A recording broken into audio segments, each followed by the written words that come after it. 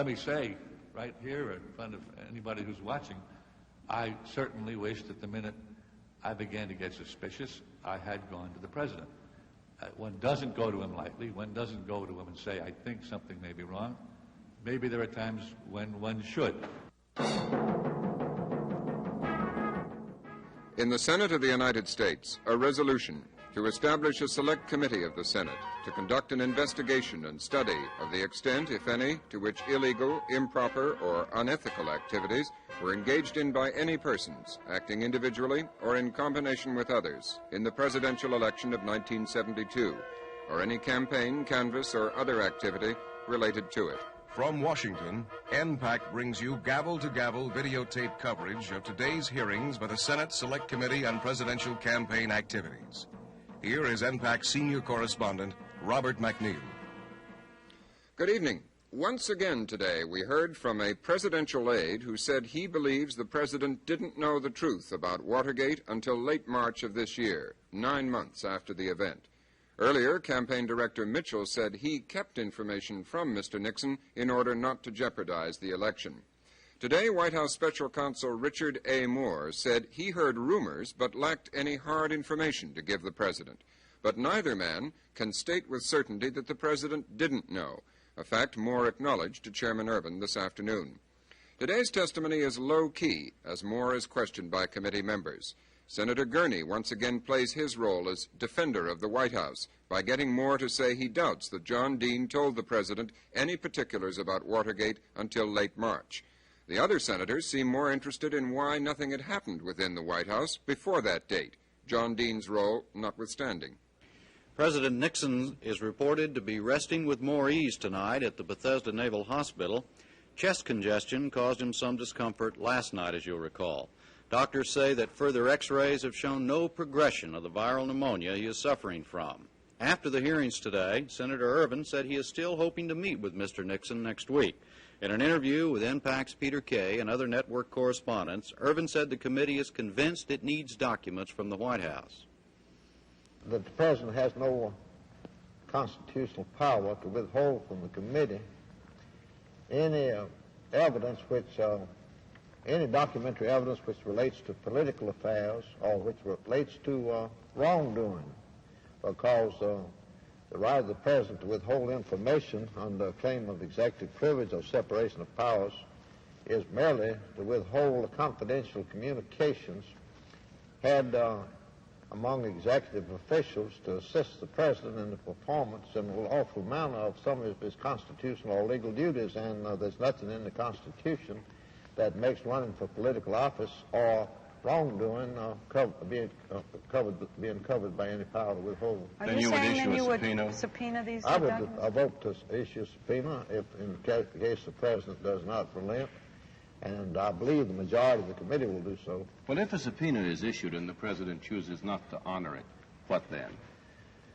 Well, if the president does not honor it, as far as I'm concerned, my own personal opinion, I don't know what the committee's attitude would be, that the committee would just simply allow the president to take the risk of adverse inferences being drawn by the American people from his failure to produce before the committee or make available to the committee documentary evidence which the committee is entitled to receive. But you wouldn't report it necessarily. No, I don't think you go into court since justice so often travels on leaden feet, well, it might be 2 or 3 years before you got a decision of the Supreme Court on it. But are not these papers, Senator, very vital to your questioning, say, of Mr. Haldeman, Mr. Ehrlichman, and Mr. Colson? I do not think the committee can question those 3 witnesses in an adequate manner without access to the documents made by them or that were in their files. Well, then, do you think that the withholding these documents may be part of a plan to make it difficult for the committee to question them? I wouldn't like to attribute bad motives to anybody, but I would say that the result would be exactly the same thing, and that there is an old adage of law that every man is presumed to intend the natural consequences of his act, and that would be the result of the withholding from the committee of these documents. We'll have more of Senator Ervin's remarks at the end of today's testimony. Despite predictions that Moore would take only part of the day, he was left with still more to say as the day ended after more than 5 hours of testimony. We'll again give you a hint of what comes when by providing NPAC's hour-by-hour rundown of the day's testimony. In the first hour, Minority Counsel Fred Thompson questions Moore, who says he first became suspicious when the White House counsel, the ubiquitous Mr. Dean, became heavily involved in the Gray confirmation hearings. But he says he never took his suspicions to the president because what he heard was essentially gossip and included nothing evidentiary. When the president finally realized something was amiss, Moore recalls in the second hour, he advised Mr. Nixon to bring in outside counsel who had no previous involvement. Later, Senator Inouye inquires about White House influence on Moore's testimony. Moore insists, "No one briefed me." In the third hour, Moore tells Senator Gurney his role within the White House is to function as a utility infielder. He contacts with the president, Moore says, resulted in nothing to indicate the president knew the true dimensions of Watergate and its aftermath. Chairman Ervin asks the questions in hour 4. He reads a series of newspaper summaries from last fall and asks Moore, "Didn't you suspect something rotten within the committee to re-elect?" He also asks who kept a burglar on the payroll after the arrests, referring to continuing payments to E. Howard Hunt. Senator Talmadge is doing the questioning in the 5th hour, and he has Moore admit that he knew last fall there was no Dean report on Watergate. And Moore, who investigated the campaign sabotage charges against Donald Segretti, says he never reported to the president either. In the final hour, Moore is asked to deal with Ron Ziegler's responses to Watergate charges last fall. Moore admits they could be classed as weasel denials, especially when they fail to respond to specific questions asked. And now Senator Ervin uses his gavel to open the hearing. No, sir. The committee will come to order. Mr. Thompson.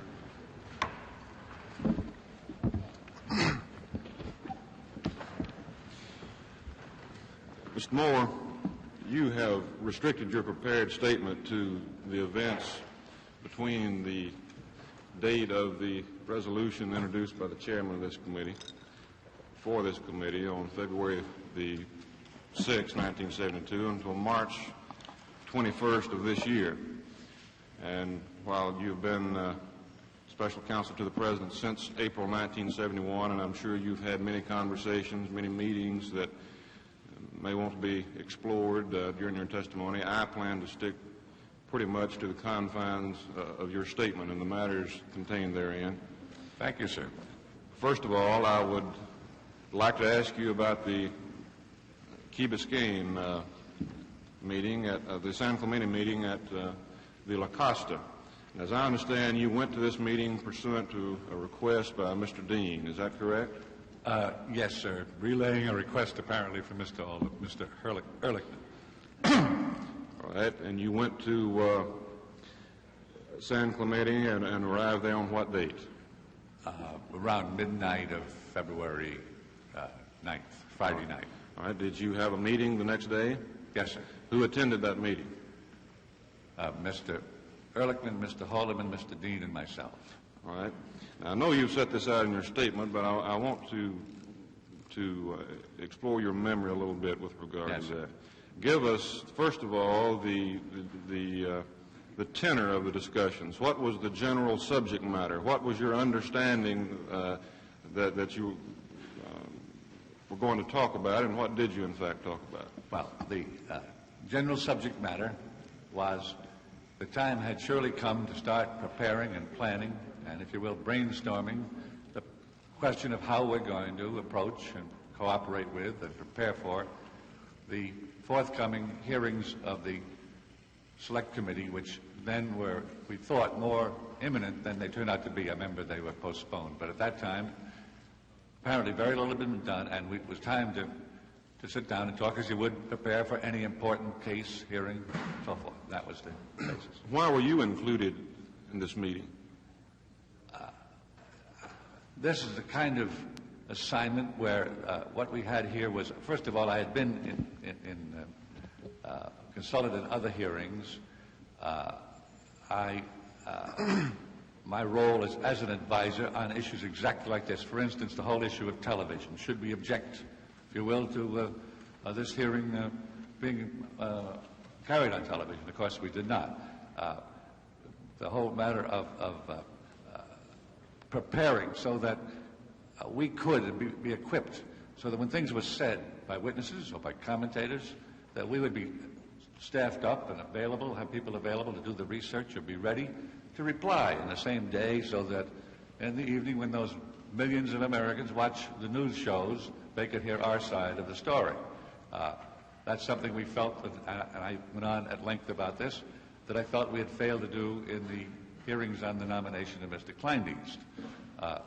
That is the kind of thing where I think that they would expect me to contribute, and that was my area purely, and if you will, public relations, communication, that aspect of it. Besides the media aspect, did you have any discussions with regard to the problems that, as you considered them, this committee were creating for you, for the committee to re-elect, and these sort of things?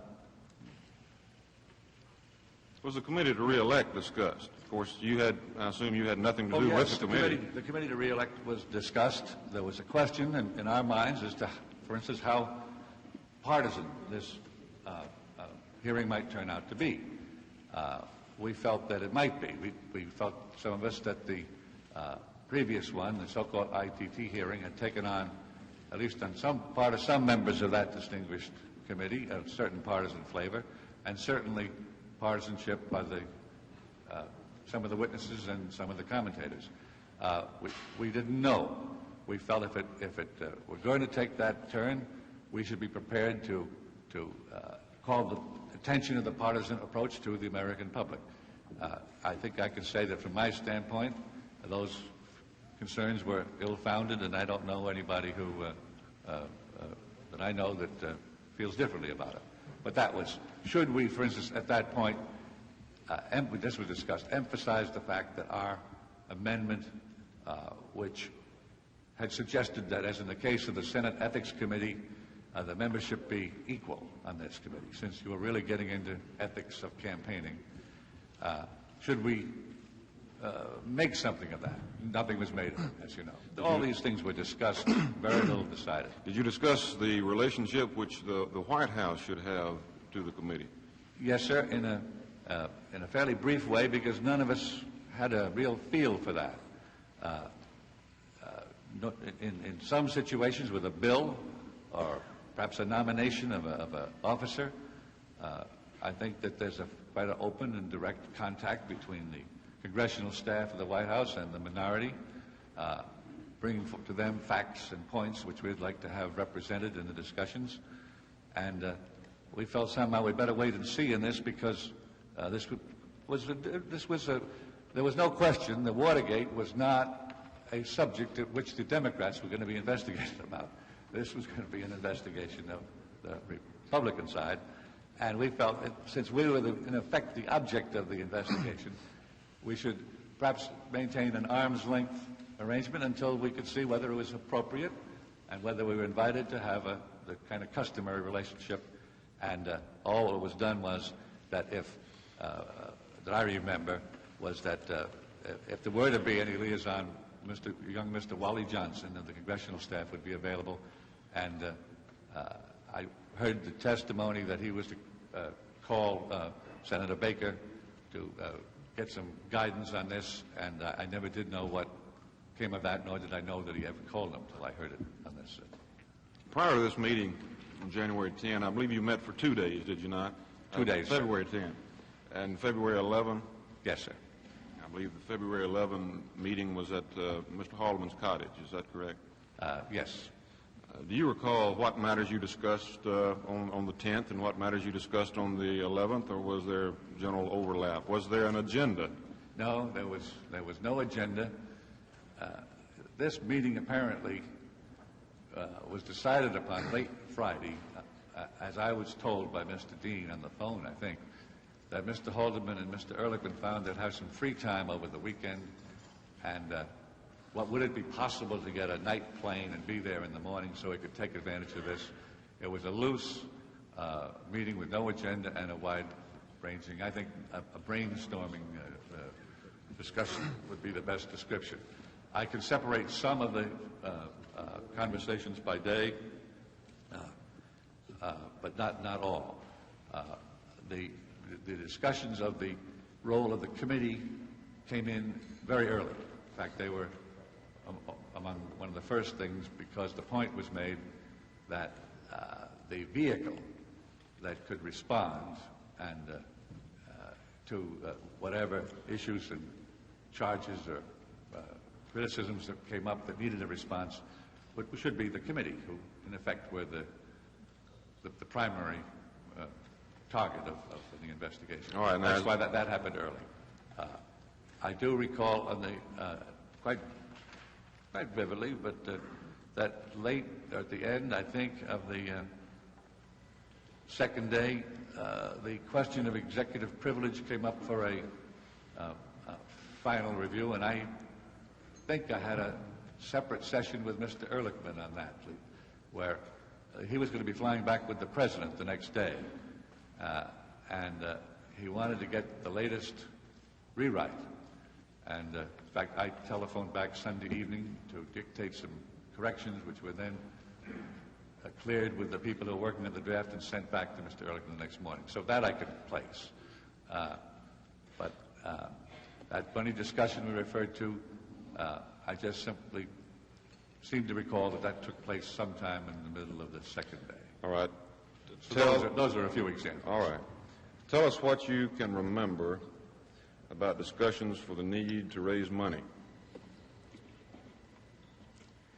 The question came up, as I recall,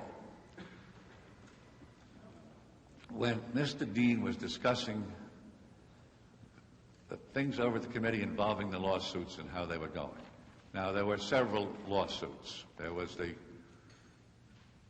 Common Cause suit. There was the O'Brien suit, original suit against the committee. There was the amendment to that added additional defendants. That suit also included not only the committee itself, but I guess all the Watergate defendants and also officers of the committee. There was a countersuit for abusive process filed by the committee and I think by some individuals, although I'm not certain of that. Or were all these suits discussed by name? No. Or did you just know what that's what as I think I said to Mr. Lensner, I know the names of the suits. We were discussing the suits. At what point a name of a suit was attached? It was a general discussion that they were going forward. I think, on reflection, that there was some talk or suggestion of the Common Cause suit, and I yesterday was uncertain as to when it was mentioned by name. It must have been because there was some discussion of settlement about it. And in any event, this was a discussion in which Mr. Dean was relaying information he'd gotten from the committee, I assumed, and I expect he probably said, from Mr. O'Brien and Mr. Parkinson. And somewhere in that discussion he said, and by the way, they, and I, or the lawyers, and I can't pick the precise words, that I rarely try to find the precise words, say the precise words, because I happen to believe most people can't remember them except in exceptional circumstances. Tell me there's going to be a need for some more money. And either Mr. Ehrlichman or Mr. Haldeman said, did we have any ideas about it? Isn't that something that John Mitchell ought to handle? Who said that? And I do not remember, either Mr. Ehrlichman or Mr. Haldeman. Right. It may have been one of those cases where the one joined in the comment with an affirmative. That was quickly, the answer was, that's a good idea, and there was a remark which I think this was by Ehrlichman because it sounds like him, a facetious remark about John Mitchell has rich friends up in New York, why doesn't he worry about this, or something of that effect. That was about the total extent. Oh, and Dick, you're going to be talking to him. Would you tell him that this may be coming up, and would he be available to get into it? All right, you met for 2 days. At what point in those discussions did this arise? Well, I think it would have been in the middle of the afternoon session. I don't. Which afternoon session? Pardon me, on Sunday. Second day? Which would have been February 11, the second day in La Costa. By the way, to save confusion, Mr. Dean did testify that the second half of the Saturday meeting took place at La Costa. I'm certain he's wrong about that. The first day's meeting took place entirely at the San Clemente. So the La Costa meeting was purely a Sunday meeting. The San Clemente meeting was purely a Saturday meeting. And it was, and I must say, if this matter was important, this money matter, which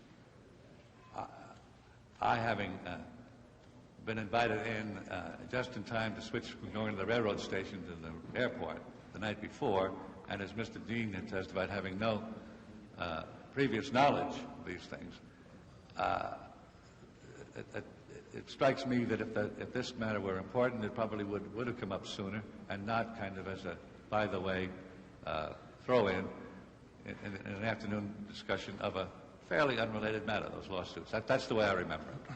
All right. In retrospect, do you still feel like that it was a by-the-way throw-in, unimportant matter? No. Are you saying that's the way you took it at the time? Yes, sir.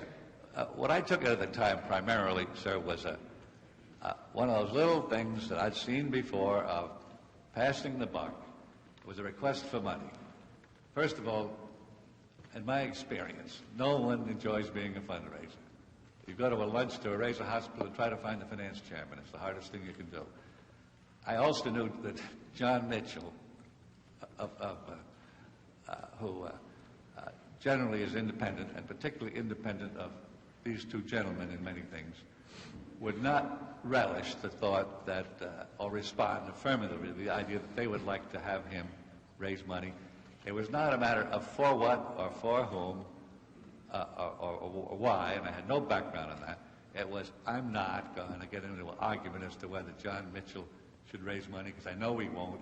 I said, I'll tell him, and I told him as I described yesterday, and I got a snort and a tell him to get lost, which is exactly what I anticipated, and that was my goal. All right, before these meetings on February 10 and February 11, did you have any knowledge concerning who was responsible for the Watergate break-in, who might be connected either with the White House or the committee to re-elect, except Mr. Liddy and Mr. McCord? Except Mr. Liddy and McCord. Mr. Thompson, at that point, and for quite a period, but for some days thereafter, but certainly at that point, I believed implicitly and totally in the President's statement of August 29th that no one in the White House at that time had any knowledge or participation in the Watergate. I believe that was enlarged at one or more points to include any persons in the administration. Nor did I have any knowledge of anyone in the committee. And to me, that I believed implicitly that was an unauthorized adventure by people who happened to have some $100 bills in their availability, and an adventurous spirit, and enjoyed playing James Bond. And that's what I thought it was at that very moment. All right. What about after the date of the break-in? Did you have any knowledge concerning efforts to do what's been referred to as engage in cover-up or obstruct justice or suborn perjury or any of those matters? After the date of the break-in? Yes. No, sir. It was in up to and close to the date of March 19, 1973, where where I had begun to be suspicious, and Mr. Dean had intimated, and he had said, as you know, in this room, that, as he put it, Moore knew some things but not everything. He has also made the point, and I believe him, that whatever his knowledge was, he did not wish to involve me with knowledge that would be inappropriate, I think, as he did for his young assistant. I think that he appreciated that in retrospect. But he would make guarded comments, because in March, when he began to get worried that things were going on, and he was afraid that he might be involved. And when I put that together with if I said Liddy, I meant Howard Hunt, the Hunt demand, that confirmed my intimation that something in the nature of a payoff was possible. But again, at that time, and during the period in March when my suspicions got firmed up, or became firmer, I was not thinking of the White House. I was thinking of people at the committee or related to the committee who might have conducted this cover-up plan if there were one. And it was very late in the game when, as I indicated, I heard of the existence of Dean told me of the existence of the $350,000, I think around the end of the first week of April, when he was, of course, as I getting deeply concerned about this whole thing, and he began to... Was that in connection with Mr. Harleman, the $350,000, that conversation you had with him in April? Yes, we'll get. Let me come back to that. Yes. Let's follow a little bit more chronological fashion. You're at the meeting. You meet February 10. You meet February 11, and you agree to go see Mr. Mitchell. That is right. All right. Now, what are the things that you're supposed to take up with Mr. Mitchell when you see him? Well, a general review of the discussions, but with particular reference to his role, and the principal role was. And let me digress to say, you mentioned the tone of the meetings at one point, that there was a little needle in the beginning of those meetings that neither Mr. Dean nor I had done anything, that we, of all things, we hadn't even been in touch with John Mitchell, who would obviously in the committee would play an important role. So I was assigned to go up and get him active, because since the committee would be important, Mr. Mitchell would be particularly important because at that point the committee was something of a shell and his leadership would be needed. So I was, let's say I was supposed to go up and give him kind of a pep talk. Second, I was to discuss with him the substance of all the things that might have to be done by the committee, enlarging the press operation so we could respond, as I said, daily, by the hour if necessary. This meant research. It meant clerical help. It meant one or more assistants for the press officer. It meant, we hoped, some extra young lawyers who could be reviewing the transcripts and going back to the previous transcripts and doing the preparation that is needed in any one of these great hearings. Like a great trial is an enormous amount of work that had to be equipped for. So we discussed that with him. We discussed the question of whether we would have a voice in the choice of the minority counsel. We talked at length as to, didn't know you then, Mr. Thompson, and that discussion could have been unnecessary. You're in the same boat with a whole lot of people, Mr. Moore, so don't feel badly. Is that the sum and substance of it? A general review. That's the general. Yes, the meeting went on. We talked before lunch. Although we didn't get into these, we talked generally before lunch, a social lunch, and then I'd say 3 hours in his office, perhaps 4, with about 45 minutes out. All right. At what time in your conversation with Mr. Mitchell did the money matter come up? It came up when we got back to his office. We sat down after lunch and said, now, about the meetings. And I said, first, there are 2 or 3 messages from your friends that I'll deliver, and I think I know your answer. And I think I went through that yesterday about how they thought he might want to move down here part of the time, that he ought to get actively interested in it. He intimated, didn't they know, that he might be one of the most actively interested persons in this proceeding. I said... Turned out to be true, didn't it? It did indeed. He was saying, in other words, I don't need my good friends at Sanction Amendment to tell me that this is an important hearing and that I should be interested in it. That was the tone, in a friendly way. I mentioned that there had been a discussion that more money might be needed, and I think I said, I don't know what this is about, but it was suggested that you might like to become a fundraiser, or your nominated for the honor of raising funds, if you will. And I got, as I say, a quick answer to that. Well, did you ever discuss raising money with him at any time after that? Never. Or before. All right, let's move on to March. I believe you stated that it was during the first part of March that Mr. Dean first told you about other involvement with regard to the break-in. He mentioned Mr. Liddy, of course, and he also mentioned meetings that he had attended with Mr. Mitchell and Mr. Magruder. Could you tell us about when this conversation or these conversations occurred, and as nearly as you can recollect, just exactly what those conversations were? I think that the first such conversation took place, I'd take March 1st as a rough date. It could have even, in connection with that conversation, been a little earlier, where at one point, and the conversation came up in connection with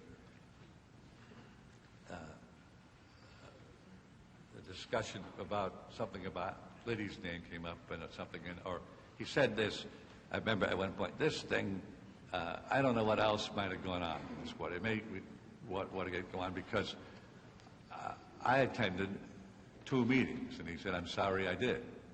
And he told me that, he said, at the first meeting, we went to Mr. Mitchell's office, and there were Liddy, and there was Magruder, and I, and with a tone of some kind of astonishment, he said, there he was with big charts, put them out, with the craziest, wildest schemes you ever saw. And he said they were razzle-dazzle charts with code names, and he said, I think he might have used a word or two that I shouldn't repeat on the air. He said, holy so-and-so. The charts had plans for surveillance, electronic surveillance, even kidnapping. And I reacted with disbelief. I said, kidnapping? And I said, what the hell are you talking about? He said, well, this guy Liddy had a plan where if the leaders of the demonstrators in San Diego got too tough, we'd snatch them, they would be equipped to snatch them and have them disappear into Mexico, at which point we would assume that the demonstrations would fail because the leaders had disappeared. And I said, I think probably you've got to be kidding, or that at least was my reaction. He said, I just couldn't believe it. I said, get those charts out of here, destroy them. You shouldn't be even discussing such things, he told me, in the presence of the Attorney General, let alone carrying them out or even considering them. And he said, I turned that off. He said, but I went to another meeting. And he said, now this one troubles me because I got there late, and I don't know what was said or who will say what was said when I wasn't there. He said, because now he still had a chart that was, well, all this rough stuff was out, but electronic surveillance was still in. And I had said, well, now, I mean, in general, he said, yes, it was a budgetary thing. And I said, well, was there any...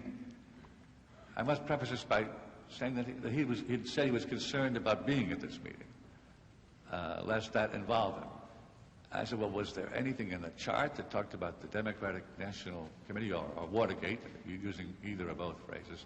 He said, no, there was no specifics, just the principle. And again, he said, I thought I turned it off. And I did not know, and he did not tell me that he later went to Mr. Haldeman, at least he so testified, and said we should have nothing to do with anything like this. But those were his 2 discussions of the meetings. Did you say that he told you that he was concerned for himself because of his presence in those meetings? Now, at a later time, as he told me that he was concerned about his participation in those meetings because the grand jury was back in session, or was about to be, and he said, I'm probably going to have to testify, and he said, I'm going to tell the truth about those meetings. And he said, or intimated, that Mr. Magruder had not revealed that aspect of the meetings when he had testified either at the trial or before the grand jury. I don't think he specified, but that Mr. Magruder was on record under oath. And he said, I'm going to raise hell with Magruder when I tell the truth. And then later, either in the same conversation or within a short time thereafter, he said, and one of the things that concerns me is that I keep hearing, or I have heard, that Magruder, if he gets in trouble, if he goes down, he's determined to take other people with him. And he said, I can easily see how he would involve me as having been there and having approved these proceedings. All right. When did this conversation take place? I would, again, this was a sequence. I think, to tell you, this acceleration of Mr. Dean's problem started with the Gray hearings, which Go into that a little bit. Let's say, I would say March 15th, Mr. Thompson. What was going on during that period of time? Look at it from Mr. Dean's standpoint. You mentioned the Gray hearings. What was Mr. Dean confronted with at that period of time? Well, he was confronted with a lot of comment about the ubiquitous Mr. Dean, who always seemed to turn up. He had sat in investigations of White House, FBI interviews of White House personnel. He had had access to FBI reports. Another headline indicated he got access to the FBI reports without clearing it with the Attorney General, without his knowledge or approval. There was a suggestion that he had either withheld some of the contents of the Hunt safe or had unduly delayed delivery of the contents of the Hunt safe. There was, of course, a suggestion, and that was March 20, well, it was around March 22nd, that I believe it was Senator Byrd who said in the Gray confirmation hearings, don't you think that Mr. Dean lied when he said to the FBI, when he said he would have to check to see if Hunt had an office? Mr. Gray said he would have to draw that conclusion. Mr. Dean had a very different version of that. All these things were piling up to the point where then he was also invited by the Judiciary Committee to appear, and he had become the central figure in what I think is one of the great debates of the season, of the year, the debate of executive privilege, where the intimation was that, and we were hearing mostly from the press and commentators, that Gray will be held hostage for Dean. No Dean, no Gray. So he had emerged as a person with a great deal of problems. At the same time, Mr. Jack Anderson, or a little later in this series, dug up a file which I later felt was a bad rap, but which said that he had been discharged from his first legal employment for unethical conduct. Now, since I'm on television and there are millions looking in, that was softened, that was retracted, but at the time, when a charge like that is made, the retraction seldom catches up, and this was a very rough rap for a young man. So that he had all these things going. And how did he react to all this? Could you tell on a day-to-day basis if this was affecting him? I'll say this: he kept his cool, but he was concerned and disturbed. Now later, at Camp David, when all this had piled down, he said to me on the phone one night, I'm trying to write a report up here and I can't do it. He said, I'm just walking around in the woods trying to collect my thoughts. And but he was, and he testified correctly. As far as I'm concerned, well, I knew that trying to find ways that this matter could be brought out with the President taking the initiative, which all of us would say, and I know that the President was eager for it. And we were discussing all kinds of methods, you know, the Warren Commission. Executive privilege was a big issue along about that time, I believe. Yes, yes, and he was at the center of it. About how many conversations? I'm sorry. About how many conversations would you say you had concerning these meetings in Mr. Mitchell's office with Mr. Dean? I mean, was this on where were your offices located? Both on the first floor of the Executive Office Building, but a full right angle away, sort of. Did you see each other daily? During this March season, probably so. Before that, hardly at all. Would you go into his office? Would he come into your office? I would usually go to his office. Sometimes he would drop by mine. But, and then often during these daily bulletins from the Gray hearings, we might both go over to Mr. Ziegler's office to talk about what the facts were and what response we might make, such as on that lie story. All right. Did he at any time tell you about what is known now as the plumbers' activities? Mr. Hunt and Mr. Liddy at the White House. He made one remark, let's say, no, two remarks. One, again, in this March period, and the conversations were sort of a continued story, like a soap opera. We're going from one to another. He said at one point, you know, it isn't, the Watergate's embarrassing, but you know, if the, and I think he referred, I'm not sure he used the word plumbers, I think he might have used the word Hunt and Liddy. There are things about them that if they get out are going to be embarrassing, or seriously embarrassing. All right, when did this conversation take place? That one, I can only say let's say between the 7th of March and the 19th of March. When Mr. Dean was telling you these things, I'm sure, of course, they concerned you. You learned about Mr. Mitchell, I assume, for the first time, and these, what's been referred to as, at least referring to the horror stories generally, are some things that could be seriously embarrassing, as he stated. Did you consider going to the President yourself at that time? I was considering it seriously, Mr. Thompson, but what I had essentially was gossip. What I had was guarded, certainly nothing evidentiary. The procedures were going forward. The grand jury had been reopened. I felt that whatever it was, and this is when almost daily one of us was discussing the possibility of getting the story out. As I mentioned to you, Mr. Ehrlichman, as I said yesterday, phoned me on March 16th, I think it was, to say that the President wanted a full statement of all these things.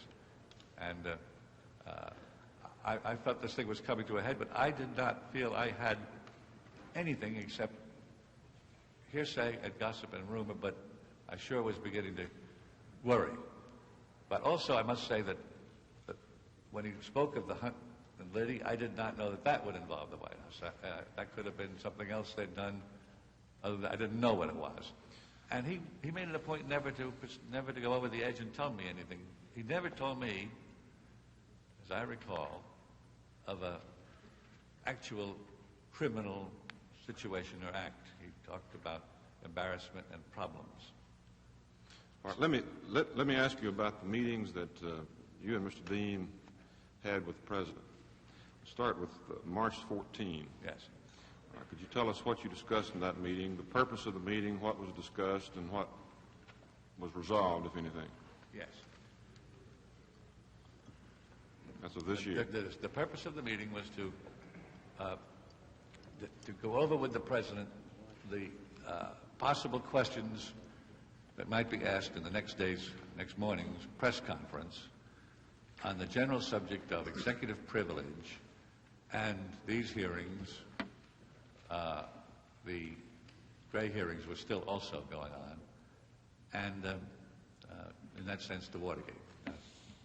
Now, Dean and I, the way that worked was Mr. Buchanan, who usually coordinates the President's briefing book, had sent us a list of at least 20 questions that could be asked.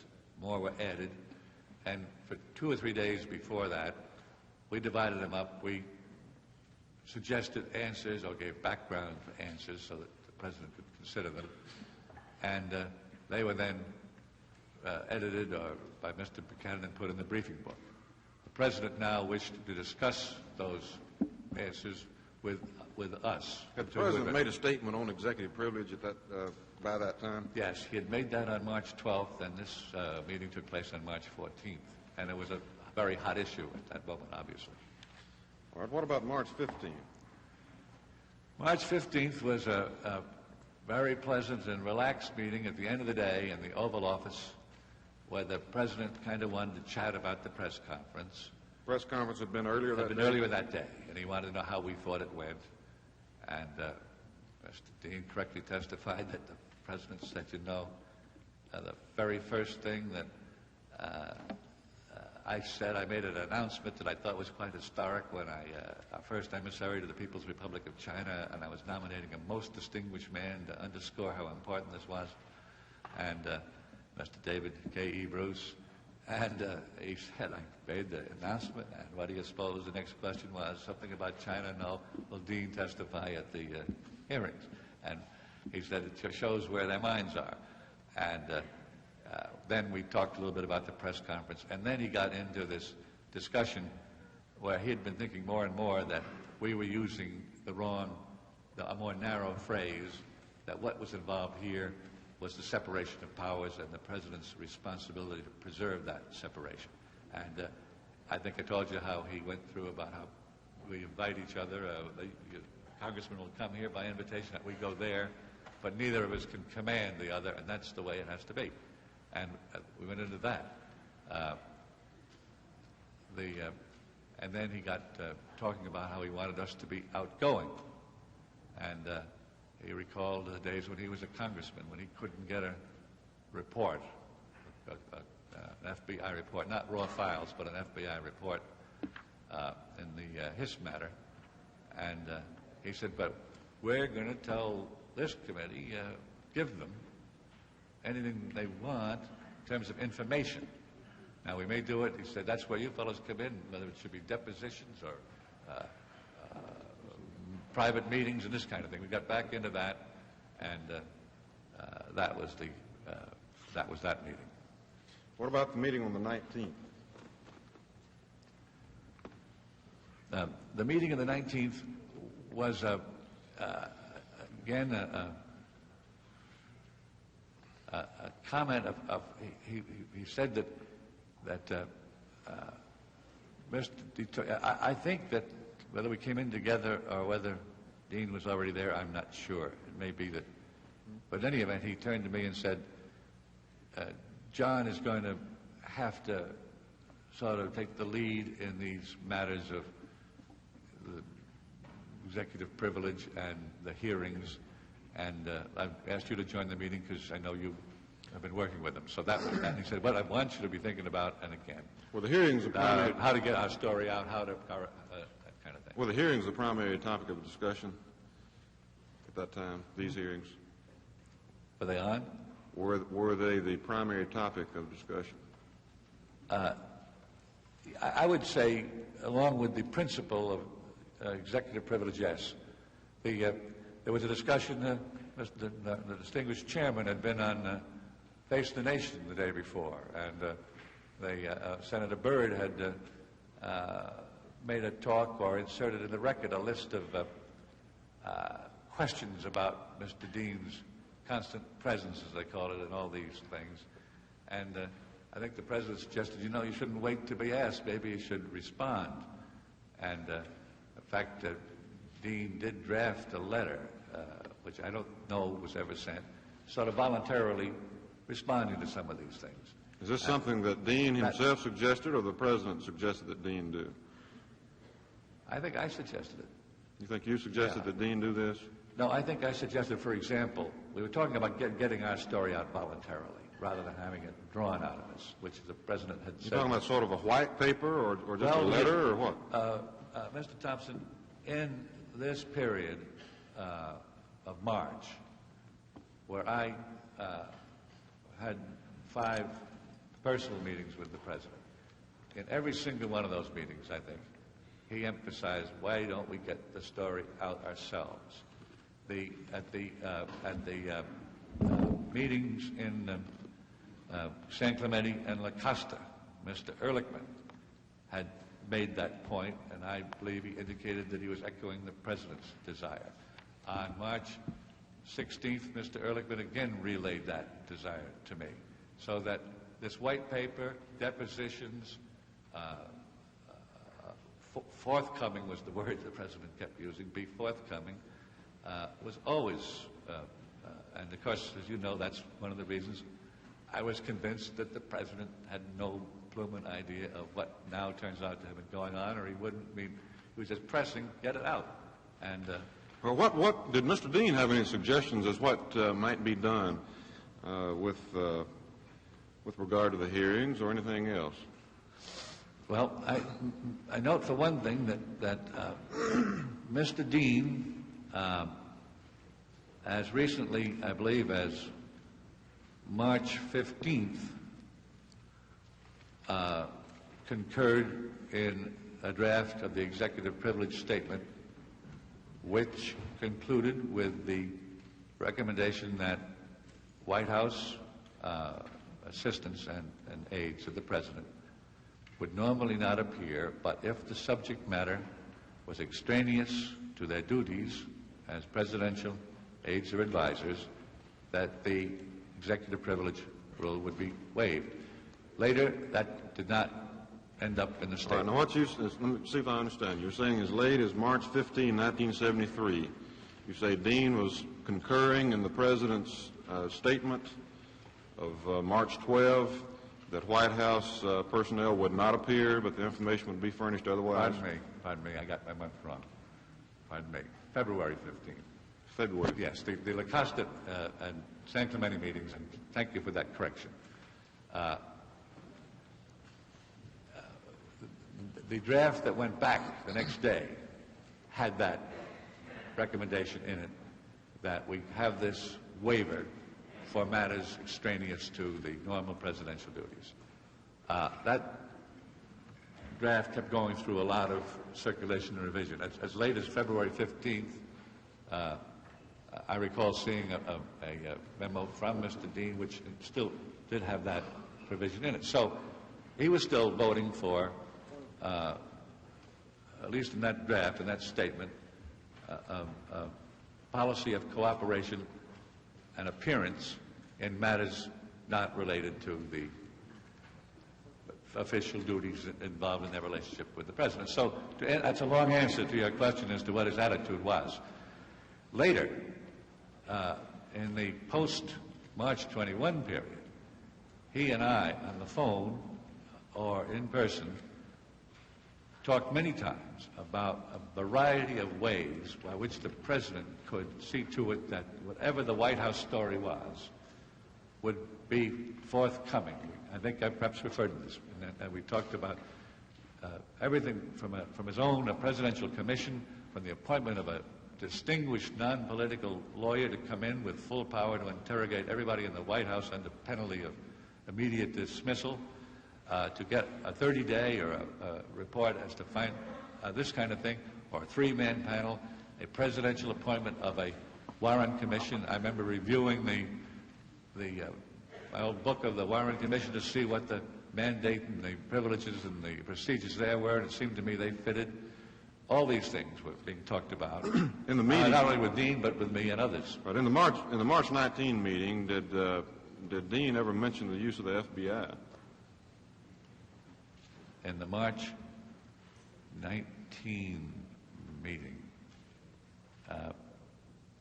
Correct me if I'm wrong. Yeah, there is a reference to the FBI, but I'm not sure that was the date. Could you give me a clue as to what the Yes, correct me if I'm wrong. I believe in staff interview you mentioned something to the effect that he suggested that the members of this committee perhaps be asked if they would submit to... Yes, sir. Well, you pick it up from there. Yes. That was in the March 20th meeting. March 20th meeting. March 20th. We'd been asked for ideas that where we could take the initiative, and in that meeting at one point, Mr. Dean said to the President, you know, one way for us to take the initiative, and he said, I've worked on the Hill, and he said, I don't know if I know a few political campaigns where someone, with or without the knowledge of the candidate, hasn't gotten involved in doing something that was improper at least, if not illegal. And he said, I think that might be a good idea if someone responsible would invite or suggest that the committee that was about to investigate campaign practices voluntarily offer to submit each of his most recent senatorial campaigns to a full field investigation by the FBI. He suggested this to the president? He did. In your presence? Yes. And what was the president's reaction? First, he gave him what I would regard as a puzzled look, and he said, what would that do? Why that? And I think he used the words, I don't understand. Dean then said, well, sir, people who live in glass houses shouldn't throw stones. And then he repeated that in his that he had been here on the Hill and he knew politics and knew campaigning. And the president sort of was shaking his head. And then the president said, well, let's think about that.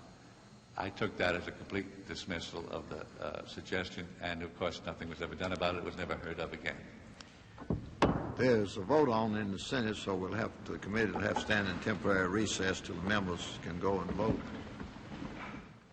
Once again, an amendment to the Alaskan pipeline bill has pulled the senators away from the hearing, so we'll take a short break. Public television's coverage of the Senate Watergate hearings will continue after a pause for station identification. Unabridged coverage of these hearings is provided as a public service by the member stations of PBS, the Public Broadcasting Service.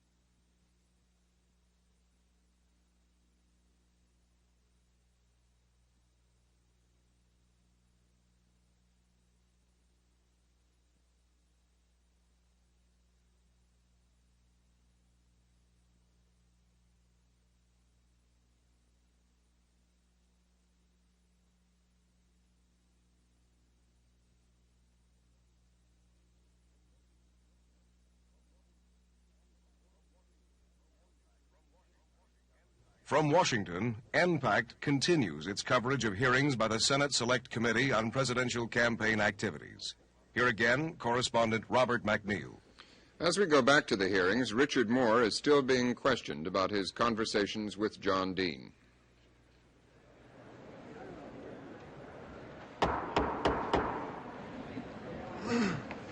come to order, and counsel will resume the interrogation of the witness.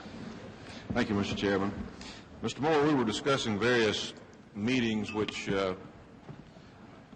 you attended with the President and Mr. Dean. We were talking about a meeting on the 19th, and you just testified about a proposal that Mr. Dean had concerning possibly asking members of this committee to submit their own campaigns to an FBI investigation. Was there any discussion about comparing the use of the FBI in this administration with other administrations?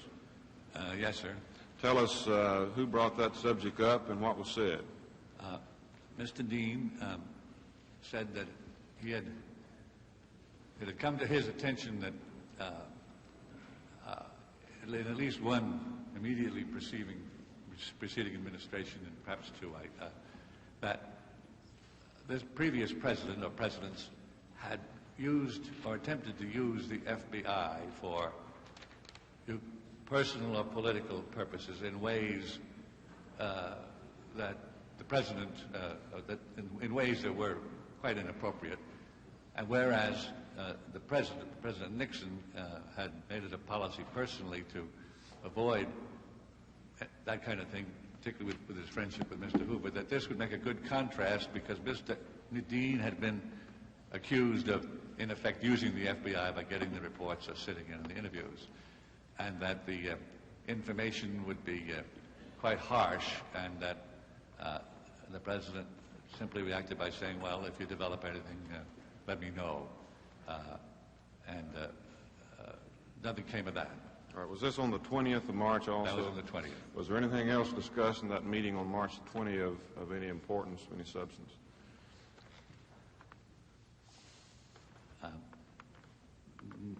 No, I think my summary yesterday would cover it. Again, he talked about. All right. During these meetings on the 14th, 15th, 19th, and 20th of March, during this period of time, did you have this information from Mr. Dean concerning the meetings in Mitchell's office and the things that Yes, he told you about? And Yes, yet sir. you were there present in the President's presence, Right. along with Mr. Dean. You did not tell the President, did you? No, sir. Have you related your reason for that? Would you like to expound on that a little bit further? What went through your mind as you kept attending these meetings, knowing what you knew, and in your mind the President not knowing? What I knew up till the meeting of the 20th, which is the one I described as the moment when I thought somebody had to tell him, was that was essentially rumor, gossip. I didn't have one shred of evidence and nothing at that point that involved the White House. The suggestions that arose in my mind from his discussions of the meetings in Mr. Mitchell's office was, at most, that meant somebody else in the committee might have been involved. There was nothing to tie any of this activity to the White House, and these things had now been reopened, I believe. Judge Sirica had already, and I didn't have anything. One doesn't like to go to the President and say, I think something's wrong, particularly wrong across the street over in the campaign headquarters. But I will say this, I was growing increasingly concerned, and I was wondering what my role should be, and Did you really wonder? Triggered it, of course. During this period of time, did you really wonder in your own mind as to whether or not the President did know these things? I suppose I did. I'm trying to recall my state of mind. I hadn't thought of his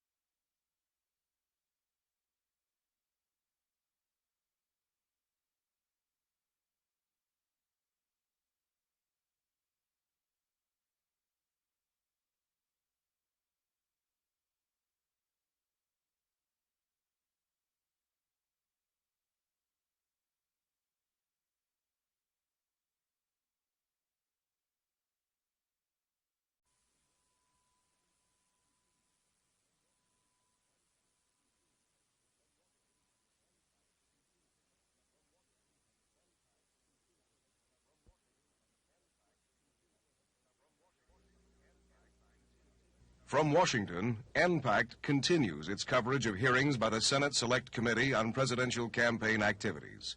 Here again, correspondent Robert McNeil. As we go back to the hearings, Richard Moore is still being questioned about his conversations with John Dean.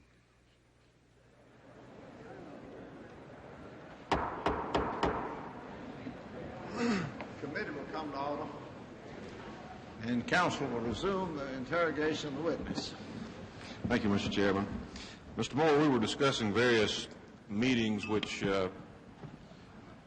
you attended with the President and Mr. Dean. We were talking about a meeting on the 19th, and you just testified about a proposal that Mr. Dean had concerning possibly asking members of this committee to submit their own campaigns to a FBI investigation. Was there any discussion about comparing the use of the FBI in this administration with other administrations? Yes, sir. Tell us who brought that subject up and what was said. Mr. Dean said that it had come to his attention that in at least one immediately preceding administration, and perhaps two, that this previous president or presidents had used or attempted to use the FBI for personal or political purposes in ways that the president, in ways that were quite inappropriate. And whereas President Nixon, had made it a policy personally to avoid that kind of thing, particularly with his friendship with Mr. Hoover, that this would make a good contrast because Mr. Dean had been accused of, in effect, using the FBI by getting the reports or sitting in the interviews, and that the information would be quite harsh, and that the president simply reacted by saying, well, if you develop anything, let me know. And nothing came of that. All right, was this on the 20th of March also? That was on the 20th. Was there anything else discussed in that meeting on March 20 of any importance, any substance?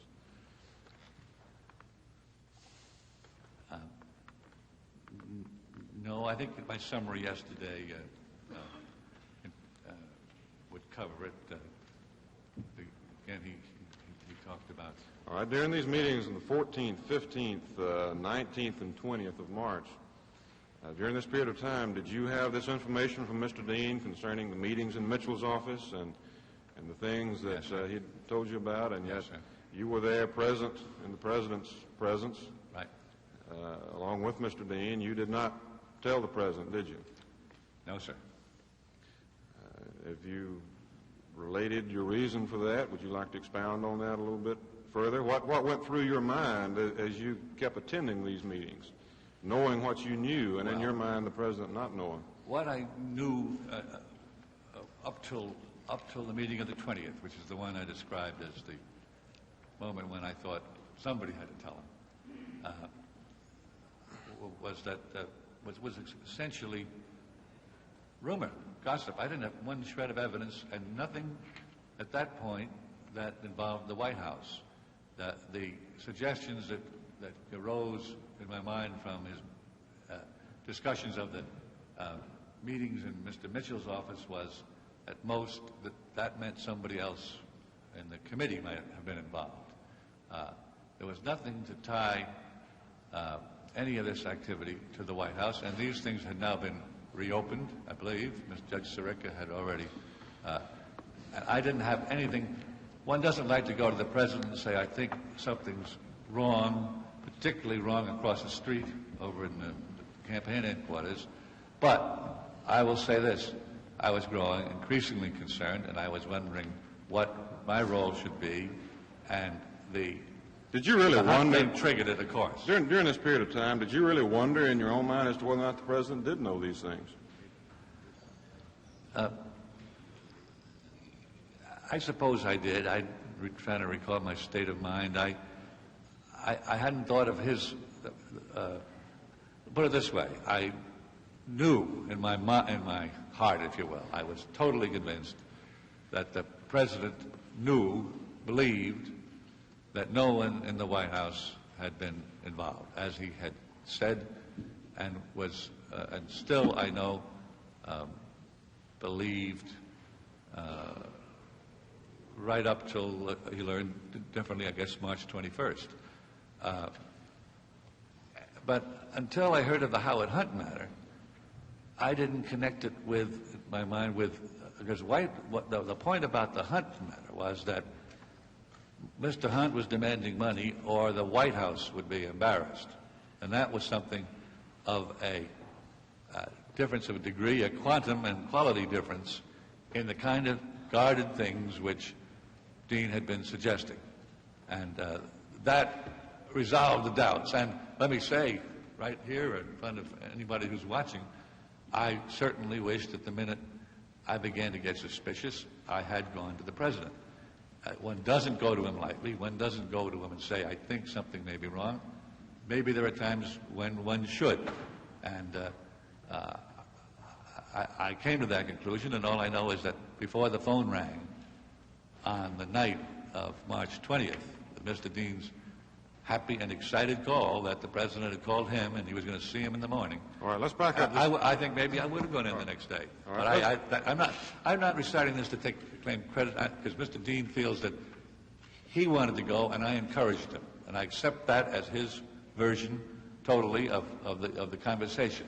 This goes back to our discussion yesterday of you hear things differently. It was on his mind. He probably believes, he said to me, I think I ought to go see the president, and that I said by all means and gave him that speech.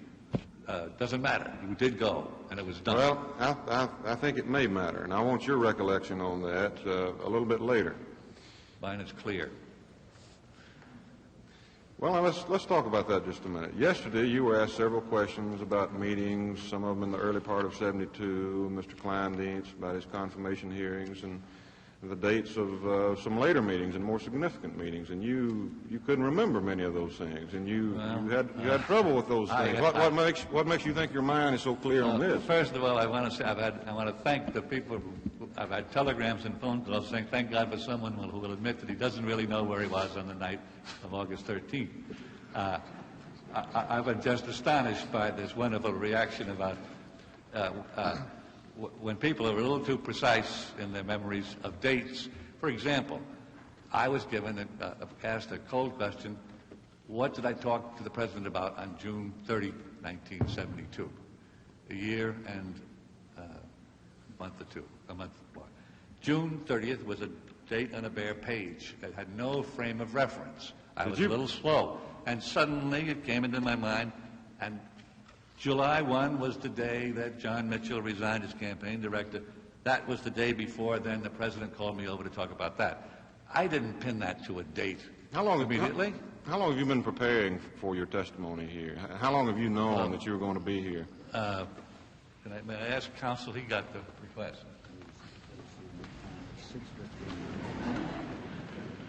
Mr. Miller says he received a call at 6:15 Monday night. And there were quite a few intervening interruptions between then and now. Monday night of this week? Pardon me, I better get the date. What is the date of Monday? We want to be firm about dates in this hearing. Counsel will state he cannot recall what the date of Monday is. Right. In preparing for your testimony, did you limit your preparation to what you put in your statement? In what time for preparation I had, I tried to concentrate on what I regarded as a central issue and the significant testimony I could give. I had forgotten that a young man tried to investigate whether Dita Beard knew Jack Anderson's secretary a year and a half ago, and when that so-called investigation of the ITT, as it was put, came up, I'd been able to record it on June 7 when I think it was explained what it was about. But in this hearing, to suddenly be asked out of the blue about that kind of thing, I wasn't ready for it. I hadn't prepared for it, and also, frankly, I didn't think it was very relevant. Well, it may not be over, Mr. Moore. So, it may not be, and I understand it wouldn't have been asked unless there was a purpose. And I respect Mr. Lenz's. I know he's got a purpose. It's just that at that stage, having been so engrossed in getting ready, and having spent 4 hours or 5 hours with a different group and a group the day before, when I should have been preparing, A different I didn't group. get What- around to the ITT case. What different group were you with? I went over to see Mr. Cox's group at their invitation. They asked you for an interview also? Yes. How much time did you spend with them? I spent 5 hours with no lunch. All right, let's get back to March 20. After this meeting on March the 20th, tell us what happened as you left the, was this in the Oval Office? The Oval Office. Did you leave with Mr. Dean? I did. All right. What happened when you left the Oval Office with Mr. Dean? Well, we closed the door and we turned into the hall. And I had been sitting, I said very little in that meeting. And I'd been listening. And I remember I pointed. I said, John, I don't think the president has any inkling of the things that you've been talking about and worrying about. Have you told him anything? And he said, no, he hadn't. And I said, do you know whether anybody else has? And he said, I don't think so. And that's when and he has testified I was sort of a fatherly advisor, and I was, he and I worked with mutual respect on these things, and I said, John, you should tell him. He's entitled to know. He's not being served. It'll be good for you. You're concerned about your own role here. It'll be good for him, and I think I said it'll be good for the country. And I think that without any question that, as I said yesterday, he was receptive to that. He might have made that move on his own. If I gave him a little needed encouragement, I'm happy, but that isn't important. The important thing is that he did go. He did ask the president that very evening, and the president immediately said, by all means, come in tomorrow morning. You made this statement to him, and you say while he didn't indicate or while he didn't make any definite response one way or the other, it was in your mind he was receptive to that idea at that time. Yes, indeed. All right, you mentioned this business about advisor and this sort of thing. We'll get into specifically what Mr. Dean has testified about that conversation and who brought the subject up and who agreed with whom. But to backtrack just a little bit, did Mr. Dean ever come to you with any kind of problems that might border on the personal nature or anything like that? What was your relationship like?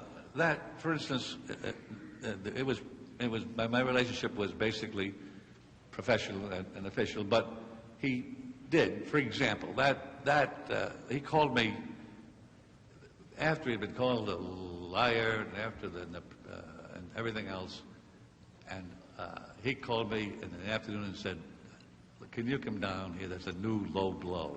A new low blow? Yeah. And I said, well, the world is full of surprises. I'll come right in.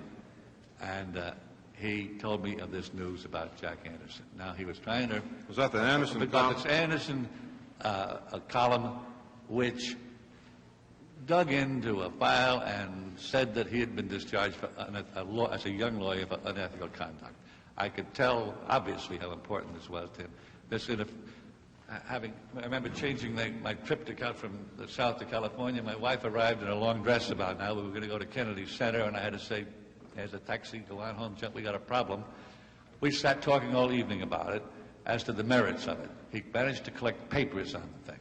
I called at night a radio lawyer friend of mine to see if he could help him in the thing. And then that went on to further discussions the next day. And we did manage to diffuse it. It turned out, as I said, that the charge had been softened, or actually withdrawn.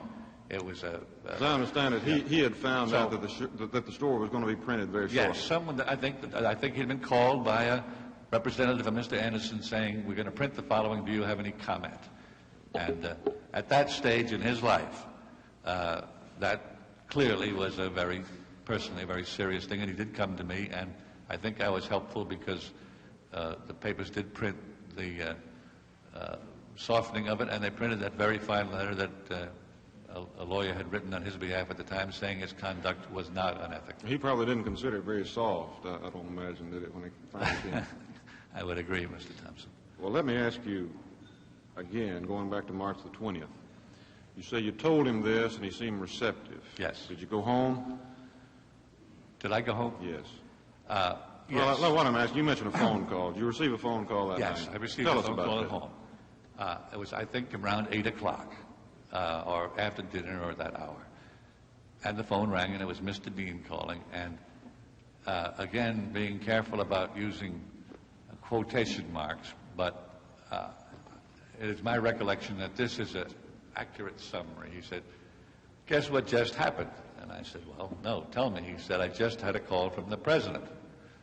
And he said, "I decided that this is the moment to take the plunge or bite the bullet," not those phrases necessarily, but to step forward or whatever it was. He said, "So I said to him, Mr. President, things have been going on that I'm sure you don't know about, and I think it's terribly important that you do, and I would like to come in and see you alone and tell you about them."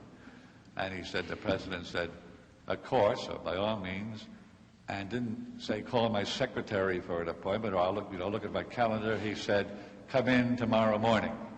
And Mr. Dean did go in the next morning. I made some remarks about, "Hallelujah, John, that's great. Congratulations," and wished him well. Why did he call you to tell you this?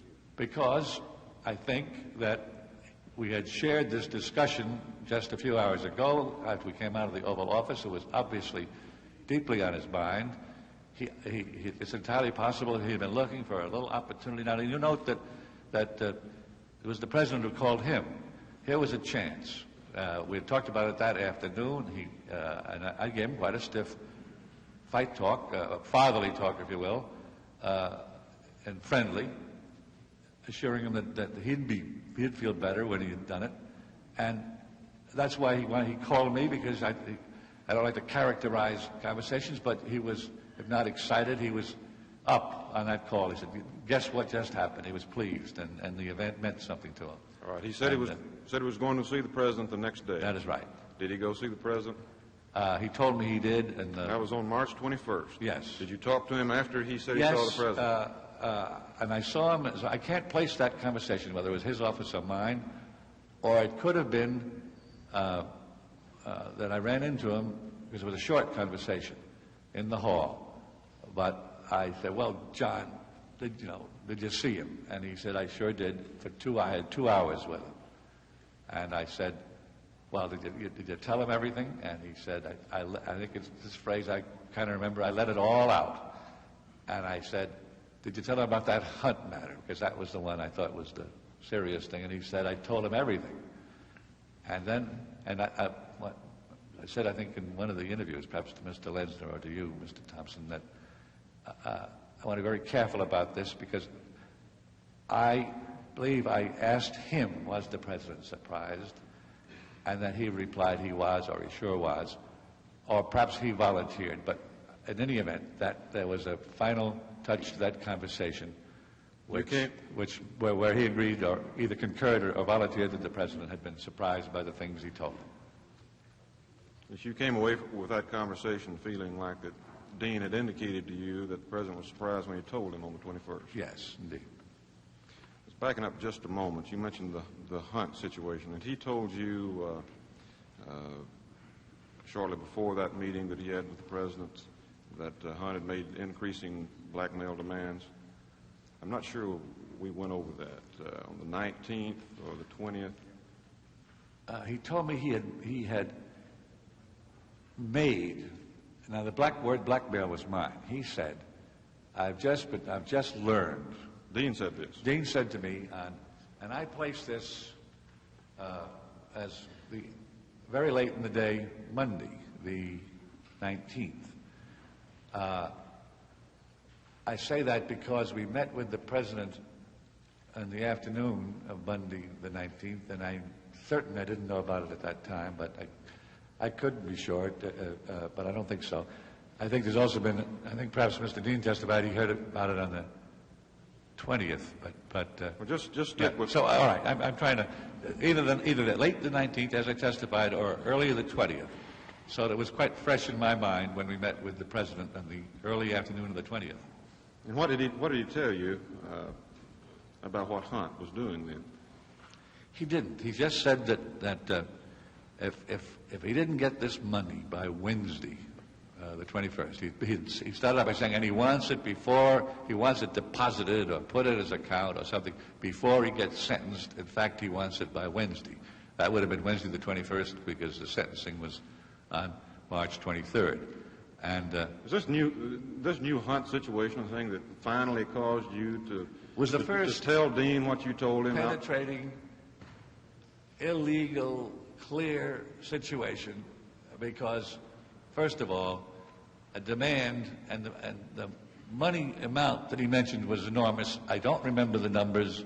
I've heard since that it was in excess of $100,000, and that it had been communicated to Dean. He didn't tell me who communicated it to him, nor did he tell me what the nature of it was. Now, I had a pattern with Mr. Dean, as I said, who had always been very restrained in giving me any details. And if he was doing that for my benefit, I appreciate it. But it doesn't. I had a habit of not probing because I got nowhere. I got turned off.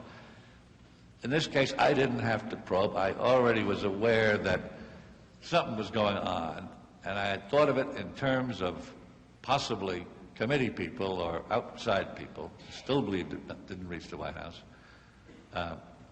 that here was a case where this blackmail effort was being aimed at the White House, and the information, whatever it was going to presumably involve the White House. And I said, no matter what he says, it can't be worse than getting into a blackmail. Did you ever talk to the President yourself after that about these matters?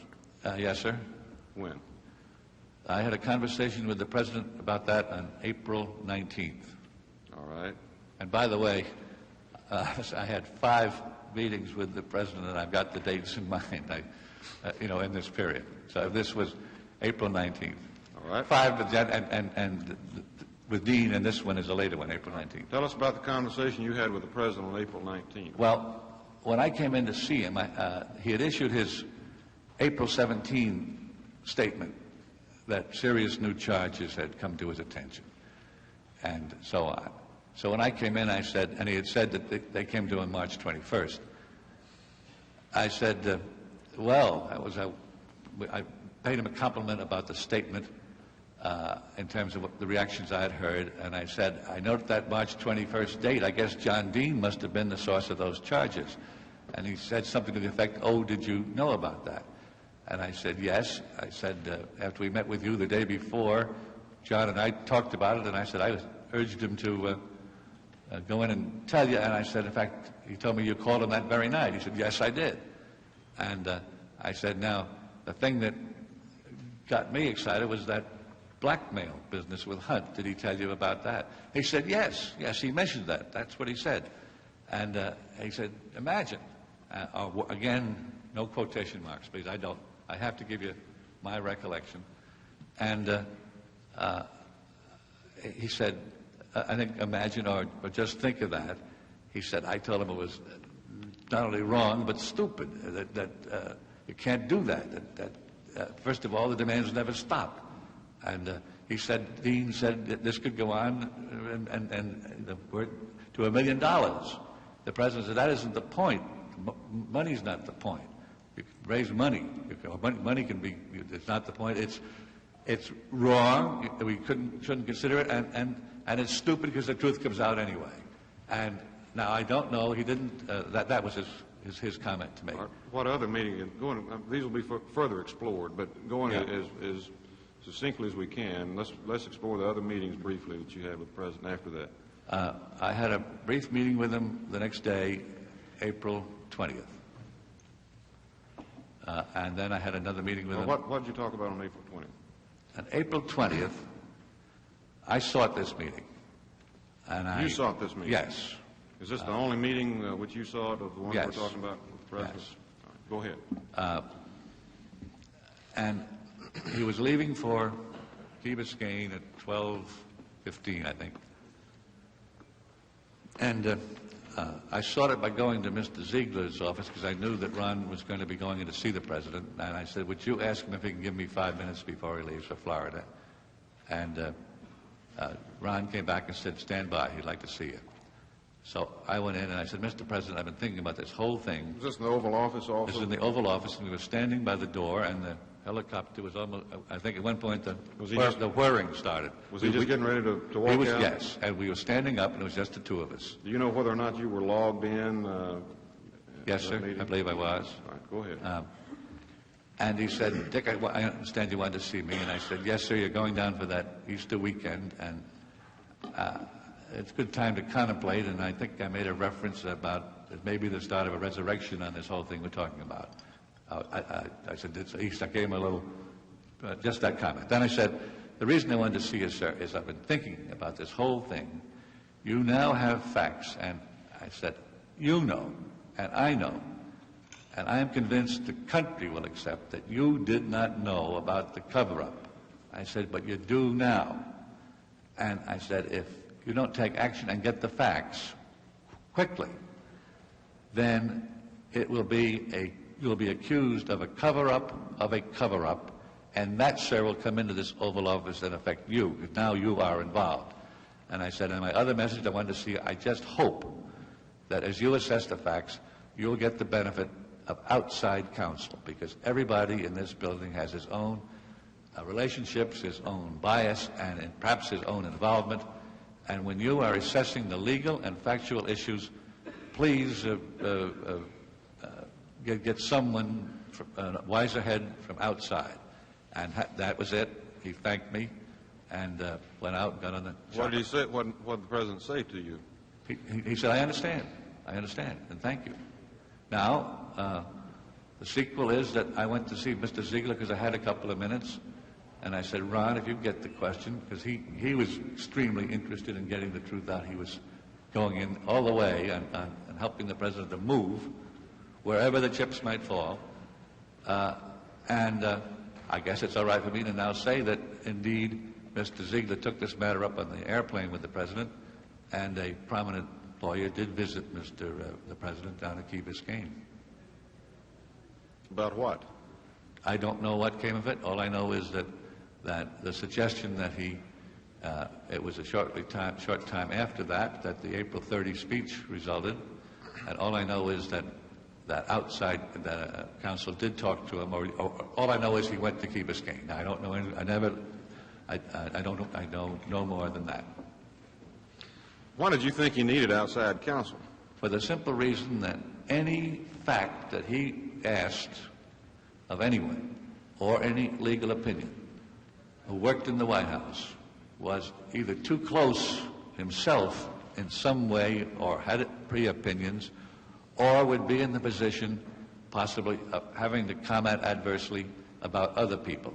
And it's very difficult, with human nature, to talk about your friend and co-worker. If there were people in the White House who had been involved in matters that were improper or illegal, I felt that the President should, not be his own lawyer, because at that point, I should emphasize, he was going at this critical time to the Easter weekend with no staff except Mr. Ziegler, and of course his physician, who travels always, and that was about the size of it.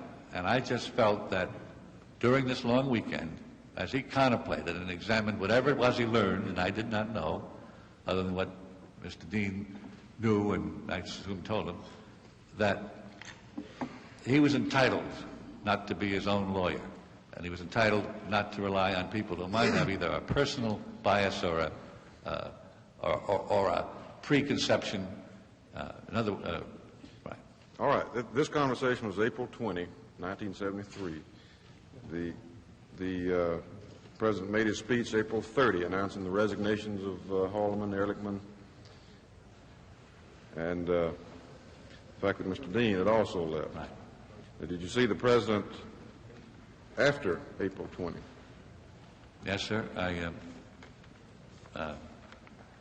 saw him on May 8th. May 8th? Yes. What was discussed at this meeting? That was a rather rambling discussion in the best way, if I make it a little prolix, but I could start at the beginning. He had called me, sent for me the weekend before the 30th, the Camp David weekend, and I was en route to my son's wedding in Maine, and I got a message, don't turn around, the President says, enjoy the wedding.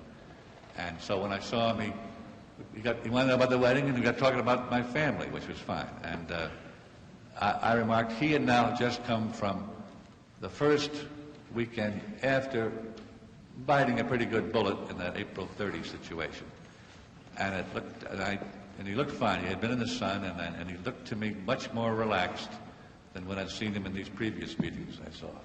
And I talked a little bit about that in the sense that, and I used the word, you look like your hand's back on the tiller and you're getting back to the serious things and so forth, but that was introductory. I had not seen him since the April 30 speech, and I talked about that, and he always liked to kind of ask me what some of our mutual friends in California thought, and I relayed some of those reactions to him. Not all favorable, by the way.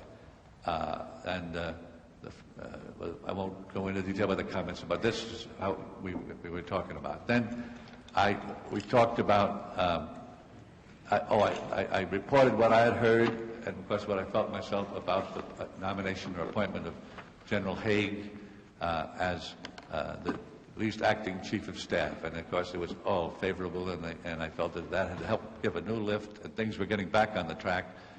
And he talked then a little bit about the future again, that he thought, but he said, do I think that this knowledge matter, he said, you told me, and he said, and very early, he said, now, by the way, I remember your comment about the cover-up of the cover-up, and I take it you think we're going in the right direction. And I said, I certainly do. And he said, at that point, let me just recall,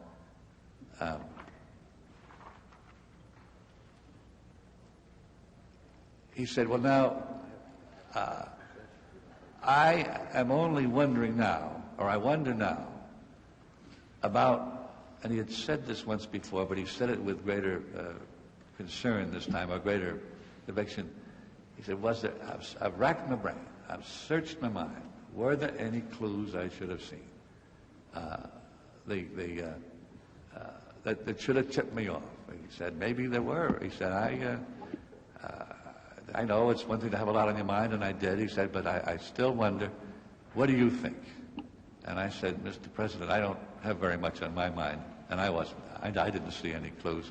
And if that's all that's worrying you, I think you can get back to business as far as your role is concerned. That was all right, Mr. Moore. Let me go over a couple more things with you. I've already taken up more time than I should, but I do want to pursue this matter as long as we're on the general subject matter. The conversation, of course, you had with Mr. Dean and what happened around March 21st, of course, is important.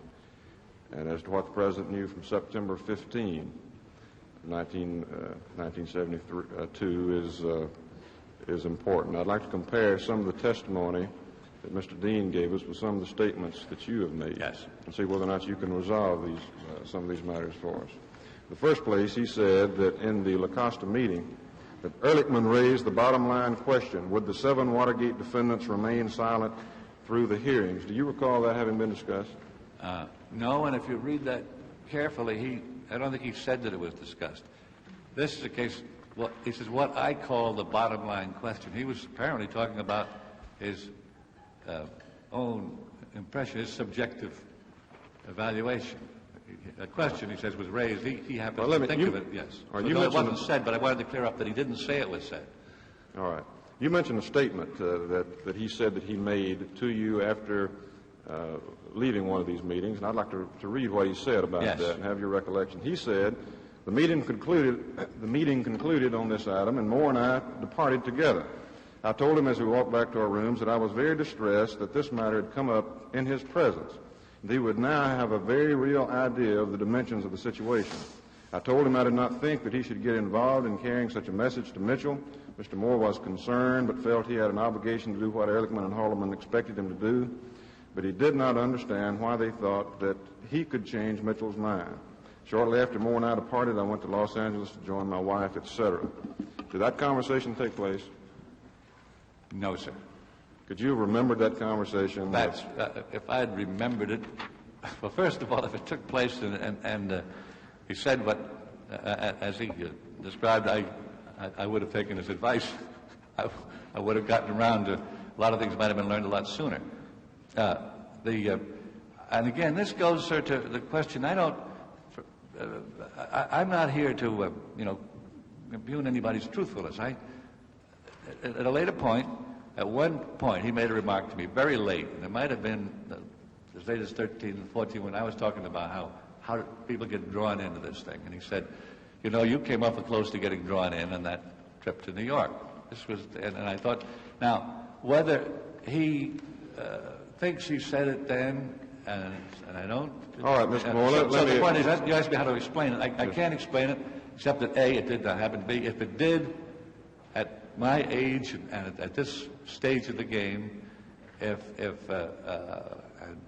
whatever record I have, I would have made further inquiries, and I wouldn't have. All right. In my remaining questions, if you could keep your answers as brief as possible, accurate, but as brief as possible, because of the time consideration. He testified in his statement on page 195 of his statement that after the conversation that you had, well, first of all, let's discuss this conversation. He says it was during the afternoon of March 20 that I talked again with Dick Moore about the entire cover-up matter. I told Moore that there were new and more threatening demands for support money. I told him that Hunt had sent a message to me through Paul O'Brien that he wanted $72,000 for living expenses and $50,000 for attorney's fees.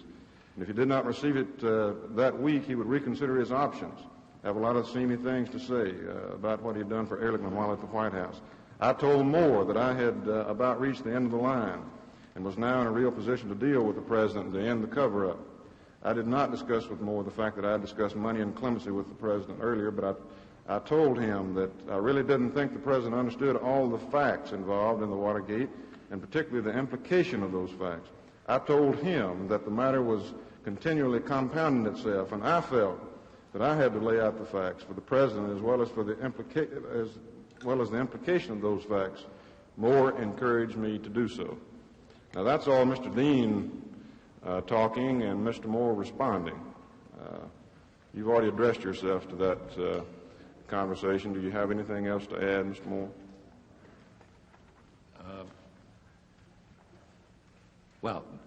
Only this, that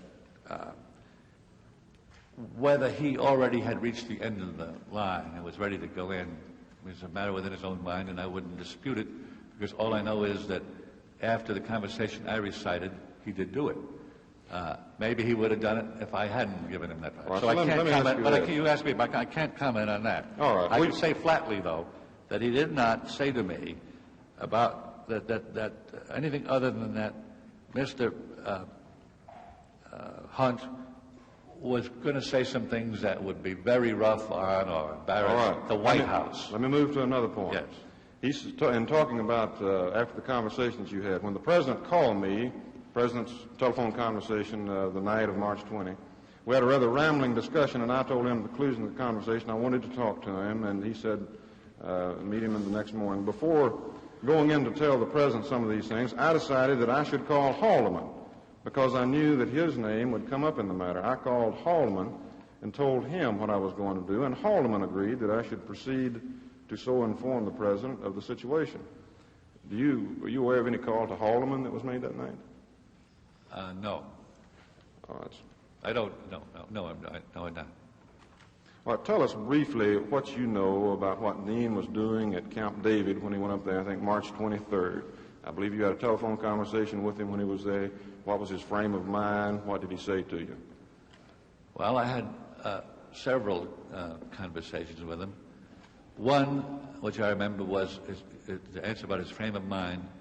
He said, I just cannot collect my thoughts up here. He said, this thing has gotten to a point where all I'm doing is I'm walking around in the woods and trying to think things through and get my own mind straightened out on this whole thing. And he said, I can't get a pen to the paper. I'm supposed to, I've been asked to write a report. I remember that. So about his frame of mind.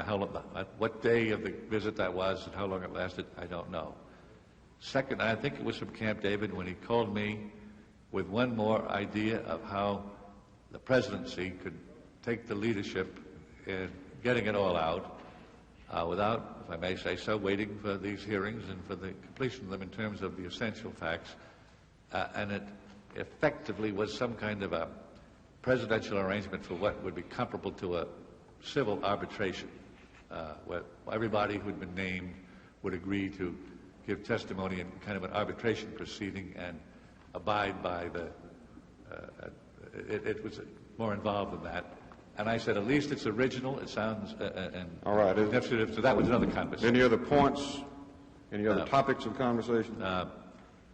He called me on Sunday night, which would have been March 25th.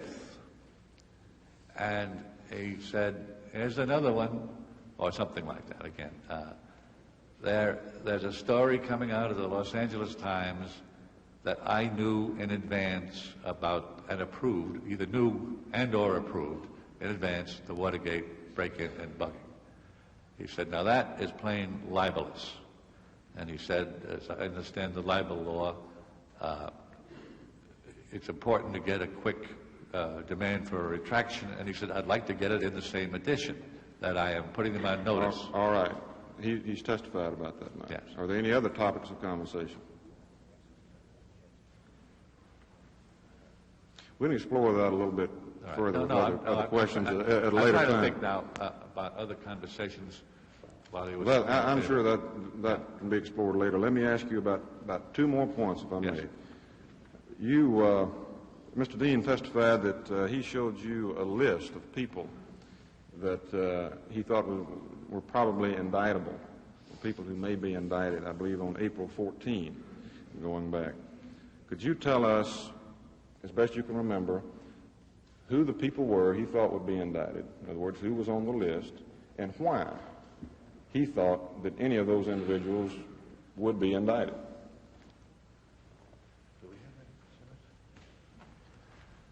When you said, would I tell you who was on the list? Yes. I was wondering if I could see the list.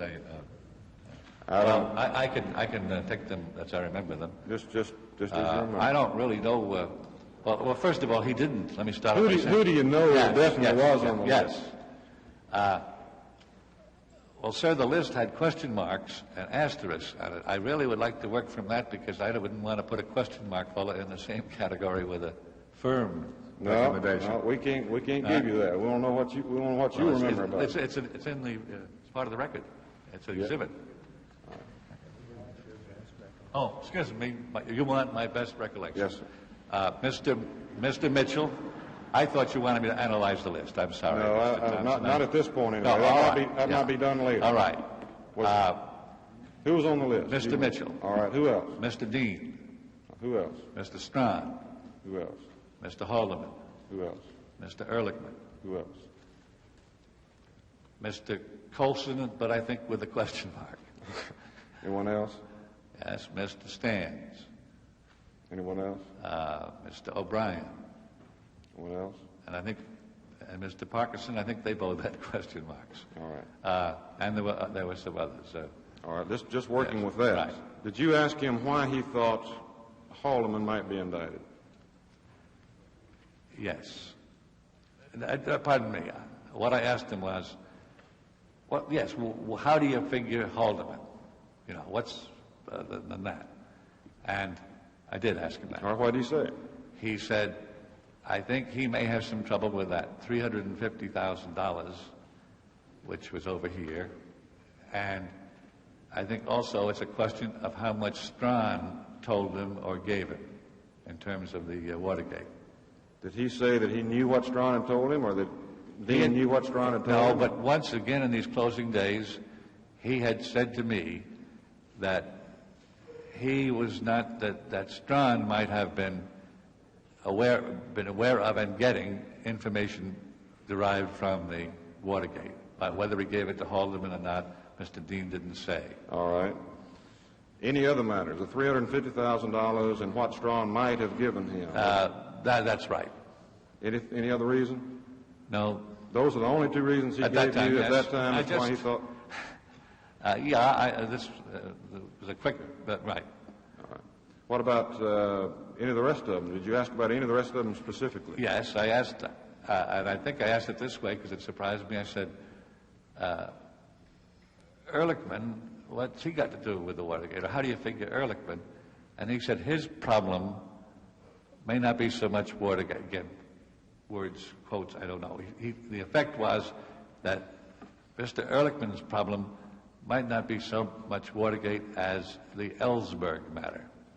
Now, I've been trying to remember whether he added the break-in of the doctor's office, and I'm not certain in my mind enough to say so. But the thing that struck me only that I recall, you see, was that the differentiation between Watergate with Haldeman and Ellsberg with Ehrlich. Did you ask him anything about how he compiled the entire list, or any more general questions? What did he say?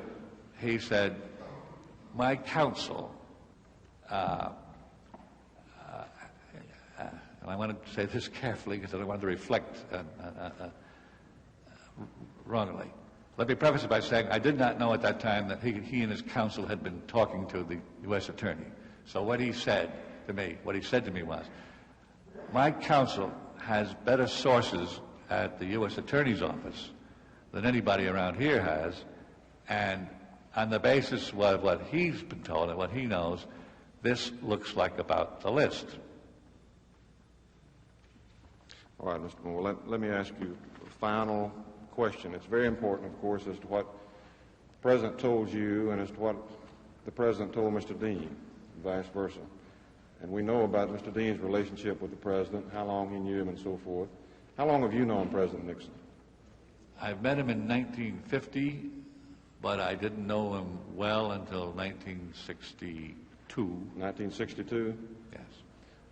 When did you get acquainted? During a campaign situation? Well, yes, in 1962, I think I was chairman of a little media advisory committee. Did you ever travel with him?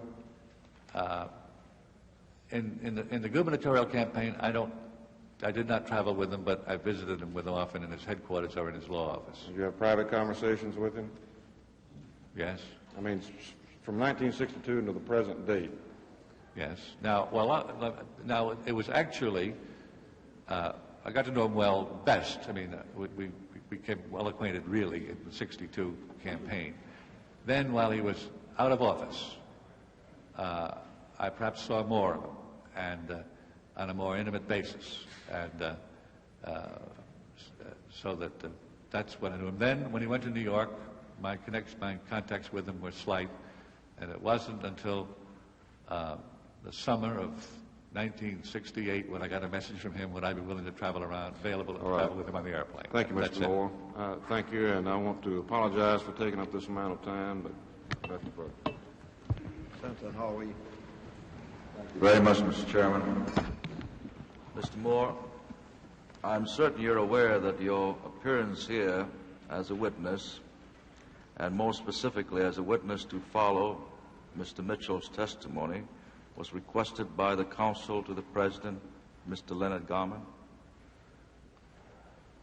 I have no direct knowledge of that. I've heard it and I've read it. Mr. Garman never told me that. Have you discussed this testimony with Mr. Garman? No, sir. My only discussions, let me say, I was asked by a reporter. Were you briefed on this discussion? No, sir. But I would like to make a footnote to that. I met, and I think Mr. Miller was with me, to determine what the executive privilege and attorney and client privilege situation was, and we discussed that aspect. And I would like, since the question's been raised, I was asked by a reporter, had my testimony been reviewed in the White House? The answer is no one ever saw it, no one knew what I was going to say, and I was not counseled or advised about it. Did you discuss this with anyone in the White House? The content of my testimony? Yes.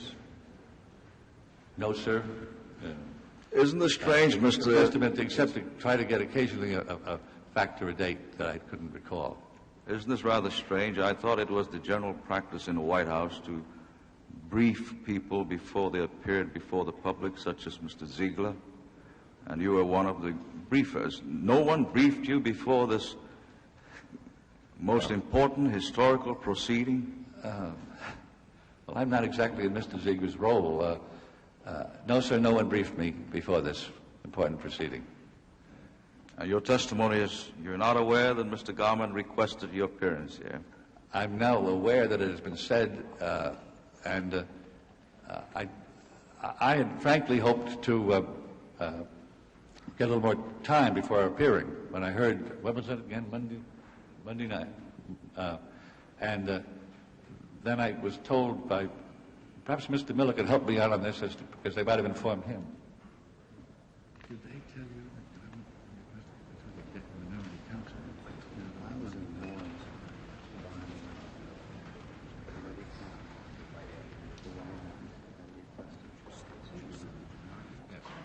was Senator, perhaps I can clear this up.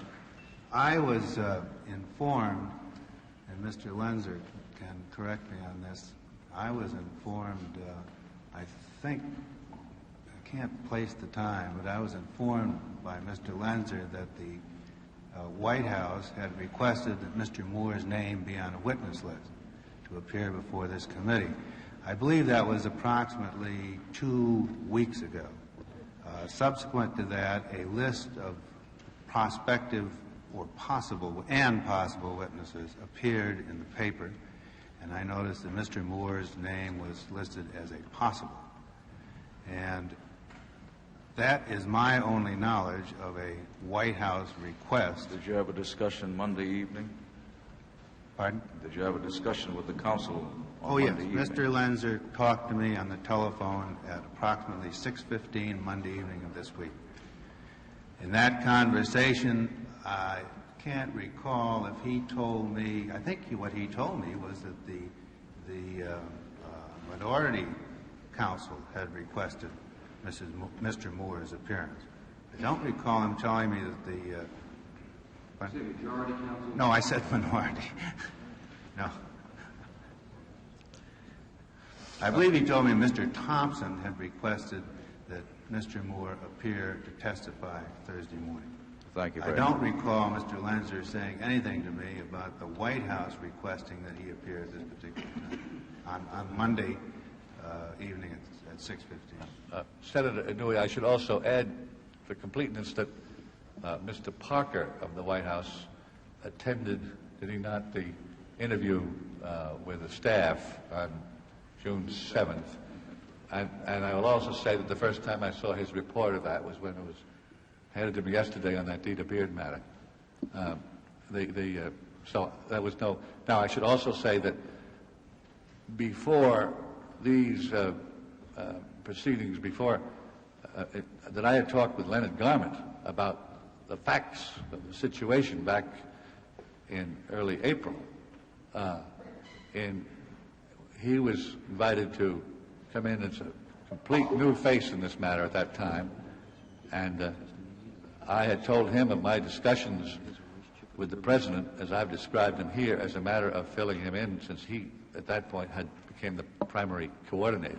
But that was not in connection with... At that time, I didn't know I was going to be a witness, and it was not in connection with testimony. But I have discussed with Mr. Garment, in that sense, some of the facts which I am now testifying to, but he didn't know whether I was going to testify to them or anything else. Senator, no, I think I can clear this up for the record, because the conversation actually was between me and Mr. Garment, and I don't know whether Mr. Moore knew of it, but sometime during the Dean testimony, and when I was in contact with Mr. Garment with reference to getting White House papers, Mr. Garment, not making a official request and indicating that it was not his position to tell us what witnesses to call and what our witness order should be, did say, as one lawyer to another lawyer, he felt it would be fair to have people testify shortly after Mr. Dean, who were knowledgeable of the same matters that Mr. Dean had testified to, and did mention Mr. Moore as a possible witness.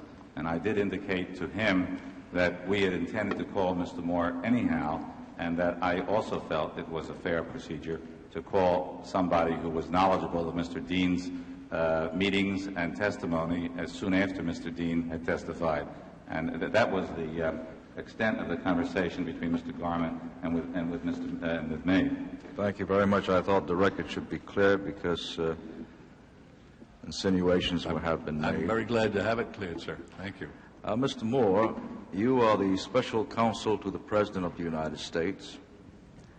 You have, in your words, described yourself as a source of white-haired advice and experience whenever the President or the younger men with line responsibilities seek my help.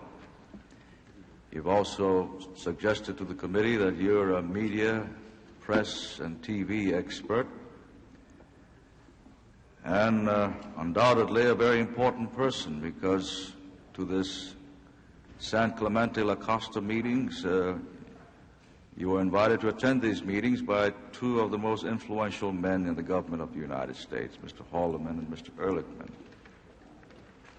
You have indicated that at that moment you had no idea about the involvement of the White House or any of its staff members in the Watergate break-in or the aftermath. Isn't that correct, sir?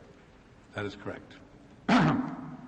Didn't you feel that it was rather strange, if the White House had not been implicated, to be discussing, among other things, how to get members of this committee? How to get them, sir? Yes. I'm not sure.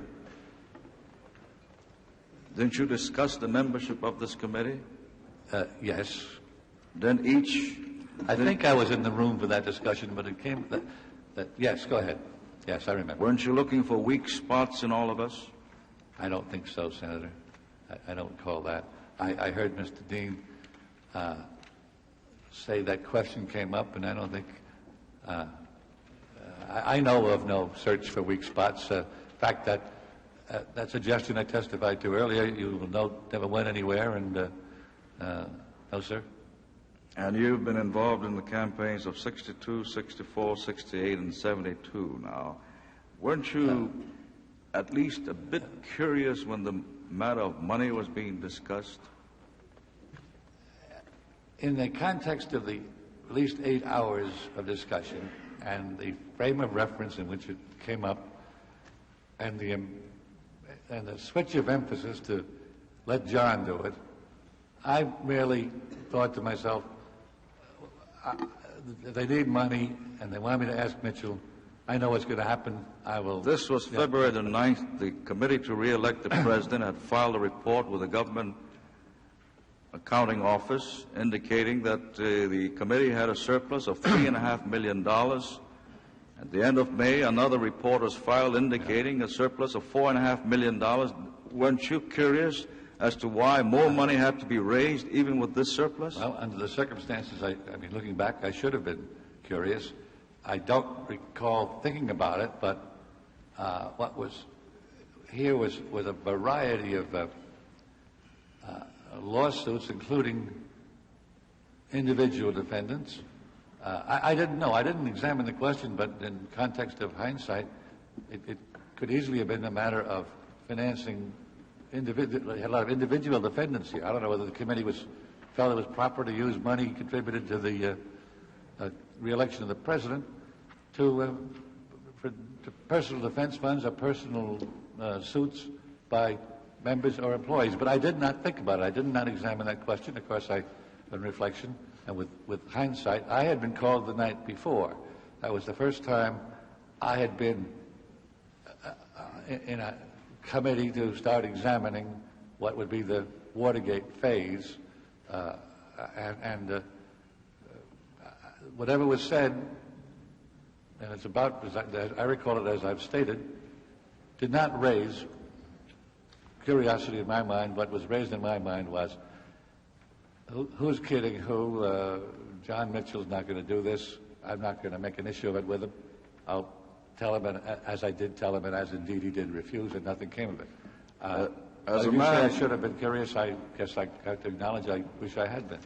As a man whose advice is sought by the president and other members of the staff, and one who is an expert in the media and the press, one who has participated in the briefing and trial runs of Mr. Ziegler's press conferences, I am correct to presume that you do follow the news accounts of the day, don't you? Read the papers? Yes, sir. And as one who is well-versed in the business of news reporting, didn't you get a bit curious about these reports coming out from the New York Times, the Washington Post, and for that matter, most of the papers in the United States, directly implicating members of the White House staff? Weren't you a bit curious in February when articles about checks directly linked to the committee to re-elect the president were being presented? I was curious about that. That's one of the matters. How did you expect to advise the president if you didn't do any research on this? Well, shall I start with the checks? Yes. As I think I testified, I testified to Mr. Lenzer. I was in a series of meetings at that time. I mentioned the checks yesterday, that when Mr. Stans and the Finance Committee were being severely criticized. And I heard Mr. Stans's recital of how those checks came to him and what happened to them. When I heard about the first one, and as he recited it to me, I said to him, I think you ought to, and I think it was Clark Molinoff was probably here in the room. I said, I think you ought to get a good reporter to hear that story and put it out, because from your standpoint, your story is perfectly legitimate, in my opinion. And I think you know the story of that check, of how Mr. Dole and so forth. I don't know what this has to do with the February 10th meetings, but yes, I did know about that. The answer is that I do read the newspapers, and in this case I told Mr. Stans this is something that belongs in the newspapers so that people could hear about it, and it happened. But what I would ask you to think about, you mentioned the honor, and it was, of being invited to sit in a room with two men at the pinnacle of this government. And to think that, the thought, I was not prepared, Senator Inouye, obviously, by frame of reference or attitude, and certainly by knowledge or background, to make an assumption that the two men closest to the president back in February, when there had been no publicity about any cover-up or any payments at all, were engaged in some illegal enterprise. Now that takes quite a jump in a person's mind, and I was not prepared to accept that suspicion, apparently, because it didn't enter it. And if it had, I would have pursued it. And I was there, as I've explained, on the issues of the hearing that relate to presenting our side in a way where it cuts across at least in an equal fashion with the other side. And as I think, in talking to Mr. Lenzer in his office the other day about these lawsuits and this conversation which was going on, he said, it sounds like you weren't paying much attention, and he's right. I wasn't paying too much attention to the status of the lawsuits over at the committee, or if that's what it was, and I was not concentrating on the fact of anything except that, once again, I'm in the position of as I used to be 2 years earlier, of communicating something from Ehrlichman to Mitchell, where Mr. John Mitchell would sometimes answer in fairly short words. And I just thought, I'll let that rest and get on to these other things, and we did. Now, hindsight, yes, indeed, Senator, I wish I had thought it through, and of course I began, as I've testified in my statement, there in March as things began to fall in place. But, you know, I went back and looked in the clippings because I wondered what my state of mind was. And back in February, all these things we are so familiar with now were not being suggested. A lot of things were, but not this. In other words, you did not take seriously some of the charges which were being made by responsible Americans? I think I would have taken any charge seriously that was made by a responsible American, but I don't know which charges you're referring to. If you'll give me one. In the presidential campaign, the Democratic candidate for the presidency on several occasions directly accused the White House. You weren't concerned about that? They accused the White House of what? Involvement in the Watergate cover-up.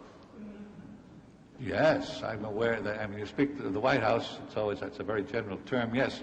I guess Mr. O'Brien or Mr. McGovern, I don't know, I suppose they would say that there must have been knowledge over there.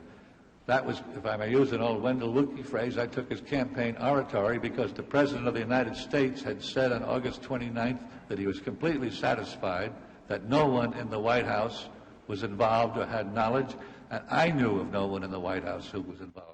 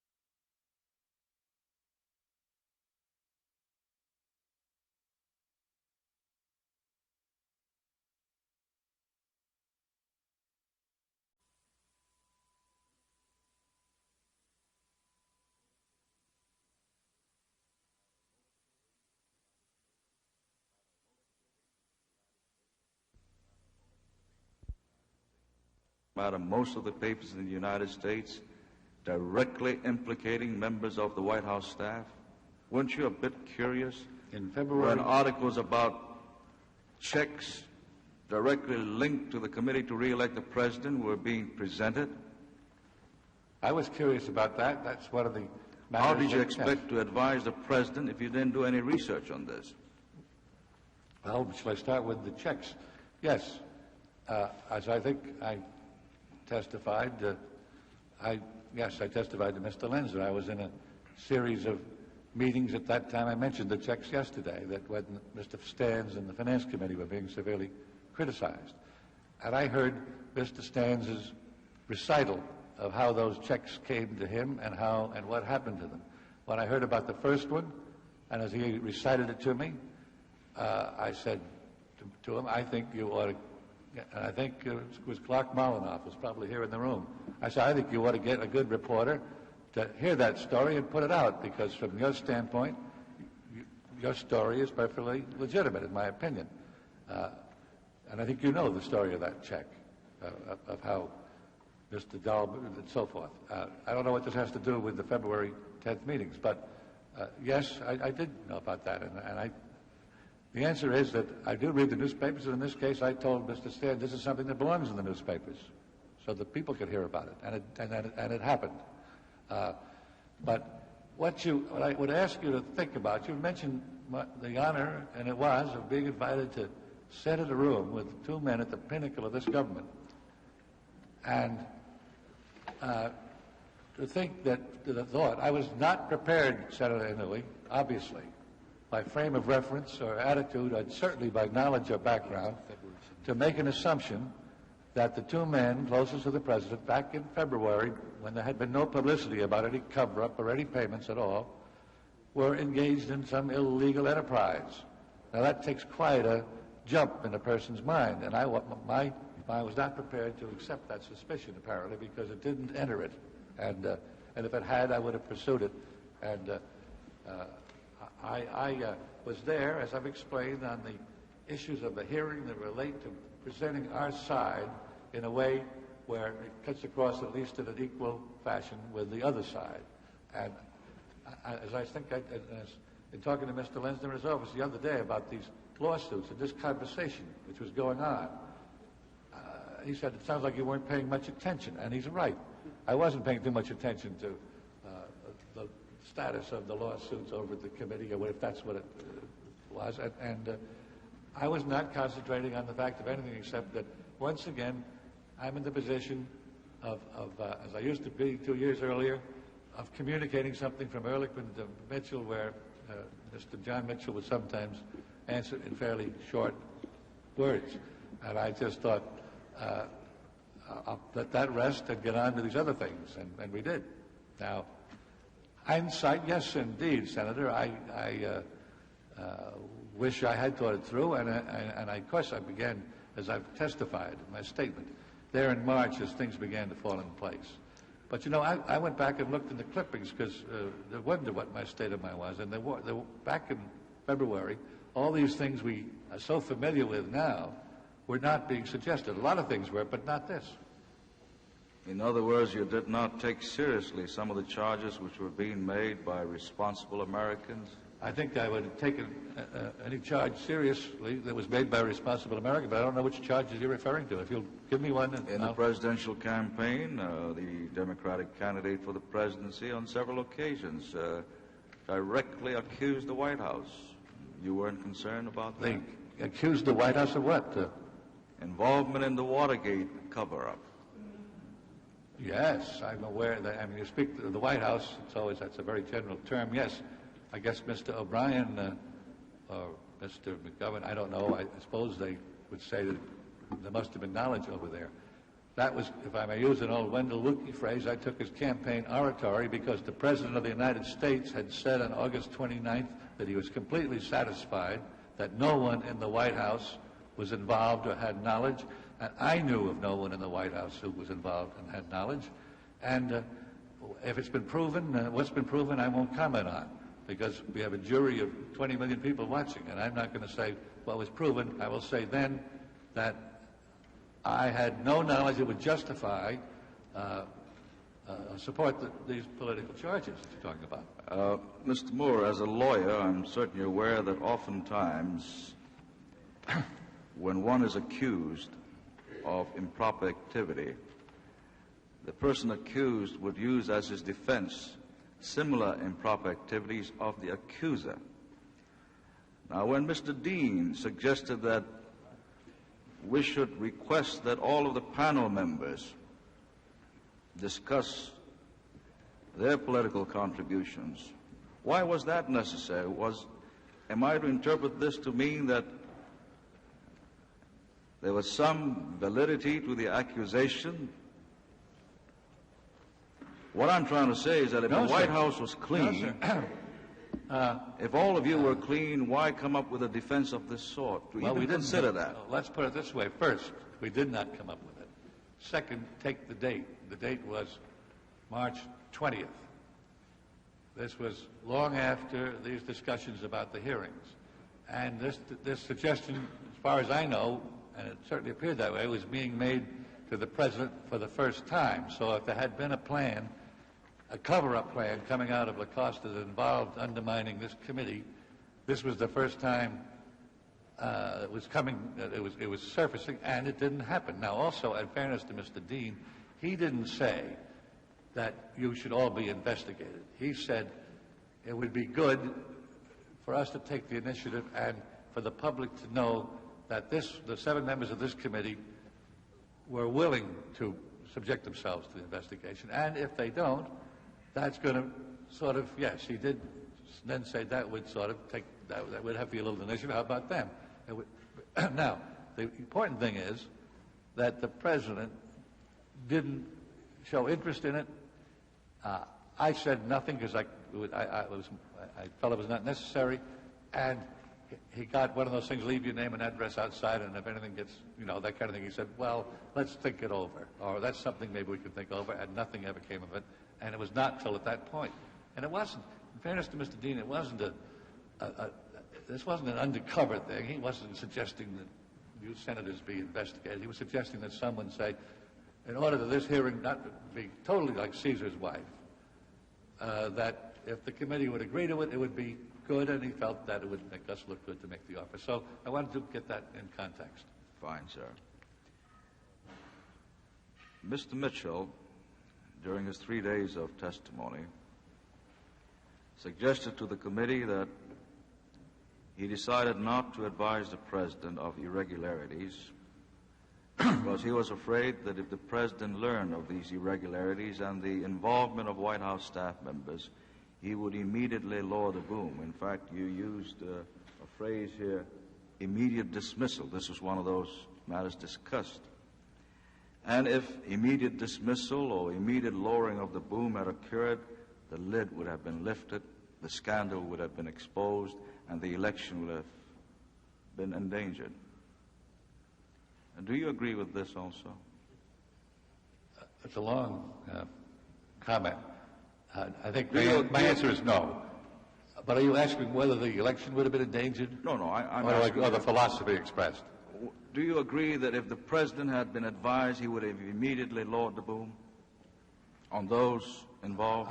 I didn't hear or read Mr. Mitchell's testimony. Are you talking now the scandal being the break-in, or what is the context, so that, if I may? The former Attorney General advised this committee that he had decided not to advise the President of the involvement of certain White House staff members in the aftermath of the Watergate, because he knew that the President, upon learning of this, would immediately lower the boom, and if he did so, the lid would be off. Now, what portion of that would you like me to respond to? Would the President have immediately lowered the boom if he had learned about the involvement of I think so, and I think that the events of April 30 take the word immediately. I don't think the President's so precipitous that he would act immediately without careful investigation and study of the matter. On March the 21st, he learned about the heavy involvement of Mr. Dean, didn't he? Yes, sir. Well, pardon me, I don't know what he learned.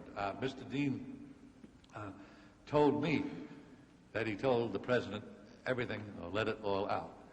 Now, didn't the president make an announcement that... as to what he told the president, because I don't know, I wasn't there. Didn't the president make an announcement that he had startling new evidence? I don't know that... No, he did not. Did he make an announcement on or about that time? He made an announcement on April 17th. That he had learned on March 21st? That is right.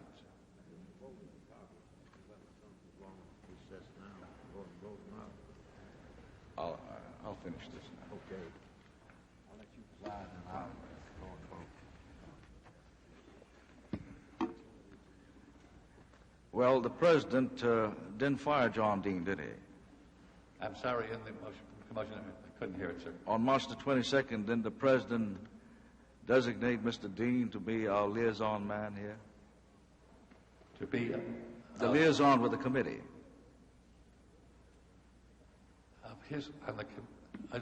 The White House liaison to this committee. Oh, excuse me.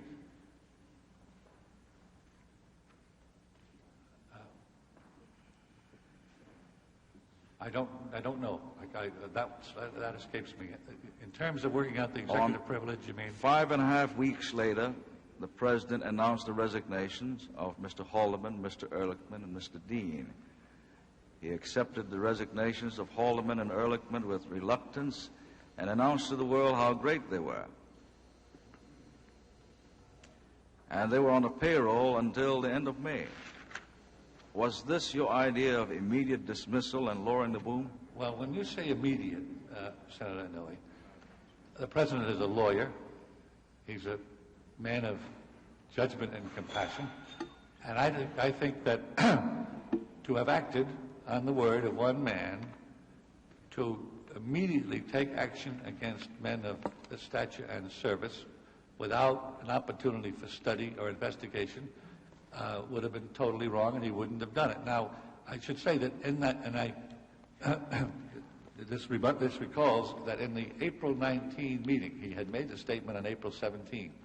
He asked me, by the way, do you think I waited too long for that statement? And my reply was, from what I know, certainly not, sir. You couldn't go plunging ahead with public announcements that would jeopardize people and ruin reputations until you've had a chance to consider, test, compare. And I said, I think that, now bear in mind, this was April 17th. I said, I think we would expect you to take that much time. I think you're on target. But I think from now on, and that's why, because I wasn't sure that sunk in, that I requested that meeting in the Oval Office the next morning with that 3-minute interview I recited, because I wanted to be sure he understood my thoughts, that having studied the things, as he certainly should have, in fairness to all concerned, that he now not delay, because now the ball was in the Oval Office. And may we pause at this moment, sir? Thank you, sir. Take a short recess. Until 2 o'clock.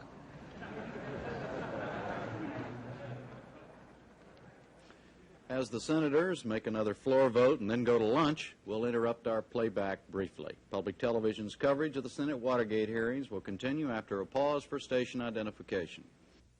Unabridged coverage of these hearings is provided as a public service by the member stations of PBS, the Public Broadcasting Service.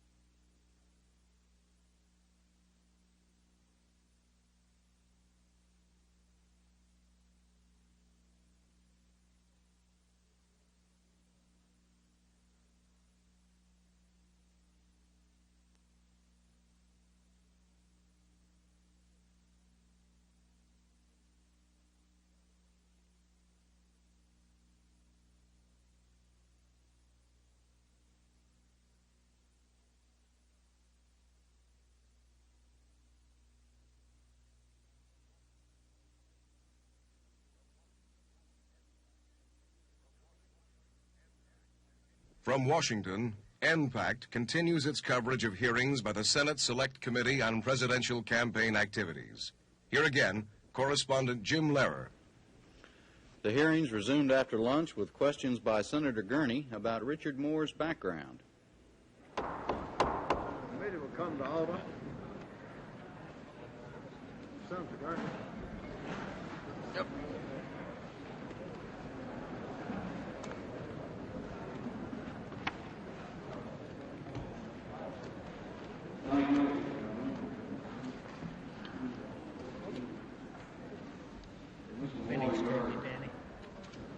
Testimony certainly has a great vital importance to these hearings. I think for a number of reasons. You're about the only witness who has come before us who had no involvement in the planning or break-in of Watergate or the cover-up of Watergate either, until you came to know something about it in the meetings that we have heard discussed here in March. I think also you're one of the few witnesses that have, as I would put it, no axe to grind either. Most of the other witnesses, of course, who have appeared or will appear, some have been convicted, some indicted, other indictments will flow, but that's not your case. And then, too, you also are one of the very few people who have personal knowledge of Watergate in the meetings that you had with the President, either with Mr. Dean or by yourself. So I think it would be fair to say that really no other witness that we're going to have in these hearings has testimony which is more important to offer this committee than you have. As I see it, just about every facet of what you know about Watergate has been covered already by the interrogation of the two counsel and Senator Inouye, and I don't intend to repeat all those. I would like to bring out one thing, though, that I think is important. In any kind of a hearing of this sort, obviously the credibility of a witness is important.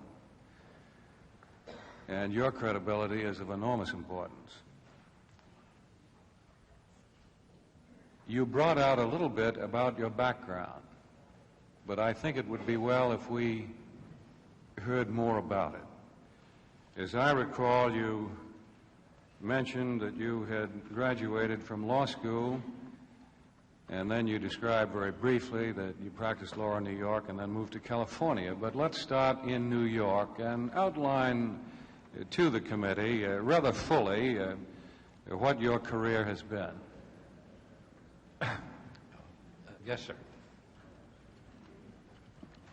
I graduated from both Yale College and Yale Law School, and took and passed the bar in 1939 in New York. I practiced with the firm of Breed, Abbott & Morgan. I later I took some months off to work on a separate matter, and then came back and joined the firm as an associate of Cravath. Then Cravath to Gersdorf, Swain and Wood. They put the Moore in that. It's now Cravath, Swain and Moore. That's another Moore. They put that on after I left.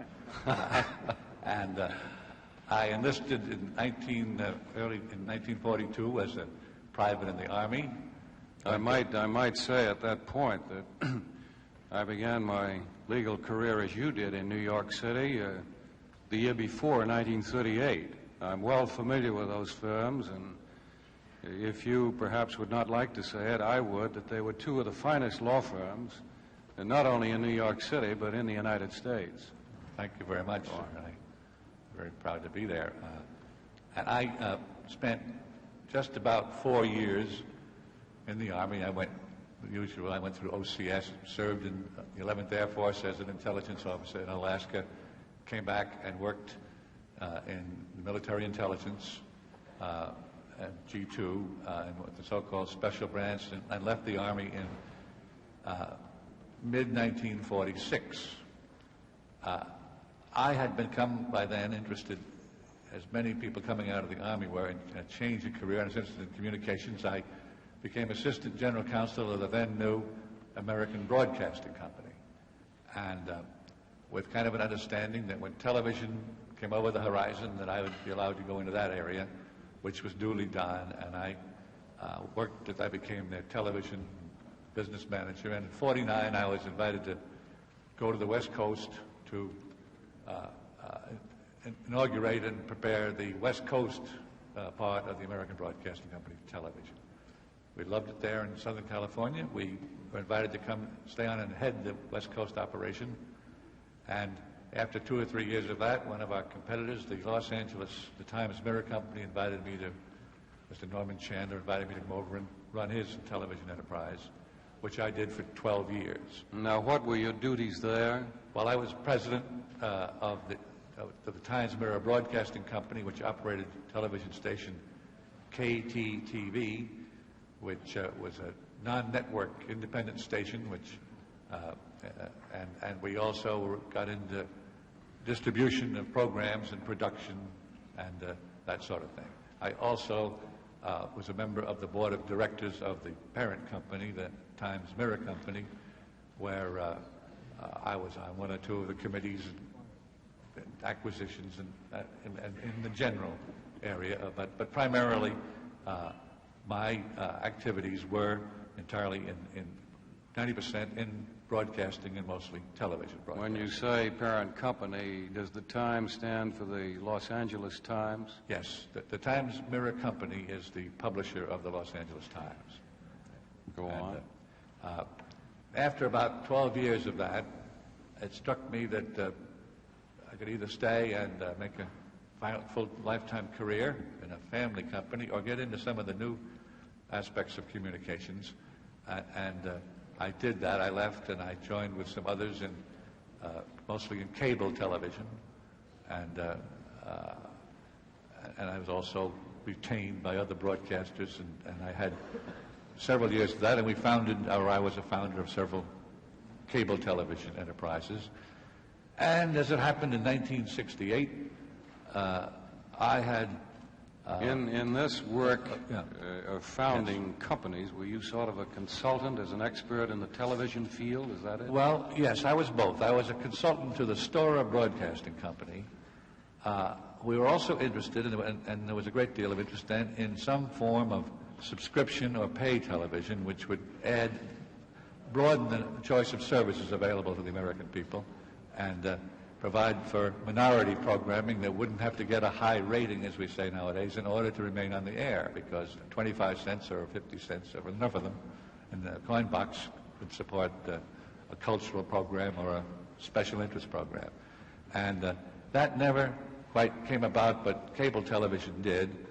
And I had an interest in, I think, 3 or 4 systems, minority in most cases, but one in San Diego was, I was the primary founder of that, and that was later acquired by the Time Life people around 1968. I was active in the industry. I was vice chairman of the National Association of Cable Television. I've been active at the broadcast side of my days there. And just about in the summer of '68, that matter was consummated, and just about then I got a phone call from Bob Finch, who said that the then Mr. Dick Nixon, as we called him, would like to talk to me or inquire whether I'd like to ride around on the airplane with him and be a kind of a general helper, and I said I just happened to be available, and had a very exciting 90 days.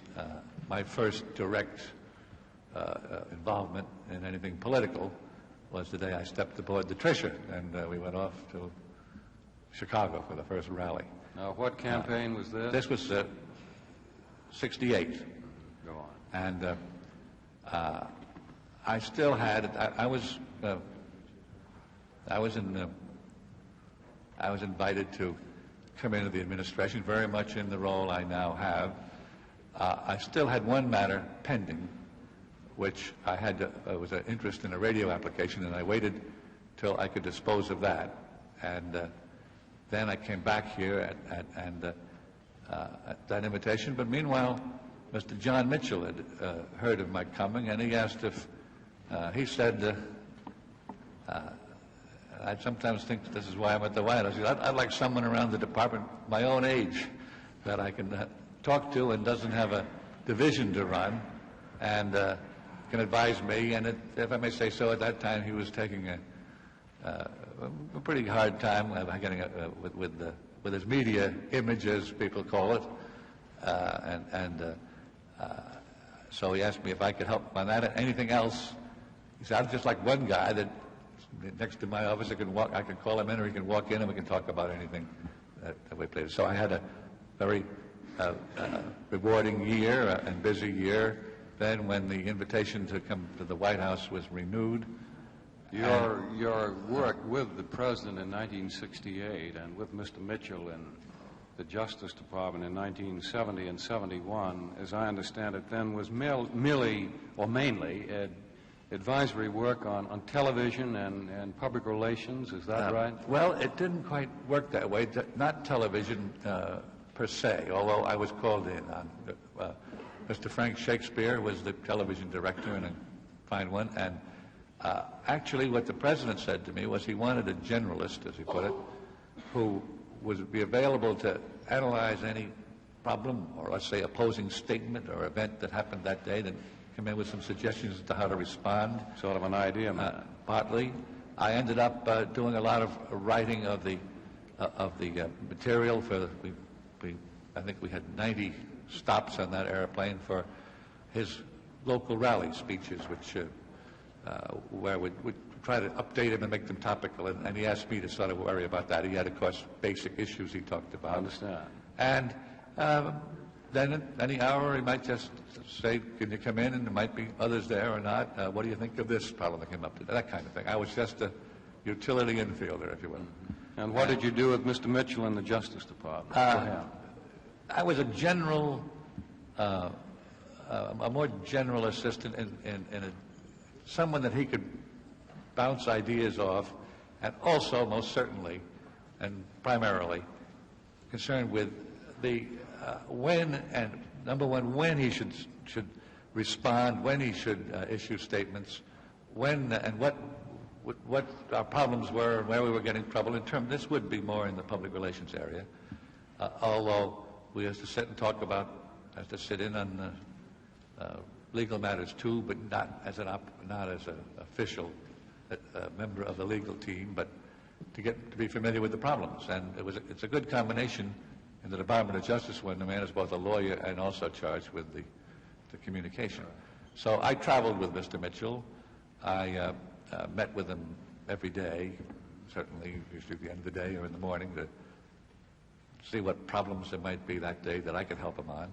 I wonder if we could go back to Los Angeles just a moment in your private life, and could you describe for us some of your community activities there? You mentioned that you were prominent in the cable television industry. What about community activities? Did you have any duties or missions there? Well, yes, I was active in the community, Senator Gurney, constantly for my whole time there. I suppose my principal areas was I was a director of the Los Angeles Chamber of Commerce for many years. I was a director of the Hollywood Bowl. I was active and had a sort of a special interest in the Arthritis and Rheumatism Foundation, which we used to put on. I think we put on one of the first telethons way back. I'm talking about 1949 or 50 in early television. Developed a fundraising technique.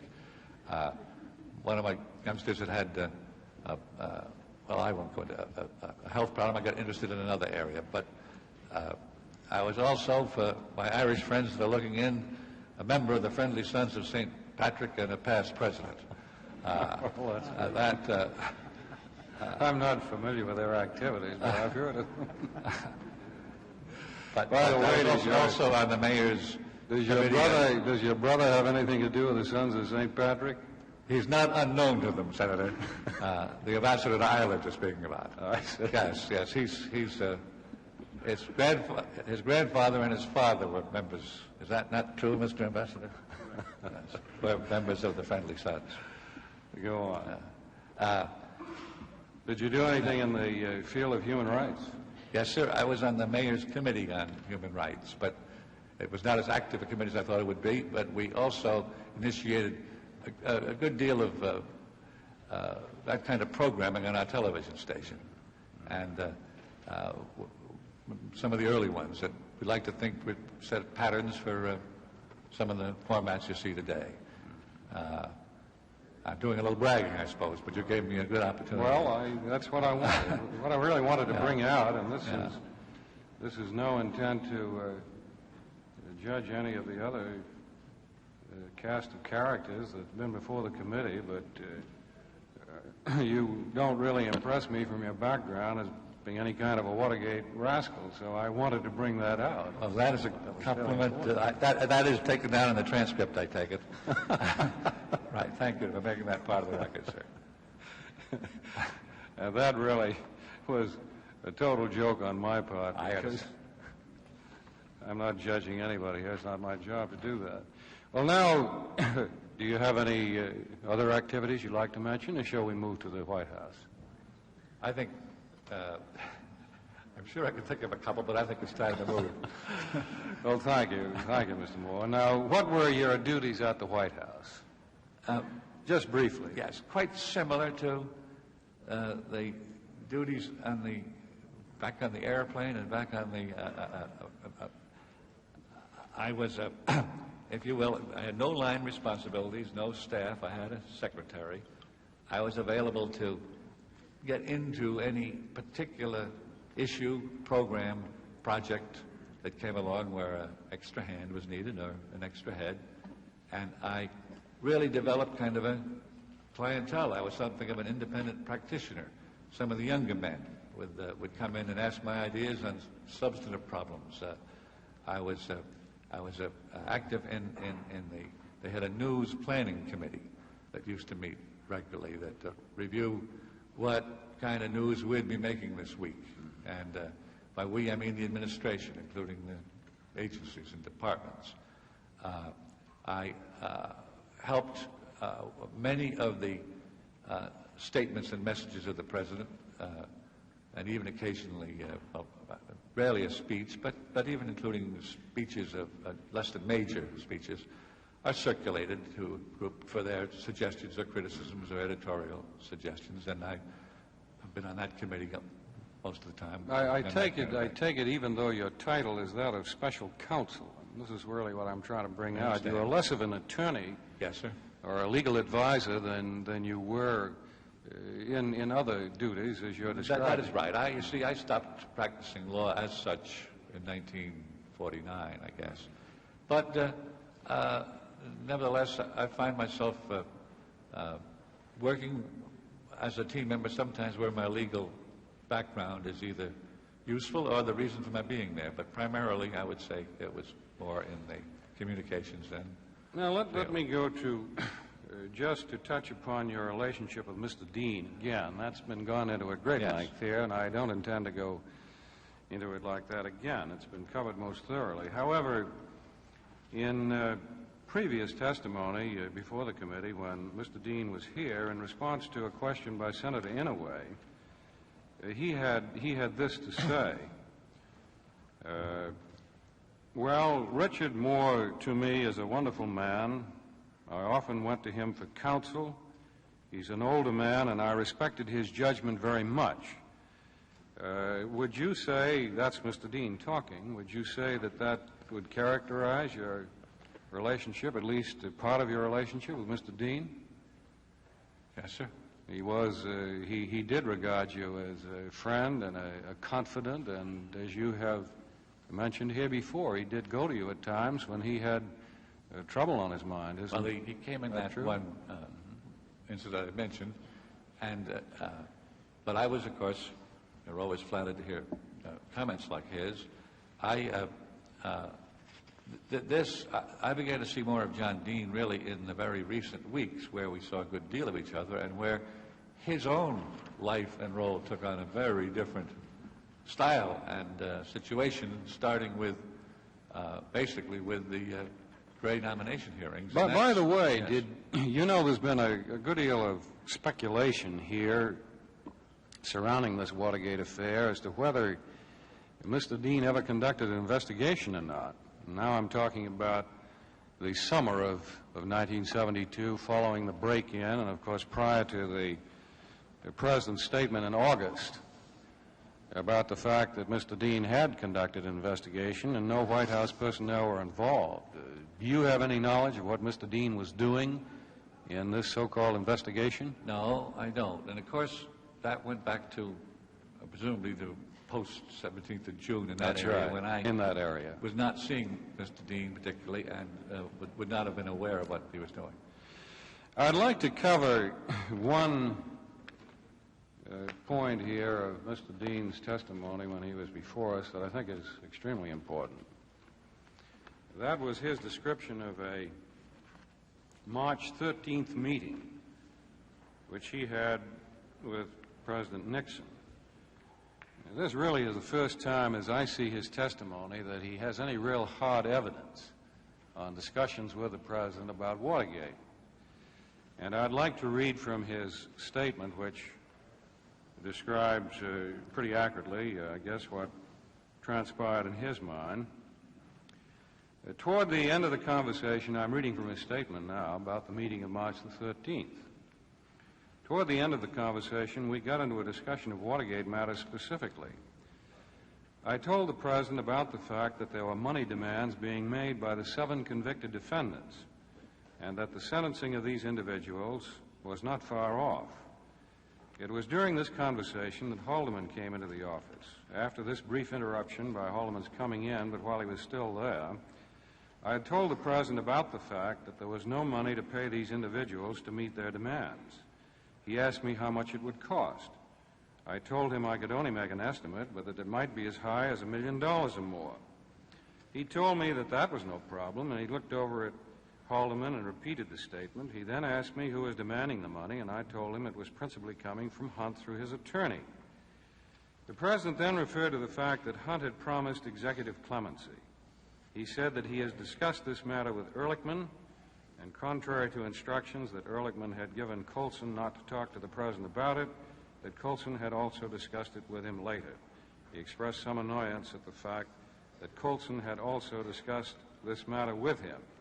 There's a little more, but that's the important part. In other words, Mr. Dean has testified that at this meeting on March 13th, this whole business of Hunt, demands for blackmail, that word isn't used, but certainly $1 million must be that, as well as executive clemency were discussed. Now then, you, of course, had a discussion with Mr. Dean about Hunt's problem and blackmail and not executive clemency, but the blackmail thing. And as I recall your testimony, you were startled and horrified at this when you first learned about it. Now then, here is what I want to ask. Did Mr. Dean ever tell you, when this matter came up between you and him, or for that matter at any time later, I suppose up to March 21st, that he had discussed this matter of the $1 million and executive clemency with the President? He never told me that. Now, don't you think he would have told you about that if it actually had come up? He was telling me a great deal, Senator. But I don't think that that's quite a proper question, really. Well, I must say, Mr. Chairman, that I think that question is less freewheeling than about $1 million I've heard in this committee room today. If you'll insist on it, I'll certainly... Well, I do insist on it, and I've asked it. You're asking him if he doesn't think that if Mr. Dean had talked to the President about something, he'd have told him. That's exactly what I asked. And will the witness please answer? There's if he desires to. Well, it is a very key question, and that's why I'm hesitating, because I am giving my thought of what he might... You see, one of the reasons I'm asking it, and I'm sure the Chairman knows this, is that a lot of Mr. Dean's testimony had to do with impressions he got. I understand. That the President might know something about Watergate, what was going on in the President's mind. And what I'd like to know from your deep association with him, at least in this period of time, what you might have known, what went on in his mind. Well, Mr. Dean's. I would have to say this, that inasmuch as he might well have told me if that had happened, but that the fact that when I asked him on March 20th, and he said no, he had never told the President any of these things, that may explain better why he didn't tell me, because at least on March 20th, the indication he made to me was that he hadn't told him. So I have to say this, Senator, that either John Dean felt that he shouldn't tell me at that time, if it happened, and in which case he would have persisted in that when I asked him on March 20th. So I kind of go along with the notion that if it had happened, he might well have told me.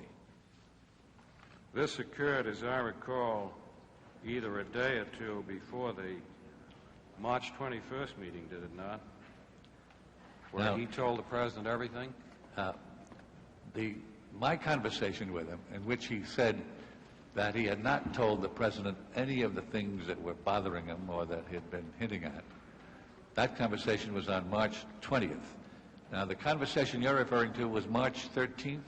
Well, no, that's the one he had with the President. I mean, the conversation where he testified that he had told the President these things. And all I'm pointing out there is that your discussion with him about the blackmail and Mr. Hunt was very close to the March 21st meeting when he told the President everything. Oh, yes. I see we have a vote here, and we're going to have to adjourn until the vote is completed. How do they know they have a vote? The delays this afternoon were created by votes on a bill to limit the use of explosives. As the hearings pick up again, Senator Gurney is asking for Richard Moore's opinion about the President's knowledge of the Watergate cover-up. Mr. Moore, if we may just return for a moment to that very important business of executive clemency, which first came up in the meeting between Mr. Dean and the President on March 13th. Again, I simply ask the question of you. Did Mr. Dean ever discuss this with you at any time, that he and the President had talked about executive clemency? Your answer to that is no. No, sir. No. Let us turn again to the very important meeting that you had with Mr. Dean on April the 14th. That's the meeting that he mentioned to you, the indictment list. And that's an important meeting because, as I recall, you said that you were pretty shocked when he had this long list of people. That, of course, was well along into the period when Mr. Dean was making his plans about what he should do about his future in Watergate. The testimony, as I recall, had indicated that he had engaged counsel by that time and that they, too, were in process of discussing this matter with the prosecuting attorneys. So, as I say, he was well along with his plans. Did he ever mention to you in this meeting that he intended to say at some time in the future, and of course, as he has said, that the President did know about Watergate and did know about the cover-up? No, sir. Did he ever discuss with you at any time, to your knowledge, about the fact that he was going to make the case that the President knew about the cover-up? No, sir. Could you give us any reason why he went ahead on this course? I wouldn't really want to No, I'm get not inside his asking... mind on that, Senator Gurney. I don't, or try to. One obvious reason suggests itself is that he didn't have any basis for that, and that he had no intention at that time of going in that direction, and whether these thoughts came later. But I really shouldn't comment, because it would really be... That really is the question that I was going to put to you after the one I just put to you, and that is that there was no indication to you from any conversations with him at any time during this period of time that he thought the President actually knew about the cover-up of Watergate. Isn't that correct? That is correct.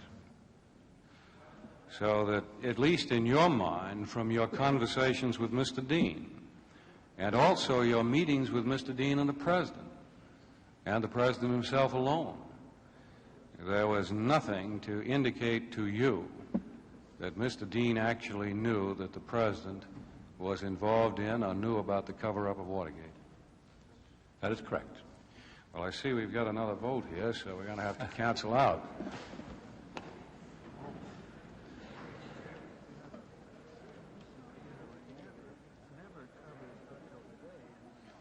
Senator Gurney has satisfied some of his curiosity about what the President knew or did not know. And while he goes to the Senate floor for a vote, we'll take a break.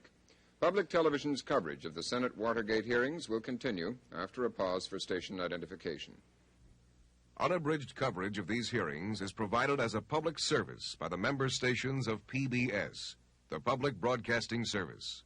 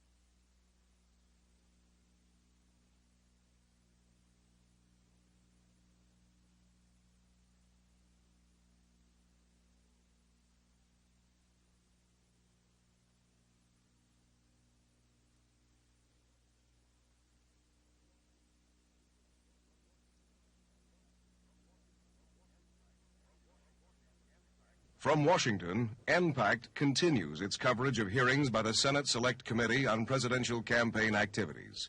Here again, correspondent Robert McNeil. As the senators return to the caucus room, Senator Gurney is about to wind up his examination of Richard Moore, the White House special counsel. Financial economics. All right. The committee will come to order.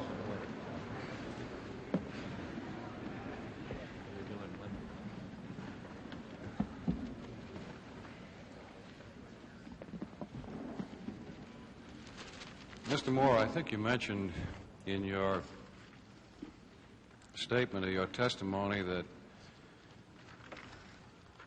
you were also involved in the White House responses on the Segretti matter. Is that correct? Yes, sir. I don't particularly want to go into that. I think we're going to look into those things later on. However, you did make a statement in connection with that, and I quote, indirectly with the President. What did you mean by that? Better.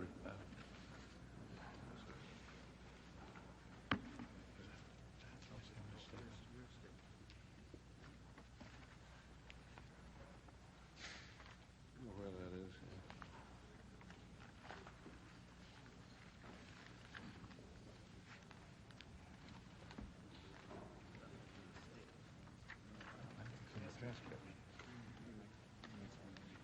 You know where that is.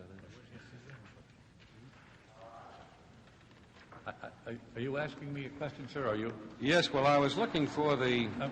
I'm sorry. I didn't mean to be. I was looking for the precise quote in the statement, but I recall you mentioned that you were working on White House responses to the Segretti matter, and you mentioned you talked to Chapin, and then you had a quote, and I. Where he discusses And you mentioned the words indirectly with the President, and that's what I was asking you about, what you meant by that. May I look at the... I don't see that. No, I don't see that reference. Mr. Miller, there's some reference on page 3827. I do not see reference to the President there, but...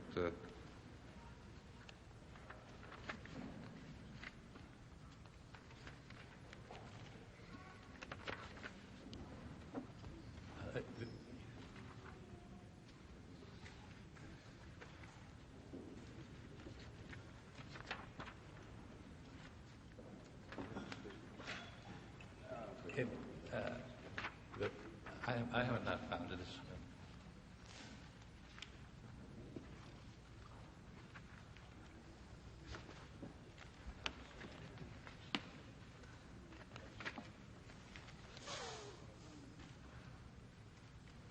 I think our inability to find it is that it was in one of the earlier interviews.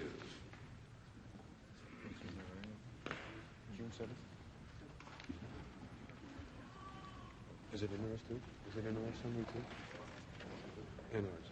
Well, Senator, I think that... it later. Let me go on. That's in the staff interview. Yeah. During all this...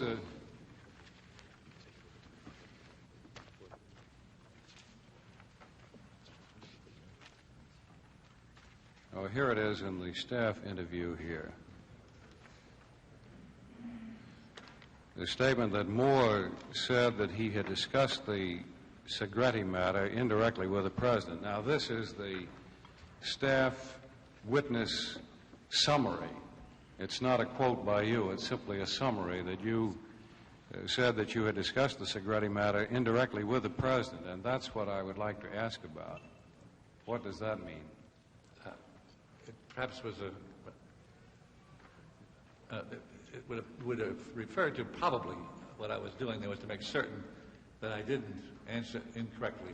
For instance, in the discussions of the press conference, those 20 questions, undoubtedly, in fact, I do recall Segretti's name would be in there. So that in any general discussion of the Watergate, I might have, in the discussion of answers, I might have said, well, you know, that goes for so-and-so Segretti or the Segretti matter.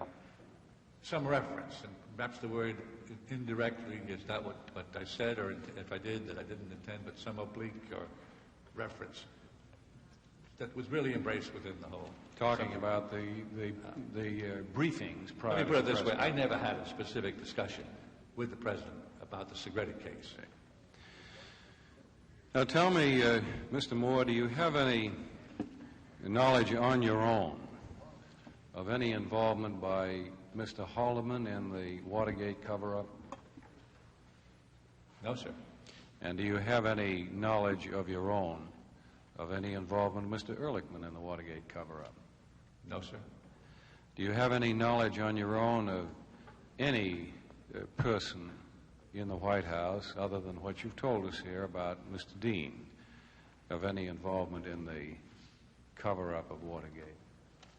No, sir. Now, just one final line of questions, because as I said at the outset, I think that all of the salient points have been pressed with you by the other members of the panel. But yesterday you started off with a very clear and what I thought was forthright statement about the events as you knew them surrounding the Watergate, your meetings with the President and Mr. Dean, and your meetings with Mr. Dean, and your meetings with the President. And again, of course, this testimony is of extreme importance because, as I pointed out earlier, you are one of the very few witnesses probably that will appear before the panel who wasn't directly involved in the Watergate one way or the other. Then, of course, when you completed your statement and counsel questioned you on other matters, some collateral to Watergate, some that I don't think were directly connected with it, your memory was rather hazy. And we both know as lawyers that that's one of the ways of attacking the credibility of a witness. If he remembers some things accurately and then he doesn't remember other things accurately. And I'm sure you know that as well as I do. And I think a proper question at this time would be to ask why your memory was hazy on some of these other matters. Well, sir, for one thing, from what I understood the subject matter was going to be at this session, I concentrated in reviewing the matters which were the substantial matters I talked about. Second, if you'll recall, the very first question about a White House report, well, I didn't know what that was.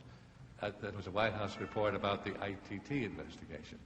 And I simply couldn't recover from draw out of that memorandum that I was handled any such White House report about the ITT investigation. And then it did finally come back to me that what they were really talking about was a young man who tried to find out whether this secretary and another lady were acquainted, and that was the White House report on the ITT investigation. It took me a little while to find, perhaps starting with an assumption that there would be more relevance to the question, to get there. Now, then these bare meetings and dates, again, and bear in mind, these dates were 1972, not 73. I think there was a meeting with the Attorney General and Mr. Kleindienst in early 72. This was in connection with the confirmation hearings of Mr. Kleindienst. It took me a moment because I'd met with the Attorney General and Mr. Kleindienst. If I'm not mistaken, Mr. Mitchell was still the Attorney General then. I'd suppose 100 times. And to ask me with a bare date, what was that meeting about, I said I didn't recollect. I think I remember finally saying, well, now, to Mr. Lesner, if you could give me the dates of the hearings on the nomination of Mr. Kleindienst, I think I can respond a little more directly and quickly, and I think he did. And we verified, identified that the series of meetings all related to practically daily sessions about the confirmation hearings. The question about there was a question about a June 30 meeting with the President.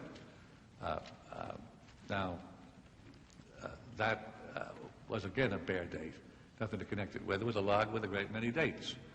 It had nothing to do with the subject matter. I had no reason to review that particular hearing, that particular meeting.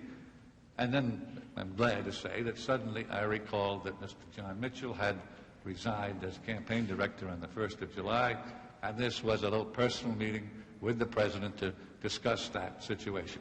Now, I don't know, those more people have told me in the last 24 hours that it's nice to hear that someone is willing to admit that he doesn't know exactly where he was at 12:11 p.m. on June 30th, 1972. And that was the source of my confusion. Now, I know that some of these things had been reviewed on June 7th, the Dita Beard situation, for example. But my mind and my preparation was on what I considered the substance, plus this fact that that in the time available, and in the day before, we'd had this 5-hour meeting with the other group, an evening meeting with the staff, short but still, and then we're up till 3 o'clock in the morning finishing this statement. So that if I was a little slow to pick out these bare dates, and I'm sure it'll happen again. You asked me, what was the meeting on September X about? Without some frame of reference, I'm not sure I'm going to be able to say I know that that meeting was about this. So that's about my explanation. Well, I'm sure you're human. Thank you for giving me the opportunity to explain it, sir. I think you're human like we all are. I think, is it fair to say that you did come prepared to discuss those events that you knew about the Watergate as they pertain to meetings and conversations you had with the President, with Mr. Dean, and with the President and Mr. Dean? And you had not reviewed all of the other meetings that you may have had either this year or last year on other matters that seemed at least collateral and perhaps had nothing to do with what you thought your mission here was yesterday. Is that fair to say? That is precisely the case, sir. Now, just one final question. You have known the President for how long? I met him in 1950, and but really got to know him first on a first-name basis, in the campaign of the gubernatorial campaign of '62. Got to know him better when he was out of office and a lawyer in Los Angeles. And then, while he was in New York, we didn't keep in touch particularly. But in '68, he was kind enough to ask me to join his campaign airplane, and of course I saw him every day then. And but my best acquaintance with the then Mr. Nixon was in '62, '61, following the '60 election, to '63 before he went to New York. In other words, your acquaintance has been over a long period of years, and you count yourself as a personal friend.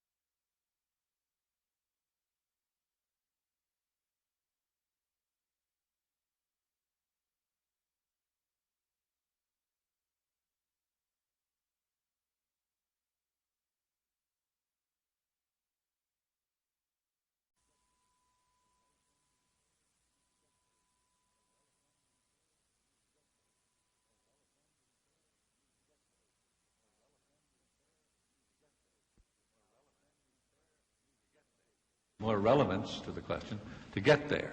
Now, then these bare meetings and dates, again, and bear in mind, these dates were 1972, not 73. I think there was a meeting with the Attorney General and Mr. Kleindienst in early 72. This was in connection with the confirmation hearings of Mr. Kleindienst. It took me a moment because I'd met with the Attorney General and Mr. Kleindienst. If I'm not mistaken, Mr. Mitchell was still the Attorney General then. I'd suppose 100 times. And to ask me with a bare date, what was that meeting about, I said I didn't recollect. I think I remember finally saying, well, now, to Mr. Lesner, if you could give me the dates of hearings on the nomination of Mr. Kleindienst, I think I can respond a little more directly and quickly, and I think he did. And we thereupon identified that the series of meetings all related to practically daily sessions about the confirmation hearings. The question about there was a question about a June 30 meeting with the President. That was again a bare date, nothing to connect it with. It was a log with a great many dates. I hadn't, it had nothing to do with the subject matter. I had no reason to review that particular hearing, that particular meeting. And then I'm glad to say that suddenly I recalled that Mr. John Mitchell had resigned as campaign director on the 1st of July, and this was a little personal meeting with the President to discuss that situation. Now, I don't know, those more people have told me in the last 24 hours that it's nice to hear that someone is willing to admit that he doesn't know exactly where he was at 12:11 p.m. on June 30th, 1972. And that was the source of my confusion. Now, I know that some of these things had been reviewed on June 7th, the Dita Beard situation, for example. But my mind and my preparation was on what I considered the substance, plus this fact that that in the time available, and in the day before, we'd had this 5-hour meeting with the other group, an evening meeting with the staff, short but still, and then we're up till 3 o'clock in the morning finishing this statement. So that if I was a little slow to pick out these bare dates, and I'm sure it'll happen again. You asked me, what was the meeting on September X about? Without some frame of reference, I'm not sure I'm going to be able to say I know that meeting was about this. So that's about my explanation. Well, I'm sure you're human. Thank you for giving me the opportunity to explain it, sir. I think you're human like we all are. I think, is it fair to say that you did come prepared to discuss those events that you knew about the Watergate as they pertain to meetings and conversations you had with the President, with Mr. Dean, and with the President and Mr. Dean? And you had not reviewed all of the other meetings that you may have had either this year or last year on other matters that seemed at least collateral and perhaps had nothing to do with what you thought your mission here was yesterday. Is that fair to say? That is precisely the case, sir. Now, just one final question. You have known the President for how long? I met him in 1950, and but really got to know him first on a first-name basis, in the gubernatorial campaign of 62. Got to know him better when he was out of office and a lawyer in Los Angeles. And then, while he was in New York, we didn't keep in touch particularly. But in 68, he was kind enough to ask me to join his campaign airplane, and of course I saw him every day then. And but my best acquaintance with the then Mr. Nixon was in 62, 61, following the 60 election to 63 before he went to New York. In other words, your acquaintance has been over a long period of years, and you count yourself as a personal friend. Yes, sir. I'm happy to say. In the White House, of course, you had considerable contact, especially in connection with this Watergate affair. Beginning March 14. I had not had contact with him about it before that. And it's your sworn testimony, and I prefer not to put the words in your mouth, but what do you think the President knows about the Watergate break-in or the Watergate cover-up? And when do you think he found out? I think he found out the morning of March 21, 1973. And that he did not know about it before then? That's my firm conviction, Senator. Thank you, Mr. Moore. Thank you, Mr. Chairman. Mr. Moore, you have testified that you believe that the President knew nothing about the critical facts relating to the Watergate at any time between the 17th day of June, 1972 and March the 21st, 1973. Yes, sir. That is purely a conjecture on your part, isn't it? Well, he told me he didn't, sir. And I have no evidence to the contrary, so it's a conclusion. Well, it's a conclusion. It's a surmise. That's right. Yes. Yes. Now, I'd ask you this question. Don't you agree with me that of all of the inhabitants of this earth, the one best qualified to testify as to the knowledge the President had concerning the Watergate affair or anything else at any time between the 17th day of June, 1972 and the 21st day of March, 1973 is President Nixon? I would agree with that. Yes. Now, you knew Mr. Haldeman, Mr. Ehrlichman, Mr. Chafin, Mr. Colson, Mr. Strong, Mr. Ziegler, and Mr. Dean, didn't you? Yes, sir. They are all well-educated and highly intelligent men, aren't they? Yes, sir. And you knew Mr. Mitchell and Mr. Stans and Mr. Magruder and Mr. Sloan and Mr. Porter of the political committee, and they are all highly intelligent and well-educated men. Yes, sir. Yes. Now, isn't it true that President Nixon was candidate for re-election during the months preceding and following the Watergate break-in? Yes, sir. On the Republican ticket? Yes, sir. And that the headquarters, the national headquarters of his opposition party, the Democratic Party, was in the Watergate? Of the Democratic Party, yes, sir. Yes. And that the campaign of President Nixon for re-election was on the national level, was in the hands of two committees. One, a finance committee, of which Maurice Stans, former Secretary of Commerce, was the head, and of which Hugh W. Sloan Jr. was the treasurer. I believe that's correct, yes. sir. And the other committee, which might be called the political committee, was headed by Mr. John Mitchell, former Attorney General John M. Mitchell, as director, and Jeb Stuart as deputy director. Jeb Stuart Magruder. Jeb Stuart Magruder. I don't know whether there was more than one deputy, but that's right. Yes. He's on the parade grounds of heaven. Right.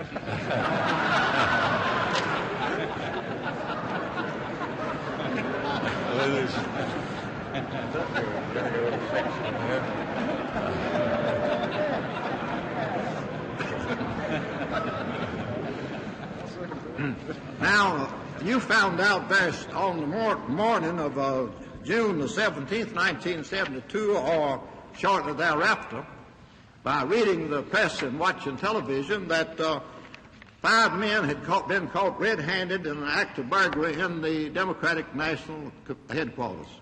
Yes, I found out the morning of June 18th. Now, I'll ask you, if you didn't state in on page 20 of your record, in one of my talks with the President kept asking himself whether there had been any sign or clue which should have led him to discover the true facts earlier, that is, earlier than March the 21st, 1973.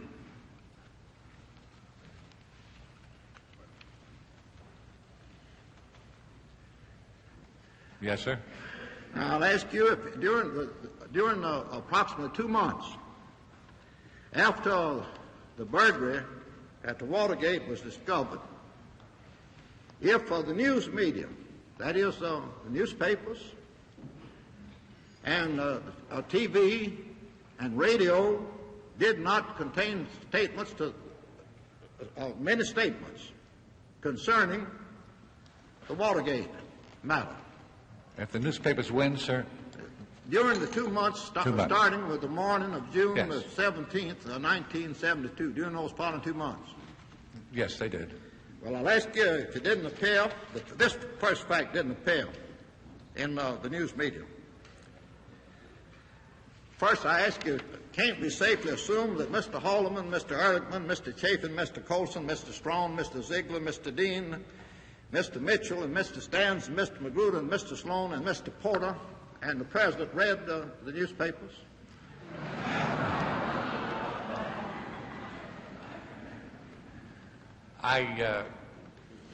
Not an eyewitness to that, sir, but I would make that assumption. Well, you certainly don't know that Mr. Dean did anything to keep any of those parties from reading the newspapers and watching the television. The audience will please be less demonstrative. Now, I'll ask you, during these 2 months, if one of the first critical facts came out was this: that of the 5 burglars caught red-handed in the Watergate, one of them was James W. McCord, Jr., the security officer of the political committee to re-elect the president. That is right, sir. Yes. I'll ask you if the second significant fact that came out, or the critical fact, was that McCord had the National Democratic headquarters in the Watergate bugged and had furnished the data obtained by the bugging to some person or persons in the committees, in the campaign committees of President Nixon. That's a newspaper item? Isn't that what the newspapers told everybody in the District of Columbia who read them, and the news and the TV, everybody who watched TV? In the summer of 19... Yes. Yes, sir, go ahead. Yeah. Yeah. Now, I'll ask you if this same news media didn't present this third critical fact, that somebody had presented $89,000 in 4 cashier checks drawn on a bank in Mexico City to the campaign funds of President Nixon. Yes, sir. And in addition to that... excuse me, Senator, Mr. Chairman. I'm not sure I heard that right, that $89,000 was deposited to what account?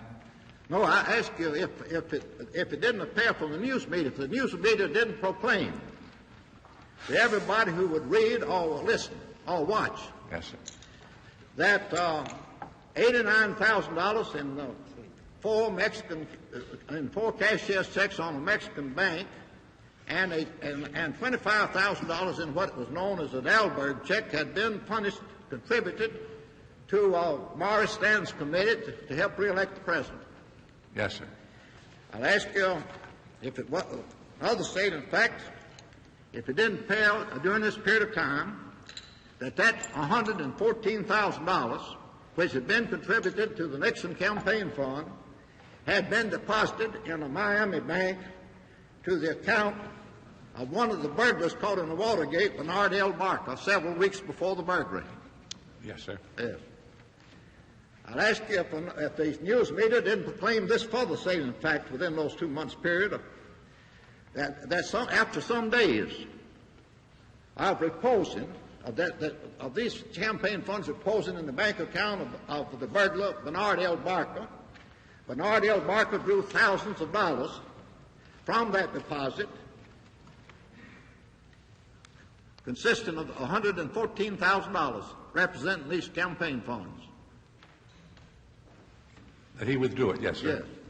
And didn't these news media further proclaim this critical fact, that substantial parts of this $114,000 of funds contributed to the campaign fund of the president was withdrawn by Barker in $100 bills, and that the serial numbers of those bills were kept by the Miami Bank in obedience to the federal law.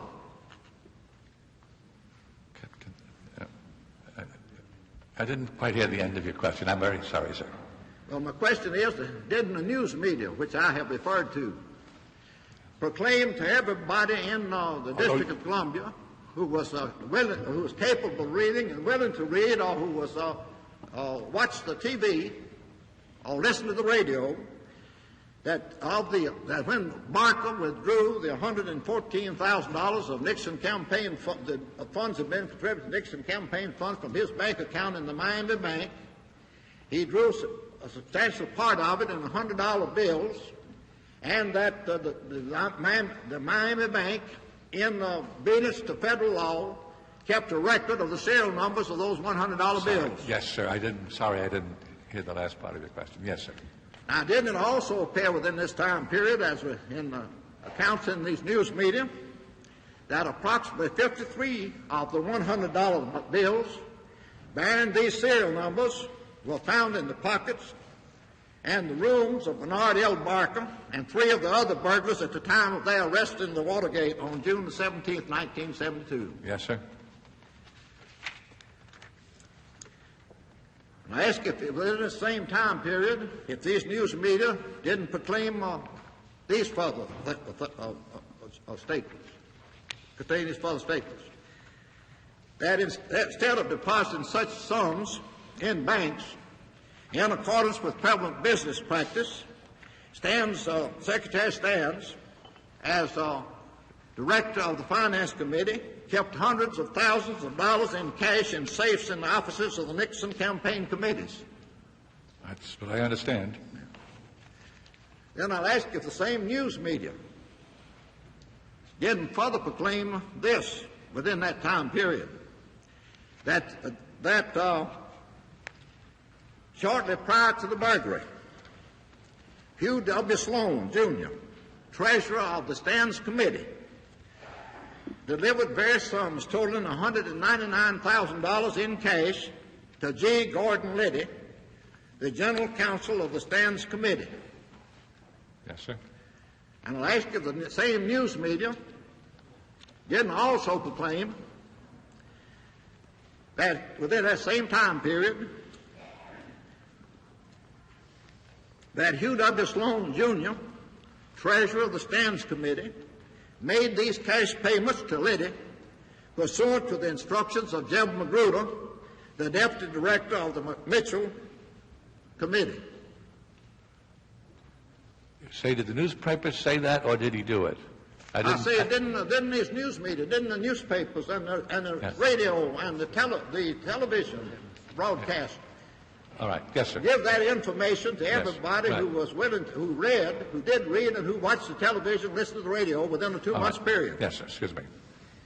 And didn't that same news media, in like manner, present statements within the same news media that before making some of the disbursements to Liddy, Sloan expressed his misgivings to Stans in respect to making such large disbursements to Liddy without knowing what Liddy was going to do with the money? Yes, sir. And didn't the same news media within the same period of time state that Stans told Sloan, after Sloan expressed his misgivings, that he, Stans, consulted Mitchell, and thereafter such consultation informed Sloan that Mitchell and he, Stans, authorized Magruder to direct him, that is Sloan, to make these disbursements to Liddy? Well, I assume so, sir. You're reading from the summary, and I assume all these things are as reported. You read the newspaper. I don't know that I read those words the way you're... But I assume that you are correctly reporting what was in the papers. Well, didn't these news media also disclose that within 5 days after the discovery of the Watergate burglary, that officers and employees of the campaign committees destroyed the records of the receipts and disbursements of the cash sums which had been stored in the safes in the offices of the Nixon campaign committees? Well, I assume the same thing. Well, don't you know it? Well, when you speak of officer, to characterize those words, I don't recall that they said officers did, but I'll assume, sir, that obviously the chairman is reading. Well, now you were a friend of the president. You was then and still are, as I understand, a special counsel to the president. Yes, sir. You were interested in his campaign. You were interested in his welfare. Didn't you keep up with what the newspapers were saying about the Watergate affair and what the radios were broadcasting and what the TV was disclosing? Well, I agree, sir, and I'm just suggesting that a capsule of what was in perhaps several papers I assume that that's been properly digested, and I go along. Well, I'll ask you if the same news media didn't proclaim within the same time period that shortly after the burglary was discovered, G. Gordon Liddy, the chief legal advisor of the Stans Committee, and E. Howard Hunt, a White House consultant who had an office in the Executive Office Building, were arrested upon the charge of masterminding and procuring the commission of the burglary. They certainly were arrested. I don't know about but yes, sir, they were arrested. And charged with masterminding and procuring the commission of the burglary, weren't they? Well, I don't know what I don't want to quibble about. Yes, sir. Oh, yes. Yeah. I don't know the crime of masterminding, but... now, I'll ask you furthermore that if the news media, the same news media didn't proclaim within the same time period that Gordon Strachan, I'll ask you if you don't know of your own knowledge, that Gordon Strachan was a liaison officer whose duty it was to keep Haldeman, the chief of staff of the president, and others in the White House advised as to what the campaign committee under Mitchell and the finance committee under Stans were doing. Yes, sir, Mr. Haldeman. I don't know about others in the White House, yes. Now, all of this was either known to you or was proclaimed by these news media within a 2-month period after the burglary, wasn't it? Yes, sir. That seems to be the time and frame. Then didn't it appear in the Washington Post on the 15th day of January that substantial sums of money had been paid either by the committees managing the president's campaigns or by his supporters to the 7 men who had been caught in the Watergate? January 15th? Yes. Of 1973. I don't recall that article on that date, Mr. Chairman. I would be glad to go along with your statement. I just can't say yes from my own knowledge, because if it's, I'll accept it if it's I do not recall such an article, but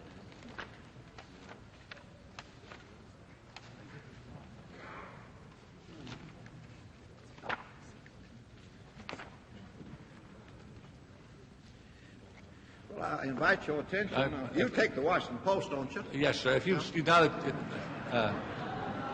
you know something, I take 2 copies. Yes, and you read one. Didn't you read one or the other of those 2 copies? Yes, sir. I just. And wasn't the thing that you were most interested in reading about this time of matters that related to the Watergate and its ramifications? Was anything else more important or more interesting to you? At that time, yes. The inauguration of the President of the United States was coming on strong around January 15th. I was quite deeply involved. I was one of those who believed, as I've said implicitly at that time, that no one in the White House had been involved. And yes, it was of interest, but not the... well, the Washington Post for January the 15th, 1973, a copy of which I believe you read, stated that sources to the Watergate case have said that at least 4 of the 5 men arrested last June in the Watergate raid are still being paid. The New York Times reported in its early editions today.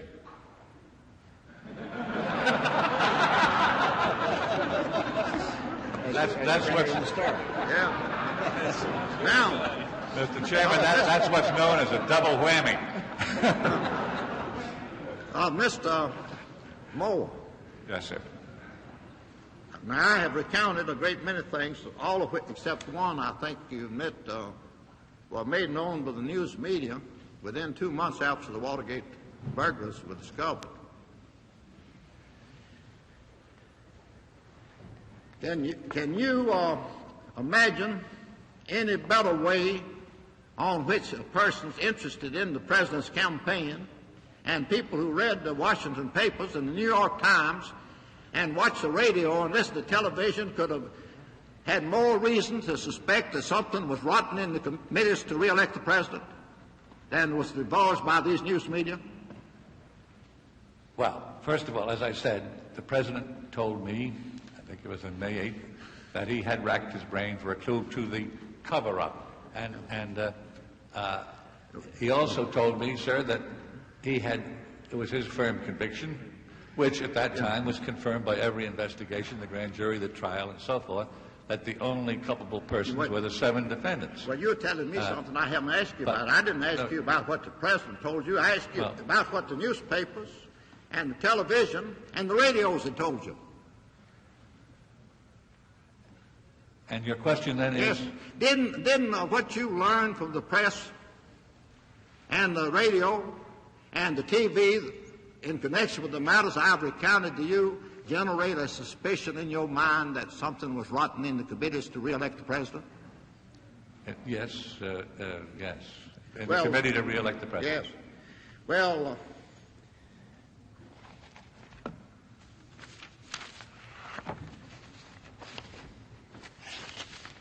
George Washington had a very fine aide in which was known as named Alexander Hamilton. And Alexander Hamilton wrote to James McHenry on April the 5th, 1973, "It was my duty to state facts to the president." Don't you think that you, as a friend of the president, as an aide to the president, owed a duty to the president to go to him and tell him that you was suspicious that something was rotten in the committees charged with his re-election and that something ought to be done about it? Well, I think that the Watergate itself demonstrated that that was a pretty sour operation in that sense, that could be allowed to happen. The question was, Mr. Chairman, whether that offense went beyond the 7, beyond Mr. Liddy, if you will. And I think most of that evidence you cite there all is consistent with the president's view, which was, and my view, sir, at the time, I believed, as I said implicitly, what the president said on August 29th, that this could and probably was an unauthorized action under this, what I've described as kind of a James Bond group that thought they would have it. Well, it was unauthorized. Don't you think that somebody close to the president or the president himself should take some action to see whether it happened? Well, the president it either happened or the president was told or he believed that it happened, that an investigation was made and that the results were unequivocally that no one in the White House was involved. Clearly, 2 men in the committee were involved. Well, I'm not talking about who told the president something. I'm talking about what the news media told everybody in the District of Columbia who read the newspapers and watched the television and listened to radio. Now, you've admitted that it came out very shortly that burglars were caught in the headquarters of the opposition political party and that 4 of those burglars had in their pockets campaign funds which belonged to the Nixon campaign. Don't you think that that was time for somebody to act? Sir, that was pretty well established early, and the plain inference was that that was money that was used, not taken out of that strong box. When you give a fellow with a romantic nature and a lack of respect for the law, who's a James Bond and he's got a safe full of $100 bills with which he can do anything, you may find him getting off the reservation without telling you. And I think that's what the president thought happened. Don't you think it was peculiarly strange and enough to excite anybody's suspicion that here was a burglar, Markham, who had in his savings account $115 that belonged to the Nixon campaign fund? Yes, yes. And don't you think it was a special circumstance that ought to be investigated, that 5 burglars were caught in the Democratic headquarters in an act of burglary with money that belonged to the Nixon campaign the funds in their pockets? Certainly should be investigated. And yet you say that you had no reason to suspect that anything was wrong, despite all of these things being presented by news media day after day, week after week. Well, Mr. Chairman, with all respect, the news media at that time didn't provide proof. The president has pointed out that at that time the FBI was conducting one of the most exhaustive investigations in history, that the grand jury, 23 good and true citizens, had made findings opposite to what you're suggesting, and that Yes, but you've testified. Now, you can question the thoroughness of the investigation in retrospect, but you the testified President was yesterday. convinced it was thoroughly investigated. But you testified yesterday that the White House didn't trust the FBI. They wouldn't let the FBI investigate the Ellsberg matter. No, sir, I didn't say that, sir. First of all, I was referring to Mr. Hoover, who now was not alive at the time you're talking about. That was a very special instance when the President said that Mr. J. Edgar Hoover was reluctant to investigate Mr. Ellsberg because Mr. Hoover was a close friend of Mr. Ellsberg's father-in-law. Well, we're now dealing with a different period and a different FBI. Now, the FBI was under the direction of Mr. Gray at that time, That is right. And don't you know that it came out in the news media later that Mr. Gray himself had burned some of the documents that had been taken out of Hunt's executive office, the office in the executive office building, and that Mr. Gray had destroyed them at the request of Mr. Ehrlichman and Mr. Dean? I read that. Well, how could you depend on an FBI investigation under those circumstances to disclose the truth? As far as I'm concerned, sir, you were asking about my curiosity. I first learned of that episode in the latter part of April of 1973. So when you're talking about the investigation in the summer of 72, that could have had no bearing. Well, you found out in April 1973 that Mr. Hunt had been accessory before the fact to the burglarizing of the office of the psychiatrist of Ellsberg in September 1971, didn't you? I found out that there was a... yes, sir. Yes. That's roughly and right. You found out that right. That Mr. Hunt, you had learned previously that time that Mr. Hunt was a paid consultant of the White House. I learned that in the newspapers, that he had been a paid consultant. And you knew that Mr. Hunt, you found out that Mr. Hunt had an office in the executive office building. It was on the White House payroll during all of the months from September 1971 until after June 1972. Well, I think I read that it was March 72, but well, in any event, he had been a White House consultant. You're quite right, Mr. Chairman. Can you tell me who kept a burglar on the White House payroll during all of those months and allowed him to occupy an office in the executive office building? I cannot tell you of my own knowledge, no. Well, there's somebody in the White House that had charge of hiring people, didn't it?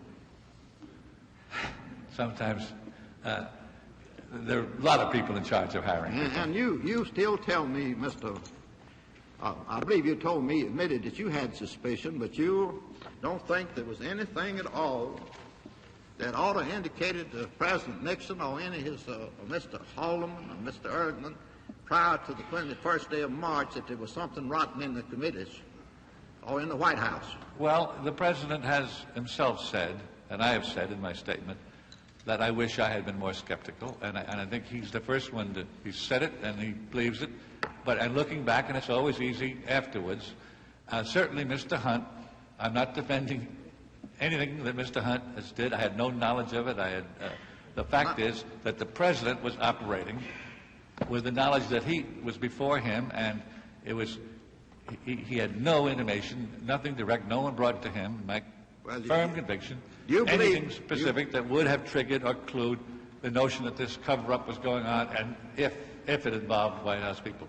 Well, everybody in Washington, D.C. had an opportunity to learn about this except the President, didn't he? Well, Mr. Chairman, in all fairness, I think that everybody in Washington, D.C. had a different, people have their own viewpoints, and we have a lot of people here who are making a lot of charges. The President was told, let's start with this. Well, told by whom? Yeah, told by his counsel. Now, we know now that the counsel told him apparently, pardon me, I'm not sure he was told by his counsel. No. He was told by one of his two aides that his counsel had reported. And also, if you'll think back again, who would think that going back to this burglary, this felony, who would think that anybody in his right mind, let alone people, as you said, educated and smart, would have authorized it? It was, and all I know is, as I say, up through the grand jury proceedings, the investigation, the trial, and the pleas, there was no proof and no evidence. There was plenty of newspaper clippings, but no evidence that it went above Mr. Liddy. Now, that's a separate question. You Then know, we come to the what the cover-up. You know what the evidence was produced down there at the trial? No, sir, I didn't. Well, don't you know that the evidence? Don't you know that the evidence shows that Mr. Magruder had paid $199,000 in cash to Liddy before the trial? Well, yes, sir. Yeah. I understand that. And don't you know that the trucks led right straight from the Watergate into the offices of the committee to re-elect the president? Just as straight as a Martin going to his Yes, Ford. sir, right. Yeah. But, and yet nobody knew anything was wrong. Well, again, in fairness, Mr. Chairman, at that time, this track led to a cash supply that was made available to Mr. Liddy with no responsibility apparently to account for it. And that's always a very bad situation. Yes. And whether anybody knew what he was doing was a separate question. And as you know, the investigation, and at this time, Well, now, you've admitted that the news medias carried news that within 2 months after this happened to the effect that Mr. Magruder had paid out this money on the authority of Mr. Mitchell and Mr. Stans. Rather, ordered Sloan to pay it out on the... Well, Mr. Chairman, one thing I didn't know and only learned when I heard it here in this room, and I think the President and everybody else, was that Mr. Magruder has now confessed he committed perjury. So when you ask what was in the newspapers, nobody knew that. Things have come out, and we're here in hindsight. We're here with the benefit of a lot of evidence. But if you put yourself in the time frame of last summer, and this burglary, which at the beginning, if you remember, people thought it was so absurd, so stupid, that it simply couldn't have been authorized by anybody with any responsibility. Well, now, Haldeman was not stupid, was he? What's that, sir? Haldeman and Ehrlichman, you told me, were very bright people and highly educated. I agreed with you when you told me they were. Well, and Mitchell. I do. Very highly educated man. Yes. Well, when did you first start to suspecting that something was rotten in the committees that were seeking to procure the re-election of the president? Well, I would say the morning I got a phone call and it said, "What do you think of that Cape Bad burglary from Sunday morning?" And I picked up the paper and read it. I said, "Something sure is." Well, this wasn't Sunday. It was when I learned that McCord and Liddy were involved within that week. Well, that's what I was obviously something was rotten, and I thought that the rottenness had been exposed, and there was the cancer, and there it was. That's what I thought. You don't have any information that anybody, any aide of the president, kept either Mr. Haldeman or Mr. Ehrlichman or the president from reading the newspapers or listening to the radio or watching television during this time. I've heard it alleged, sir, but it isn't true. Not in the president reads newspapers, and he's, of course. And even Mr. Dean couldn't keep him from anybody up there from reading the newspapers or watching the radio. The grand jury also was reading the same newspapers. And,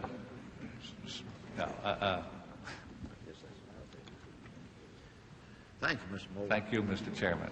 I'll take it. Senator Baker.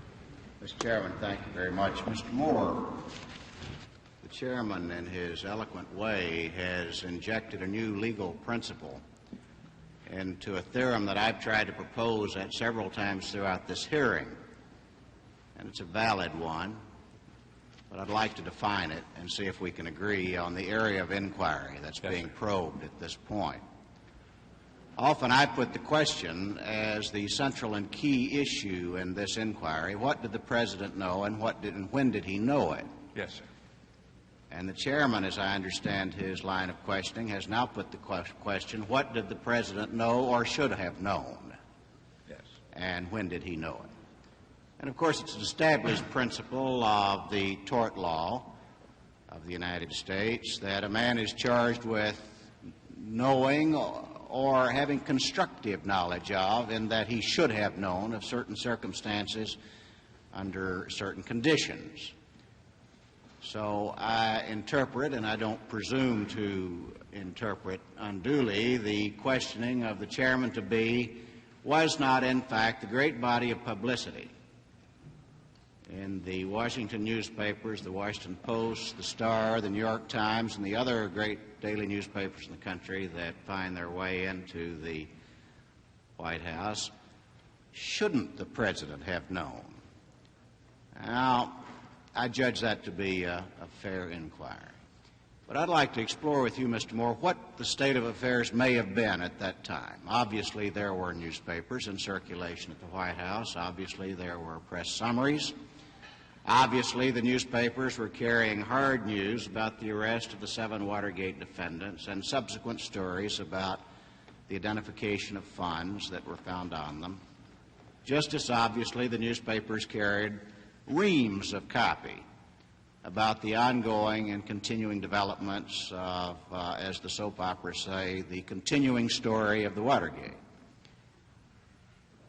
Now, what weighs and balances against that? Let's try to put ourselves in the situation that existed at the White House from June 17th, 1972, until, what was it, March 20th or 21st, 1973?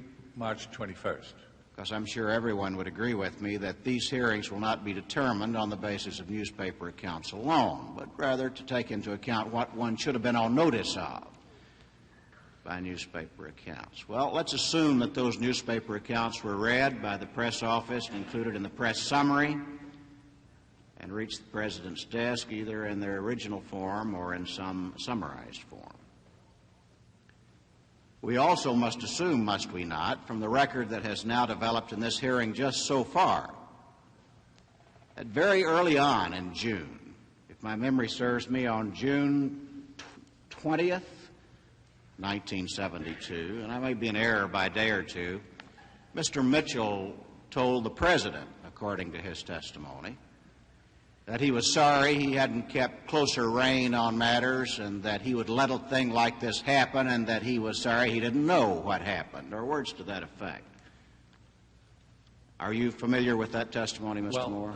I'll accept it. I should say that I did not have the opportunity to, except when I was sitting here briefly, to read or hear Mr. Mitchell's testimony, but of course I accept your Yes, well, you understand what I'm trying to do. I'm trying to establish what the sources and balance of information may be. As the Chairman has pointed out, there was a great wealth of newspaper reportage and a great wealth of television and radio coverage on this, but there was also input from other sources. That is, the Mitchell statement shortly after the Watergate that he didn't know what happened, didn't know how it happened, but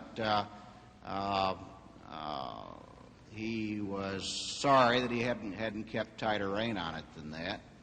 Would that tend, once again, on the idea of should the President have known, as distinguished from whether he did know, would that tend to create some question in your mind as to whether the President should have known, that is, the newspaper accounts on one side and the Attorney General on the United States, or a former Attorney General, saying, we don't know what happened, implying that he wasn't involved, and I'm sorry that we didn't keep tighter rein, but we'll find out.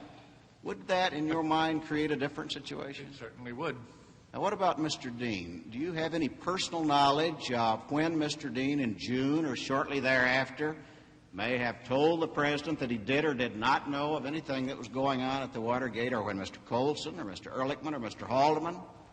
We know from this record what some of those people say already, but the point of the matter is I'm trying to establish the matrix in which the President would find the information on which to know or be charged with knowledge of the Watergate affair and the ensuing cover-up.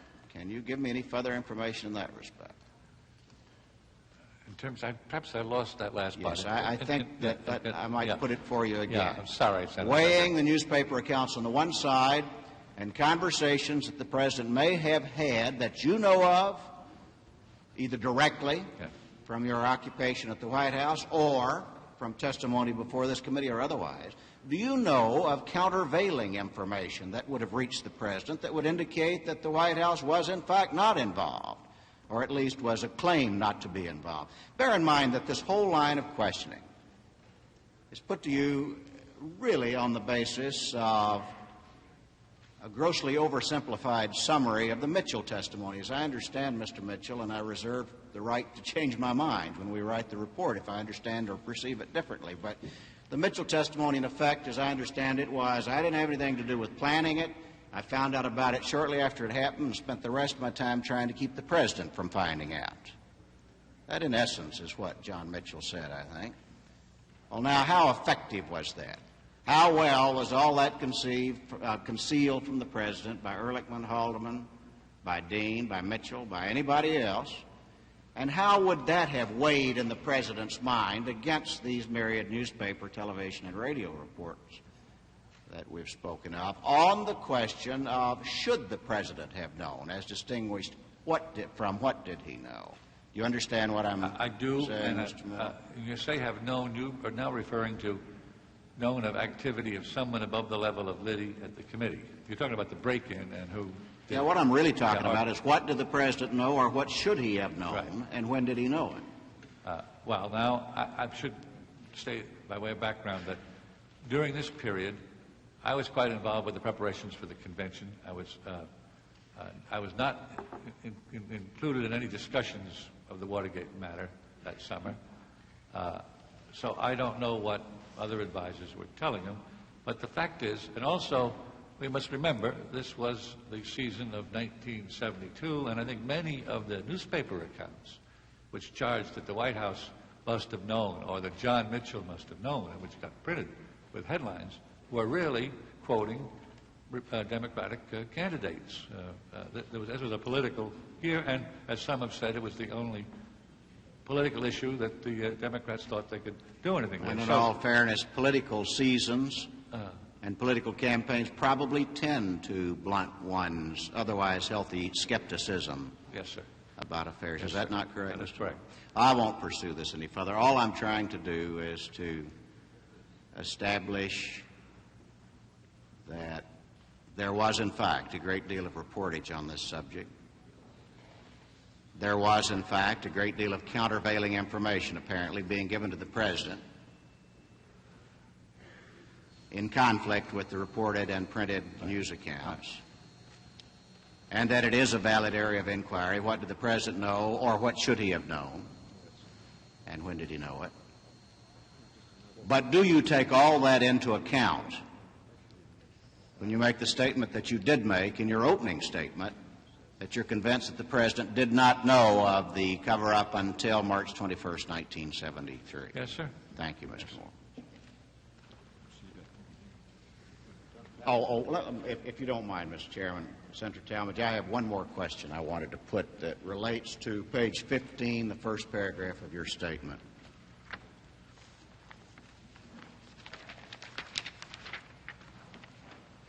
It begins on page 14, the last paragraph, and for convenience I'll read it, Mr. Moore. On March 19th, I was called to meet with the President and Mr. Dean in the President's EOB office.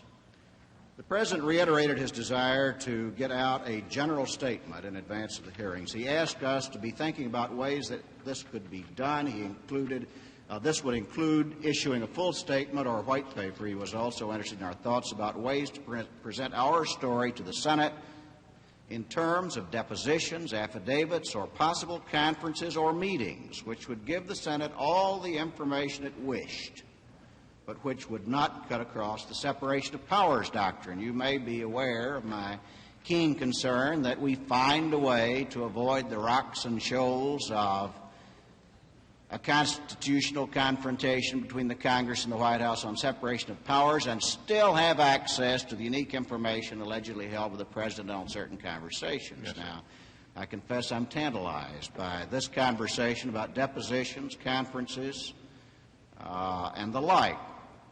Now, my question to you is, was that in terms of the deposition of the President, or an affidavit of the President, or a conference between the President and this committee? What was spoken of? I don't believe your statement makes that clear. That was spoken of in terms of presidential assistants and advisors.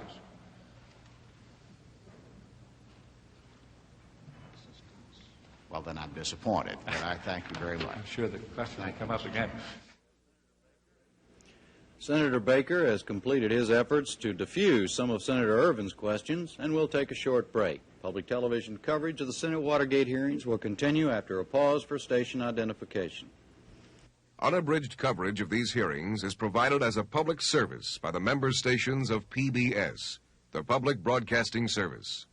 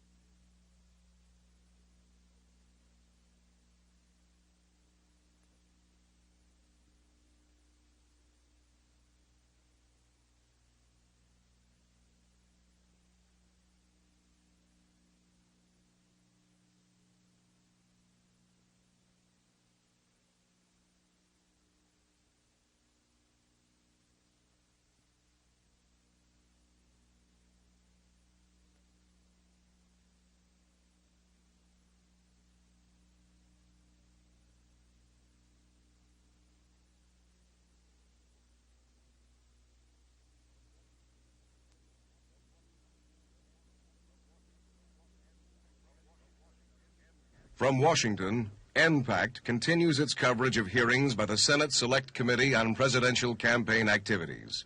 Here again, correspondent Jim Lehrer. As we resume our playback of the testimony, Senator Talmadge is asking about Richard Moore's activities in the Segretti case. Thank you. Mr. Moore, as I understand it, you were all of last year and are now special counsel to the President of the United States. Yes, Senator Talmadge. Some of your duties, as I understand your testimony, related to public relations, yes, briefing conferences, press statements, taking advantage of trying to get the proper statements in the news media, get the President's posture before the public in the correct manner. Is that a fair statement? Yes, sir. Now, was a meeting held in the White House following the Chapin-Segretti story to respond to that story? Yes, there was, sir. When?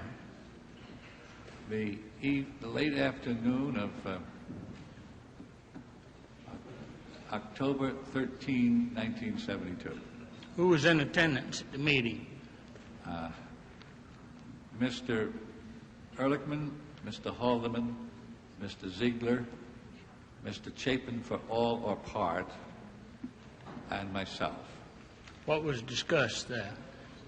The subject was a memorandum from the Deputy Press Secretary, Mr. Warren, saying that he had just received a call late that afternoon from one of the reporters at the Washington Post to the effect that they were going to go with a story that they had a signed statement from a man in California who said that Mr. Chapin was, along with Mr. Howard Hunt, the prime contact for Mr. Segretti in his espionage or sabotage activities. I can't quote the memorandum of word, but right. It may or may not have said that that Chapin was responsible for his hiring. It also said, the memorandum, the reporter said, that Mr. Chapin, that their source in California also said that Mr. Chapin had traveled to Miami where he met with Mr. Howard Hunt and Mr.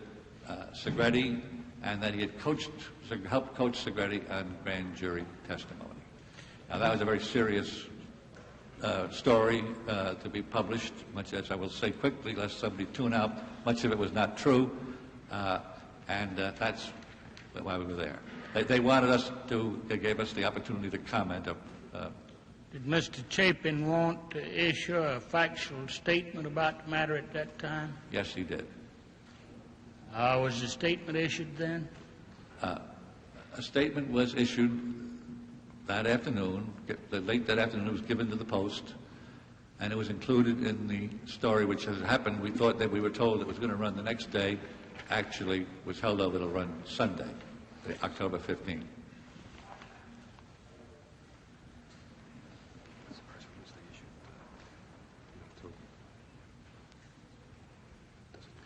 As I see the press statement here, as the Washington Post reporter has described it, the story is based entirely on hearsay and is fundamentally inaccurate. Is that the statement you issued? Well, that's part of it. And you stand on the statement that it was hearsay and fundamentally inaccurate? Well, I think if the statement were read in full, I would get a better flavor of what the thrust of it is. You state that it was inaccurate? Yes. Now, did you afterwards write a report to the President about the Segretti matter? I did not write a report to the President. I wrote a first draft of a report which could be the basis for perhaps further editing and so forth, that as a starter for a possible public statement.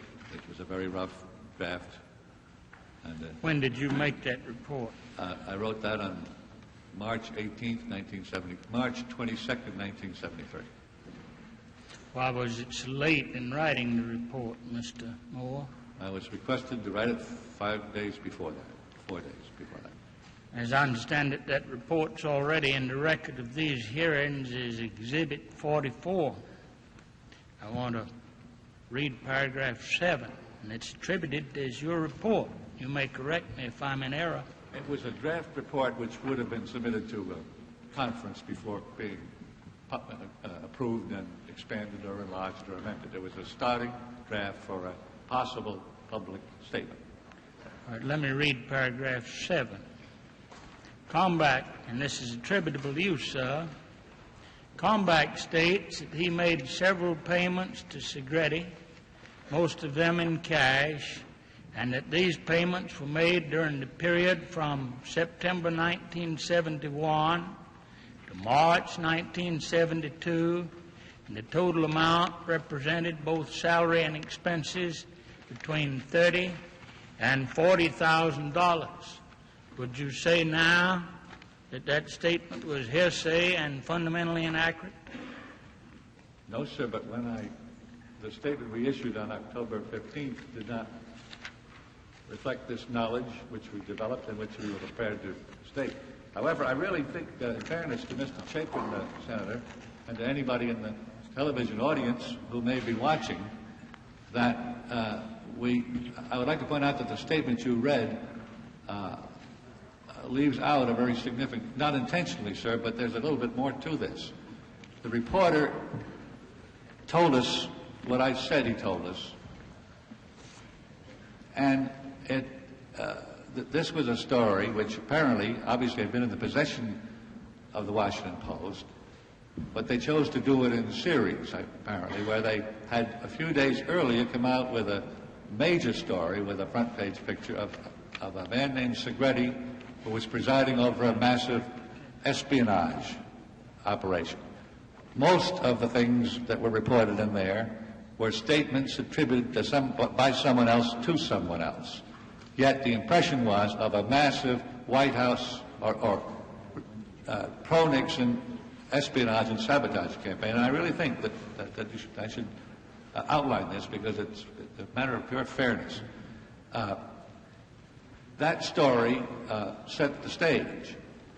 Then, on the following Sunday, where the circulation is the largest, they now came out with a front-page picture of the high White House aide who had this contact, who had been named by a Mr. Young, who happened to, well, it doesn't matter, a Mr. Young who told the reporter that Segretti had told him that there was second and third degree hearsay here, that Mr. Chapin, and it was linked with Mr. Hunt, were the contacts and so on. And the total effect of the two stories was that Mr. Chapin, who sat next to in the office next to Mr. Haldeman, was indeed the active director of a massive espionage ring, which again was based pretty much on hearsay. The article, the story, and if you'll note that it says the story described to us by the reporter. Now, that story described by the reporter said that Mr. Chapin had gone to Miami and conferred with Howard Hunt and had coached Segretti on grand jury testimony. The statement we issued explicitly, firmly denied that, and what happened was the Post then did not print that part, but they printed the denial. So that what you had here was Mr. Chapin denying something that never happened and was never even alleged because they dropped the allegation and left in the denial. Now, moreover, the splash technique here, yes, there was hearsay, and also there were a lot of other names in the article, just people who went to the same college. In fact, some of them were wrong, didn't go to that college, belonged to the same fraternity. So that we felt that the total thrust of that Washington Post story was indeed fundamentally inaccurate. Mr. Chapin went on and admitted he had known Mr. Segretti and known him since college. And that was why with the facts that we had before us at that time, that's why that was issued. And this happened to be in that season, this was now October 15, with 3 weeks to go in the election. And we thought that timing had something to do with it. This statement is dated October the 15th, 1972, Mr. Moore. You stated at that time you didn't have all of the facts. Is that the reason you say it was fundamentally inaccurate? No, sir. What I said was that the fundamental inaccuracy, first of all, was this most serious allegation of meeting with Howard Hunt, and we've heard about him from the chairman, and coaching Mr. Segretti on grand jury testimony, which simply never happened. In fact, Mr. Chapin never met Howard Hunt, never talked to him, and never saw him. What Mr. Chapin had done, and it was an error, and it was a misjudgment, was to find an old classmate to be he thought. I'm afraid I don't understand the thrust of your testimony. Is your testimony that the October the 15th statement was accurate or inaccurate? Well, I don't know what statement you're referring to. You mean I'm referring to the one that I just read from the Washington Post. And as I understood you to say, you stated you didn't have the full facts at that time, and since that time you've been trying to defend the accuracy of the statement. So I don't know exactly what your position is. I haven't made myself clear, and I'll try to do it briefly. It was our conclusion that the newspaper story, which the reporter said they were going to publish, was fundamentally inaccurate. And indeed, in many important respects, it was. So your testimony now is that the statement of October the 15th was accurate when you denied it and said it was inaccurate and based on hearsay. Is that correct? No, sir. It still is not accurate that Mr. Chapin ever worked with Howard Hunt and met, that part is still inaccurate. It was a very important, a very serious allegation. So that statement still was proper in that very important respect, and that's never changed. So your statement denying the allegation in October the 15th was accurate?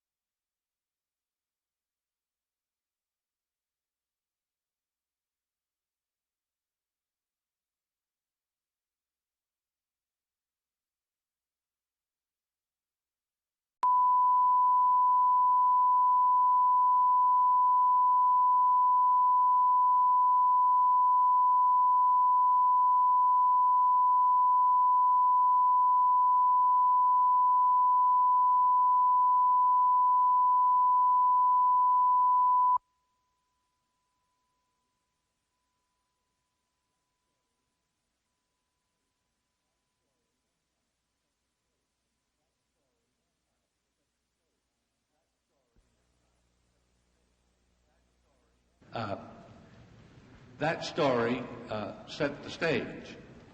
Then, on the following Sunday, where the circulation is the largest, they now came out with a front page picture of the high White House aide who had this contact, who had been named by a Mr. Young, who happened to, well, it doesn't matter, a Mr. Young who told the reporter that Segretti had told him that there was second and third degree hearsay here, that Mr. Chapin, and it was linked with Mr. Hunt, were the contacts and so on. And the total effect of the two stories was that Mr. Chapin, who sat next to in the office next to Mr. Haldeman, was indeed the active director of a massive espionage ring, which again was based pretty much on hearsay.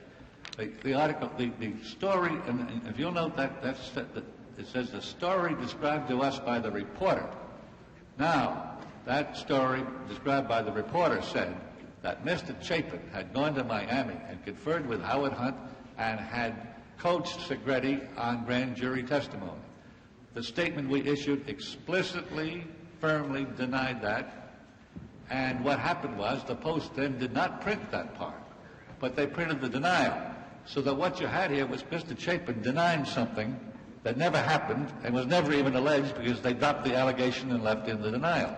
Now, moreover, the splash technique here, yes, there was hearsay, and also there were a lot of other names in the article, just people who went to the same college.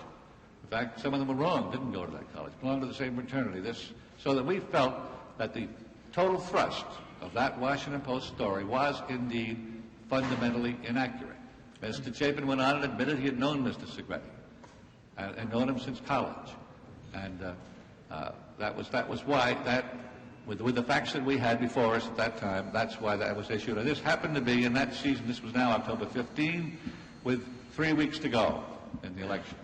And we thought that timing had something to do with it. This statement is dated October the 15th, 1972, Mr. Moore. You stated at that time you didn't have all of the facts. Is that the reason you say it was fundamentally inaccurate? No, sir. What I said was that the fundamental inaccuracy, first of all, was this most serious allegation of meeting with Howard Hunt, who had heard about him from the chairman, and coaching Mr. Segretti on grand jury testimony, which simply never happened. In fact, Mr. Chapin never met Howard Hunt, never talked to him, and never saw him. What Mr. Chapin had done, and it was an error, and it was a misjudgment, was to find an old classmate to be he thought. I'm afraid I don't understand the thrust of your testimony. Is your testimony that the October the 15th statement was accurate or inaccurate? Well, I don't know what statement you're referring to. You mean I'm referring to the one that I just read from the Washington Post, and as I understood you to say, you stated you didn't have the full facts at that time, and since that time you've been trying to defend the accuracy of the statement. So I don't know exactly what your position is. I have not made myself clear, and I'll try to do it briefly. It was our conclusion that the newspaper story, which the reporter said they were going to publish, was fundamentally inaccurate, and indeed, in many important respects, it was. So your testimony now is that the statement of October the 15th was accurate when you denied it and said it was inaccurate and based on hearsay. Is that correct? No, sir. It still is not accurate that Mr.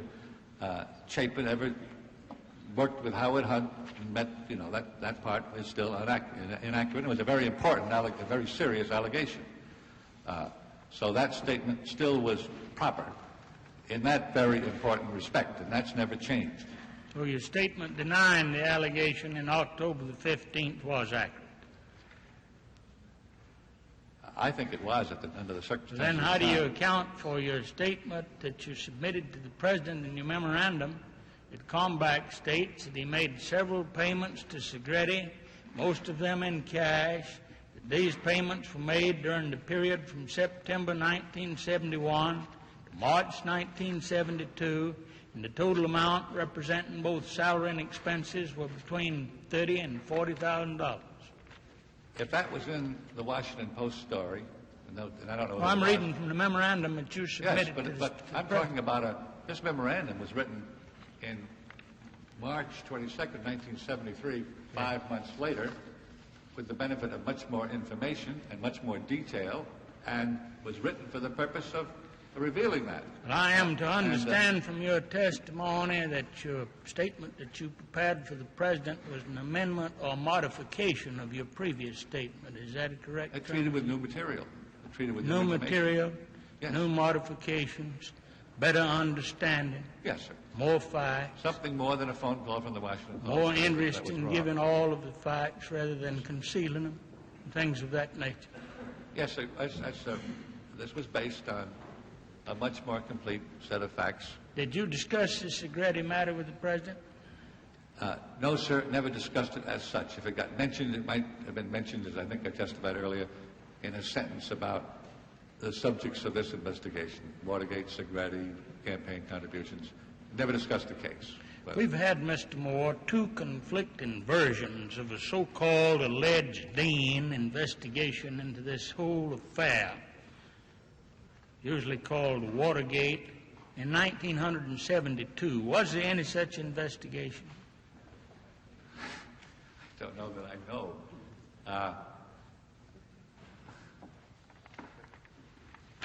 It's my impression that there was not, but I'm trying to pin down with all that confusion.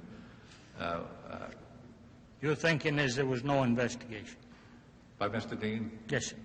That's my impression now. Now, Mr. Moore, Mr. Dean testified that in February, I believe you and he was summoned to San Clemente, February 1973, San Clemente, California.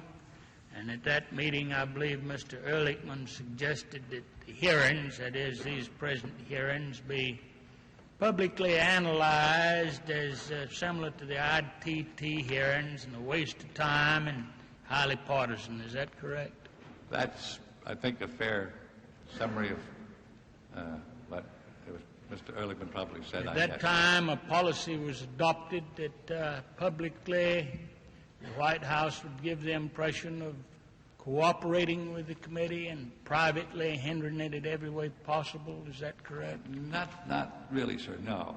First of all, almost nothing, very little that was discussed there was adopted. There was a policy. As I think I used the phrase earlier with brainstorming.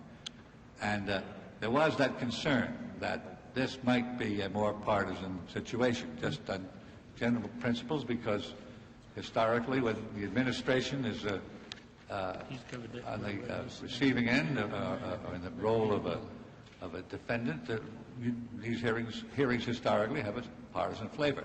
As I said earlier, that has not eventuated, and if you will notice, that policy, as far as I can see, has never been implemented where anybody from the administration has taken a view that this is a partisan political. So that policy never got adopted and certainly never got implemented. It was discussed. Mr. Moore, I believe it was also determined at those meetings to send you to see Mr. Mitchell in New York, ask Mr. Mitchell to raise some more money to give the people that had been indicted and aid them to keep their mouths shut. Is that right? Well, I would have to, no, sir, that statement is not correct. What was decided was that, and this was decided on the very first day, was that I would indeed get with Mr. Mitchell. Nobody said anything about going to New York. Didn't matter where I saw him. But the important thing was that I visit with him and give him a full report, have a full discussion of the role that he and the committee for the re-election of the president, which still is in existence, would have to play in responding to and preparing for these hearings. Now, on the second day, and it was not, if it was of any importance, it was not high on the agenda, because in the second day, and in a by-the-way reference, it's in my statement, I've said it many times, this question came up about money being needed, and why shouldn't that be something for Mr. Mitchell? Dick Moore, you're going to see him, will you tell him and see what happens, or ask him? I've explained in full what I thought of that suggestion and what happened to it. Mr. Dean testified that you were loath and reluctant to perform such a mission. Is that correct? Well, I saw that testimony. That conversation did not take place, I certainly didn't see any point in asking John Mitchell to raise money because I didn't think there was a Chinaman's chance that he was going to. Pardon me for the ethnic comment there. I didn't think there was a chance that he'd be the least bit interested in becoming a fundraiser, and I brushed it off. You didn't look forward, I presume, as an attorney at law, with any particular relish in making a pilgrimage to the city of New York to ask a former Attorney General of the United States to raise money for some convicted burglars, did you? You have well stated the situation, Mr. Had there been the slightest intimation or feeling that I was involved, the trip would not have been made, and I might have got educated a lot sooner, and maybe the president would have learned some things before March 21st. Now, at that point, didn't the suspicion arouse in your mind that something was fundamentally rotten about this whole operation? It does now. It didn't then. I think I've explained what my part there was. I didn't get any particular message about what Mr. Dean was referring to.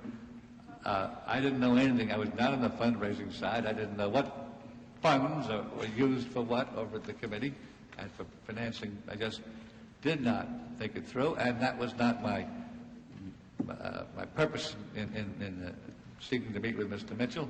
And I also knew, and this was the primary thing, that this would look to me like one more, whatever it was, an effort to pass the buck to John Mitchell to raise some money, and I knew perfectly well he was not going to do it. You were counsel to the President of the United States at that time. Yes, sir. I guess that's about a position of high trust and responsibility as can be had in the country, is it not? Yes, sir. Did you have immediate access to his office? No, sir. You did or did not? Did not. How did you have, if you wanted to see the president, how did you go about it? Well, I usually waited to be asked. I didn't have occasions to. You never requested to see him himself? Yourself? Except on one occasion, which I think I described If earlier. you'd see a neighbor's house burning down, wouldn't you try to do something to point out the hazard and the threat to his property? Sure would. Well, when you saw this imminent peril to the President of the United States, and here you were, one of his most trusted confidential advisors, why couldn't you walk in the office and say, Mr. President, there's something rotten here and I want to tell you what it is? Couldn't you have done that? As I said, I wish I had perhaps become more skeptical earlier or taken more initiative, and yet what I was dealing with until that moment when the first criminal action was described to me, the blackmail effort of Mr. Hunt. And if you take this time frame of being called the night of February 9, and as Mr. Dean has testified, I was not a member. I mean, I was a new boy. This was the first time I was hearing anything to meet with this group. Between then and March, I picked up enough so that it occurred to me, and it appears to me I was the first one in the White House to step up. And as I said, if Mr. Dean, I felt he would do it. If he hadn't done it at that point, I was going to do it. But that's easy for me to say because I didn't, because he did it at my urging. Now, that's a period of February into March, and it was only in the latter middle third of March where these things began to get together in my mind. Seems to me that a man of your background, intelligence, education, experience, character, holding the position of high fidelity and trust that you were, it was derelict in your duty that you didn't inform the president. I think some way could have been found if you had to send him a telegram, try to walk in his office, write him a letter, telephone him. I think some manner you should have informed the president. Senator Talmadge, I'm not suggesting that for one second that I didn't try to see the president because I felt that I couldn't get into his office. Of course I could have. One doesn't go in lightly, however. And to go in with pure gossip, which until this thing finally hit there, or rumor, I didn't think that was proper or wise. And but in a very short time, my mind firmed up on the matter. There was a period of 6 weeks there from the conference at San Clemente on February the 10th to March the 21st when you were sent on missions to raise cover-up money and you sat silent. Sir, I was not sent on a mission to raise cover-up money. What is it to raise money for convicted burglars? I've been through this several times. I was to meet with Mr. Mitchell, and I met with him for 4 or 5 hours. And if that's all there was to it, someone could have called him up on the telephone. I went up there to meet with him and fill him in on these things. The thought that at this point in my life, in my situation at the White House, that to be sitting there with the assumption that this reference to money by what Senator Inouye had called earlier 2 of the top officers of the United States, and I put this on an if basis because they are innocent until presumed guilty, and I'm not saying that there was such a plan, but my frame of mind was not apparently prepared to rise to the suspicion that I was sitting in a room where that kind of thing was going on, if indeed it was. Now, therefore, and I think I've testified earlier, in the next 2 or 3 weeks, none of the discussions from the San Clemente La Costa meetings, as far as I'm concerned, got implemented. I knew nothing more about it. There were apparently later meetings at Key Biscayne that have been testified to. There was some memoranda, which I never saw. I got busy first on this executive privilege thing that took so much attention, and then the Gray hearing started, and it was in that period where I began to pick up a little bit more from a growingly concerned Mr. Dean, who began to tell me enough and hit me enough so to the point where I felt there was something where you could go into that. Yes, the moment had come when there was something that could be said to the president that was specific and real, rather than surmise and gossip. Now, I was wrong in retrospect. Thank you. I'm the first one to admit it, and what you say is correct. You would have thought it was not out of fear of the president. I just didn't register that I had enough here. Nothing touching the White House, as far that I knew of it, unless you assume that that I was aware that. Thank you, Mr. Moore. I have no further questions, Mr. Chairman. Mr. Chairman, I have no further questions. Mr. Wycombe. I'll get some more water.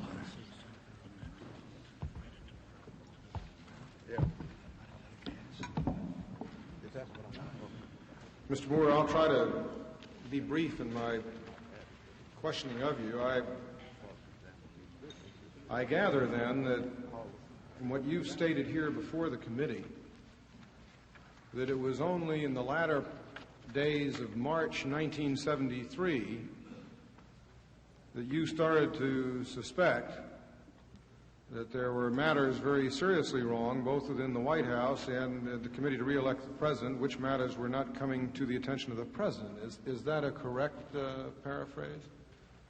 Not quite. When it comes to the committee, I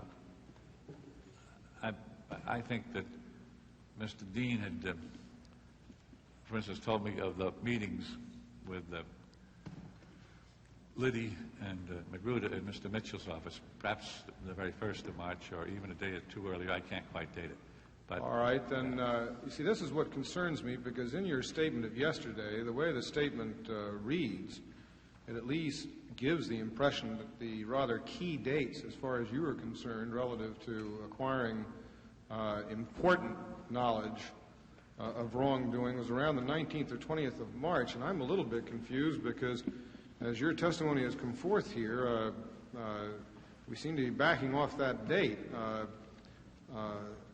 I wonder if we just might start at the beginning again for a minute. I gather your first suspicions really were, as you stated here this afternoon when you read about the break-in by Mr. McCord. I mean, if you had a first warning light, that you've said was your initial warning. Is that correct?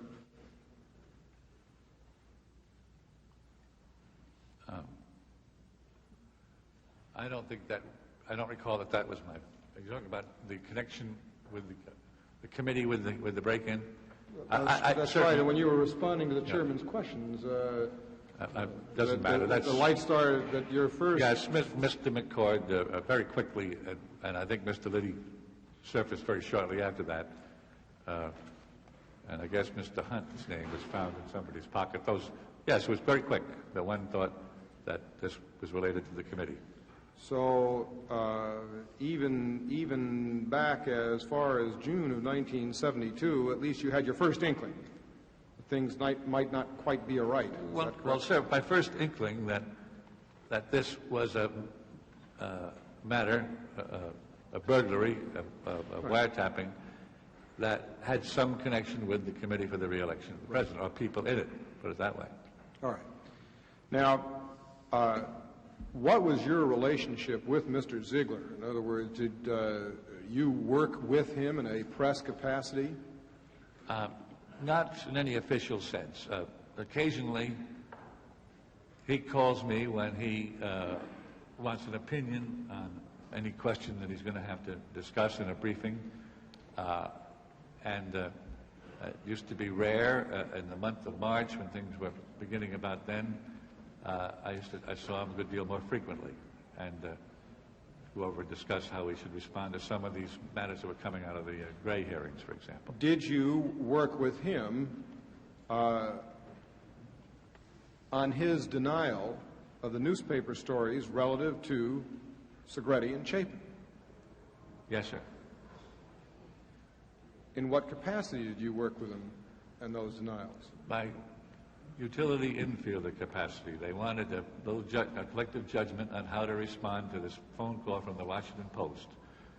And but in effect, in other words, that was on October 15th, 1972. You did get involved in the Segretti aspects yes. of the situation that confronts us. You see, I just want to make clear one thing. I lumped Mr. Segretti and all that business in with Watergate. Sometimes I don't want to be so narrow as just to include the break-in in the Watergate. All this is really the same matter. I think both of us understand that. So that you did work with Mr. Ziegler in relation to the Segretti-Chapin matter back in October of 1972. Yes. All right. And then again, the matter came up relative to the response that Mr. Segretti had been paid by Herbert Kalmbach, the president's attorney. This was another matter similarly related. You worked with Mr. Ziegler on, is that correct? The response by Mr. Kalmbach to... By Mr. Ziegler. No, by Mr. Ziegler to the stories relative to Segretti and Kalmbach. I don't think I recall that, working with it. Was this a separate story you're referring to? This was the next day. This was all involved in the same matter of Segretti and the newspaper reports of the Segretti. I can perhaps just summarize very quickly. We had that meeting on Friday. The story appeared Sunday, and of course it was a major story. Monday morning, Mr. Ziegler would be subject to a lot of queries at his press conference, A. B, I rather think Mr. Ehrlichman was going on one of the Sunday interview shows, and there was a meeting in the Roosevelt Room to discuss both those things.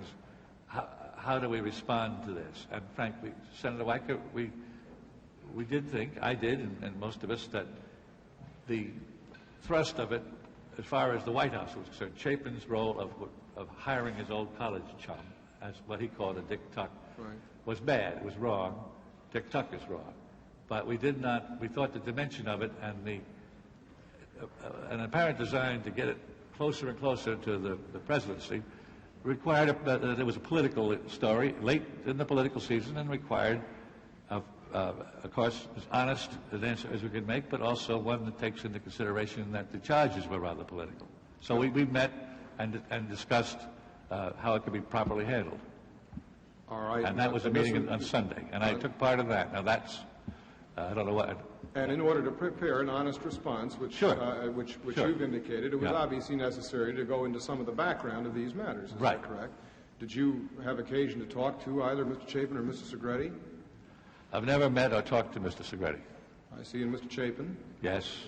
and specifically about these matters. Oh, yes. So it's fair to say that insofar as the Segretti aspect of what confronts this committee, you were knowledgeable to some extent in October of 1972. Is that not correct? Knowledgeable from the standpoint of the White House connection, not Segretti's operations. And you did go into, the denial was a rather brief denial by Mr. Ziegler, as I recall. The denial read, I will not dignify with comments stories based on hearsay, character assassination, innuendo, or guilt by association. That is the White House position. Now, it doesn't take very long to go ahead and dream up or to contrive that particular answer. So clearly the discussions, and again, I compliment you in the performance of your duties in trying to be of assistance here. There had to be some basis for whatever action, whatever response was going to be given. I gather the conversations related to what went on. Yes. All right.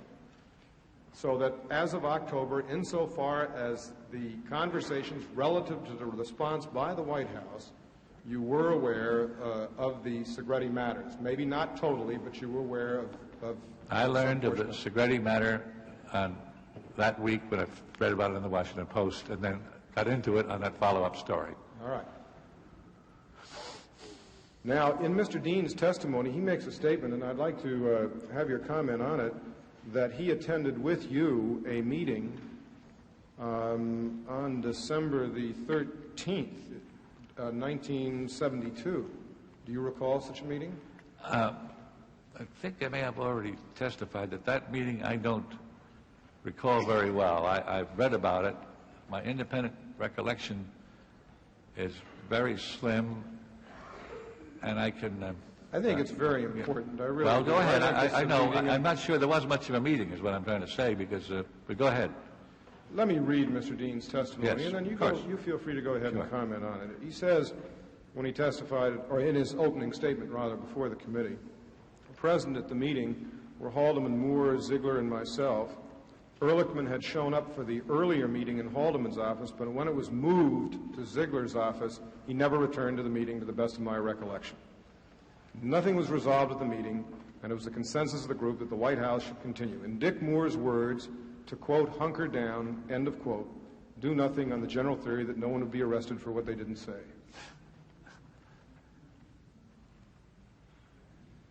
Would you comment on that?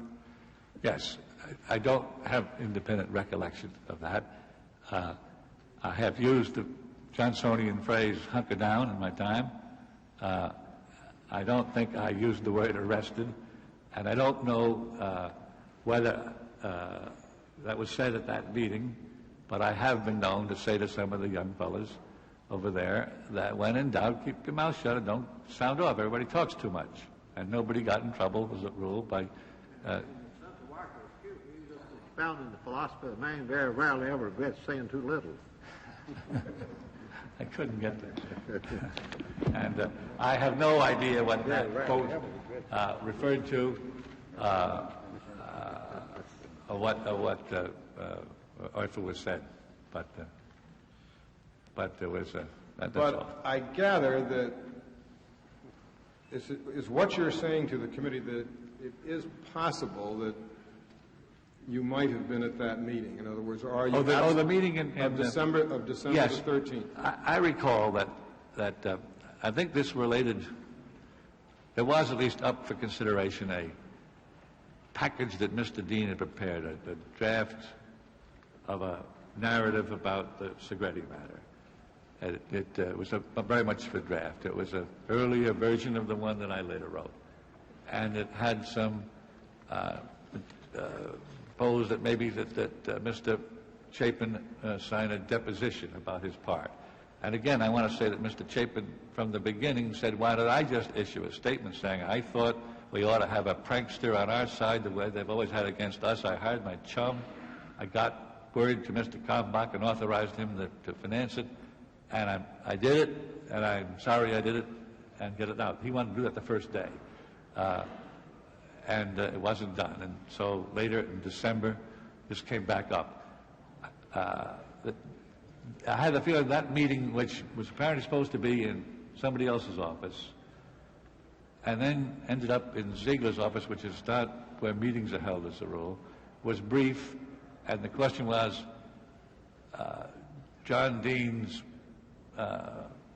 memos just raised more questions than they asked. It was not a complete statement. It wouldn't have been a proper one to put out.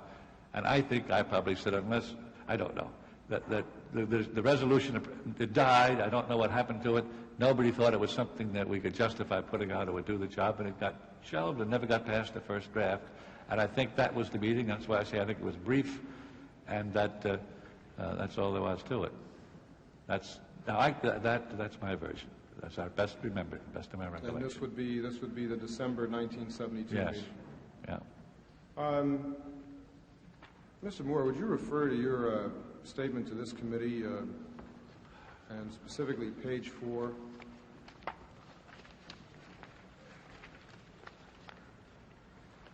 Let me ask the first question. Am I correct in assuming that the 1971 and the 1972, as they appear there, are typographical errors and should read 1972 and 1973? Yes, Senator Weicker. And then I asked the record, were you here yesterday when I testified about this paragraph?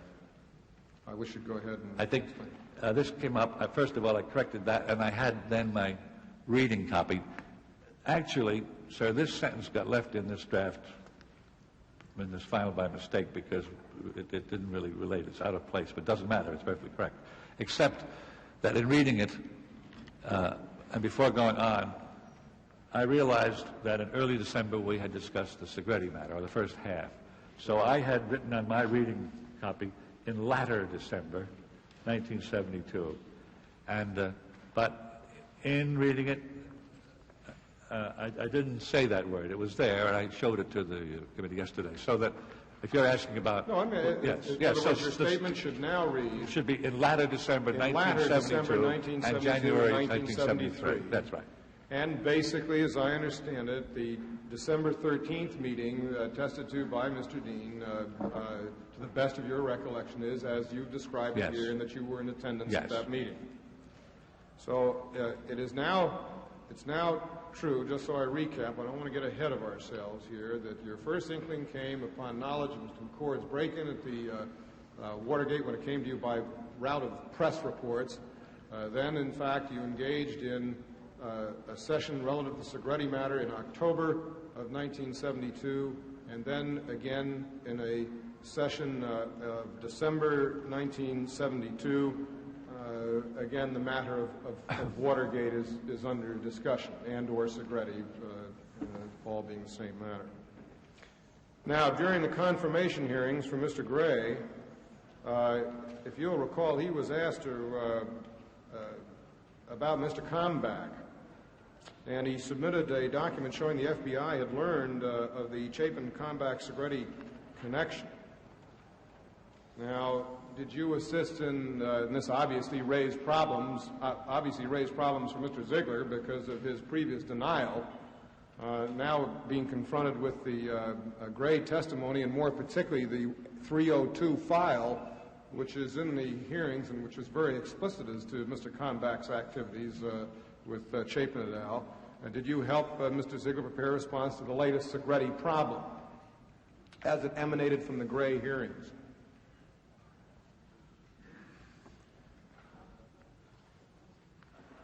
I was in a meeting with Mr. Ziegler and Mr. Dean. I think this is, yes, and as I understand it was not the, I don't recall exactly what do you call it? The 302 is the interview report? That's right, FBI raw interview. And Mr. Dean expressed his concern in talking to Mr. Ziegler that what this was, as I take it, was some matter out of raw files that Pat made available. Right. And the American Civil Liberties Union had just issued a letter to that effect, and suddenly, to the surprise of some, we found ourselves in the company of the American Civil Liberties Union, and Mr. Dean suggested we ought to... Why is that so surprising? I must confess, in light of what's coming out of these hearings... I'm being somewhat facetious because of, as you I'm sure I understand, right. Of course we have great respect I don't understand, for but the individuals. In any event, it was Mr. Dean's suggestion, and we believe it.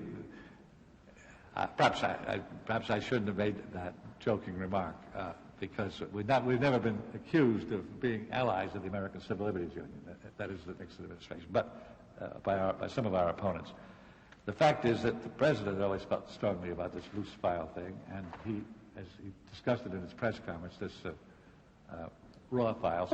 So, yes, Mr. Dean suggested that at this point we ought to bring that subject up, and that might be one effective way of injecting some factors into this equation that belong there. And that was a suggestion that was made to Mr. Ziegler in my presence.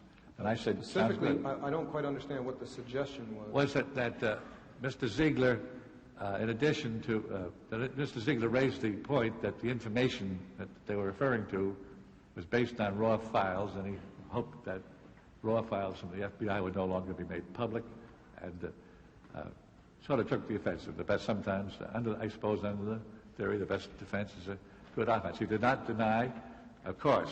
I don't recall the text of the press conference. Did he deny that Mr. Kalmbach had made the payments? Well, the response was by Mr. Ziegler, my comments stand, quote, end of quote. This in light of the file, which became available and which made it very, very clear as to the Kalmbach, Chapin, Segretti chain of payments.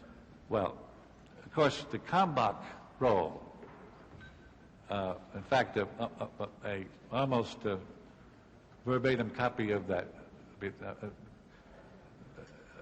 the Kalmbach role had already been publicized quite fully with reference to government sources about the payments. And I can't remember at this point, Senator Weicker, when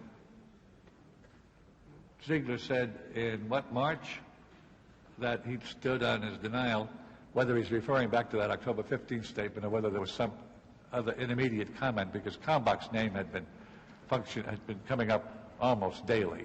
So I can't really respond unless I know what the previous statement was that he was standing on. The previous statement that he was referring to, again, was the one which I read to you, that I'll not dignify with comment stories based on hearsay, character assassination, innuendo, or guilt by association. That's the White House position. Well, I did not advise him with respect to his statement. I stand on a previous comment. And what I do wonder, sir, is whether in all those weeks there had not been other responses by Mr. Ziegler to questions about Mr. Kalmbach that he might have been standing on. I'd have to go back and research those. But clearly, then, forgetting Mr. Ziegler for a moment, certainly during this period of time, starting off with the October 16th statement and right through the Gray hearings when the Kalmbach matter was raised, you were in consultation with Mr. Ziegler and other persons in the White House relative to the Kalmbach-Segretti-Chapin matter. Yes, sir. And this is all considerably before March 19th or 20th, is it not? Yes. Now, to get on to the business... Well, Senator Weicker, on this, can I make a comment? Because there was a strong view among some of us that the full Segretti story should be published, and that's what my memorandum was a starting point for on May 22nd. And second, when you say that, and I understand, and I'm not arguing with it, you say that you view Watergate as including Segretti. I understand that sense that Watergate is a name for all the illegal or improper activities that might have been going on in the campaign. But in terms of the president's knowledge of the Watergate, I think that becomes then you had, I speak more specifically, I speak of the burglary, the break-in, and the so-called cover-up.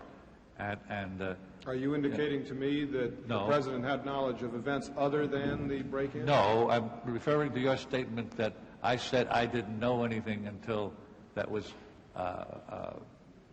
incriminating, or possibly incriminating until March. I was talking about the President's knowledge of the subject of the break-in and the cover-up.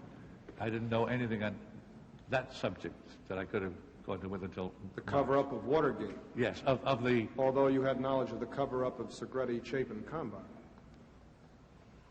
Well, sir, that's I don't think that cover-up there applies in the same sense.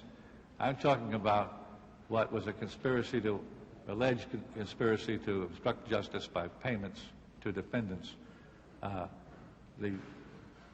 That, as I understand it, that has not been alleged or suggested with respect to Mr. Segretti or in other words, all of your statements before the committee here today only relate to Watergate and the break-in at Watergate and nothing else. Well, all the statements except when we're discussing the Segretti matter. In other words, knowledge of Segretti, Chapin, Kalmbach, and other matters are not included. Well, sir, yes, this statement of mine, I came here, as I understand, my main testimony, and I understood, in fact, we were indicated by, when we did meet with the staff the other night, that the Segretti affair was not to be part of this part of the hearings, but would come later. It doesn't matter. As far as the staff. The staff didn't say they were authorized. I think that Mr. Thompson said he wasn't planning, but he couldn't promise. Is that fair enough, Mr. Thompson? Or Mr. Lensman? I'm not trying to get into. I'm not trying to get into the details. No, but my statement really, basically, relates to what I thought was the essential question on which I could shed some light. I suppose, really, the point that I frankly am making is that from reading your statement, the impression is given that around March of 1973, you appear on a scene and are positively shocked by various matters that are brought to your attention. And the point that I'm trying to make is that very clearly you are working right along with the same group of men in various activities which clearly you felt and the others felt should not come to the attention of the American people. Is that right? Well, I felt they should, and Mr. Chapin felt they should. But at the time, I must remind you that in that October 15 period, these facts were not known, and we still don't know, Senator Weicker. I don't know. I have no knowledge of what Mr. Segretti did. I know he's been charged with an offense in Florida. What I do know is that Mr. Chapin and Mr. Stronach, who were college classmates, hired him, and as if you've read that report, and turned him loose, and to be on his own and travel around and harass, and they really, genuinely, I think, felt they were hiring a Dick Tuck, who, by the way, happened to have been on the payroll of the other presidential candidate. Now, I'm not trying to cast any particular light on the testimony that you've given here that is not of your own belief and your own thinking. But the fact remains is that you participated in a flat-out denial of an event where you knew the facts to be different from the statement which was made. Is that not correct? No, I won't accept that. In other words, you accept the fact that on October the 16th,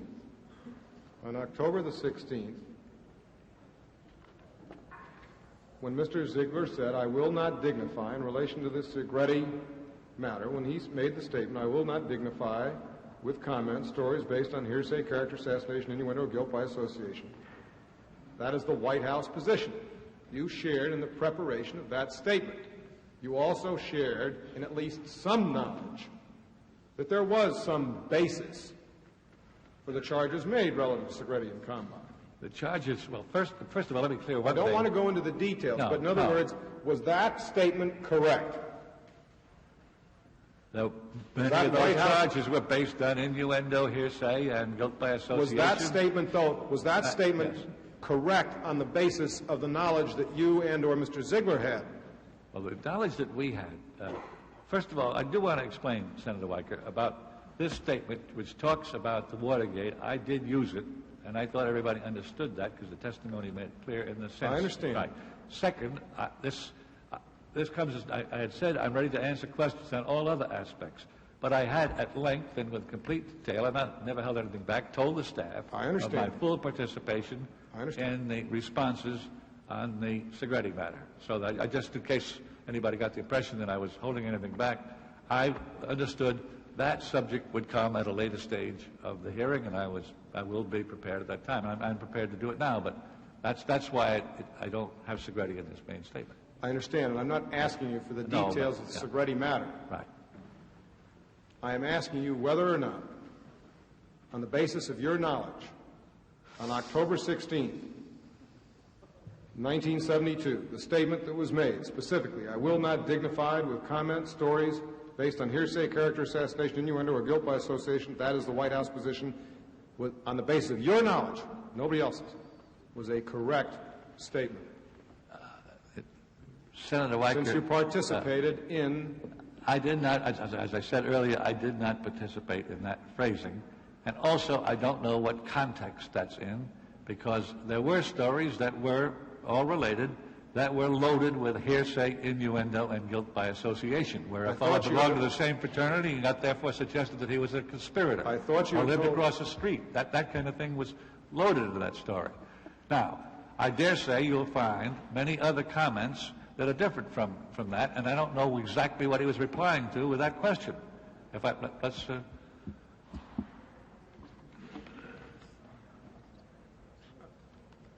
Let me ask you whether or not you didn't testify before this committee that you had a meeting prior to the issuance of that statement with Ziegler, is that correct? Chapin? Well, so you say prior. Could you indicate to me, could you indicate? Well, I guess I need the date of that statement. The date of the statement is October the 16th, 1972. Yes, had a meeting the very day before. On October the 15th. Right. And at that meeting, you've indicated to me that the matter was discussed to some extent. I'm not saying all the facts were laid out, and I'm not implying all the facts to you at all. No. But the denial is very brief, very short, and very complete. I'm asking you, on the basis of the knowledge which you acquired on October 15th, whether that denial was correct. I think it was, first of all, it was not a denial. It was a refusal to comment. It said, I will not dignify with a response, as I understand it, if I heard you correctly. He did not deny that... I will not dignify with comment. Right. And so I don't think he denied anything. And I think he correctly asserted that that story was loaded with hearsay, innuendo, and guilt by association. Now, the fact that some of us, including me, wanted a fuller statement doesn't really matter. But I do think that if you go back and read not just the one story, and this was a sequence, first the Segretti story, then the Chapin story, then a full-page story saying, of course, Chapin is the closest man to Haldeman, and Haldeman is the closest man to the president, ergo the president was directing Segretti. That was the inference that was finally done in this series. And also, everything was hearsay. The hearsay came from, the source was a young lawyer who happened to be a young Democratic politician who told the reporter that someone had told him, and that's what was published. And that on that Monday, plus all the names of people who also went to USC. If you went to USC, you were guilty of something, according to that article. So that was a pretty good and pretty fair statement. And whether what else was said in that press conference. Was it a fair statement relative to the newspaper articles or was it a fair statement in relation to the knowledge which you had acquired the day before?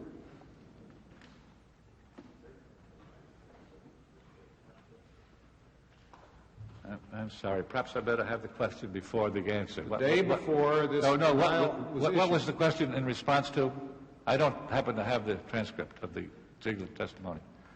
What was the question?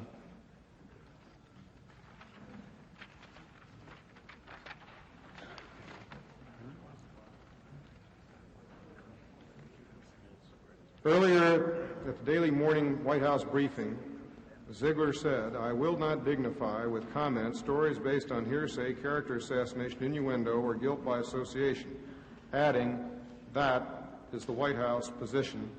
That is my position."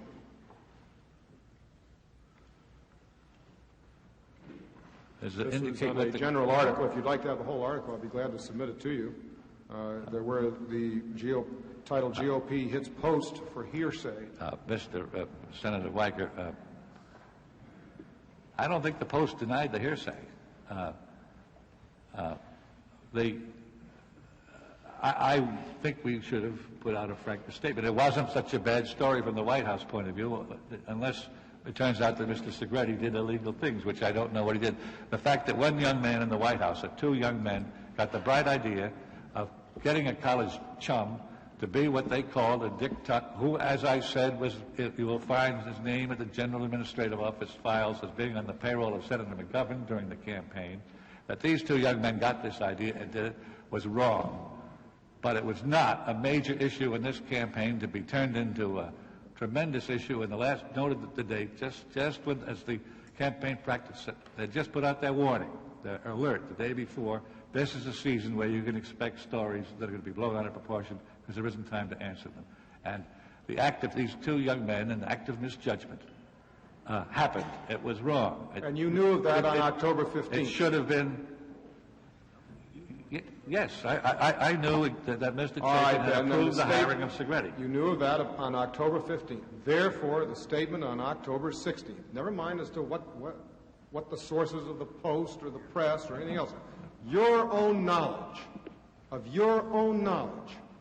due to a meeting held on October the 15th, you knew that this statement issued by Mr. Ziegler was either wrong or, from the phraseology which you've used, was misleading, or a weasel denial. Let's put it that way. It could, yes. I think we're in the area of weasel words. Of a weasel denial. I would be a lot better. It would be more helpful if I knew what it was he wasn't dignifying. The question that he was responding to might have been a question saying how I assumed that Mr. Haldeman was running the espionage operation. I don't know what the question was.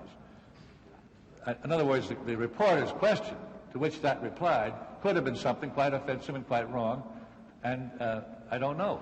But in any event, we should have, of course, Mr. Chapin's instinct was right that time.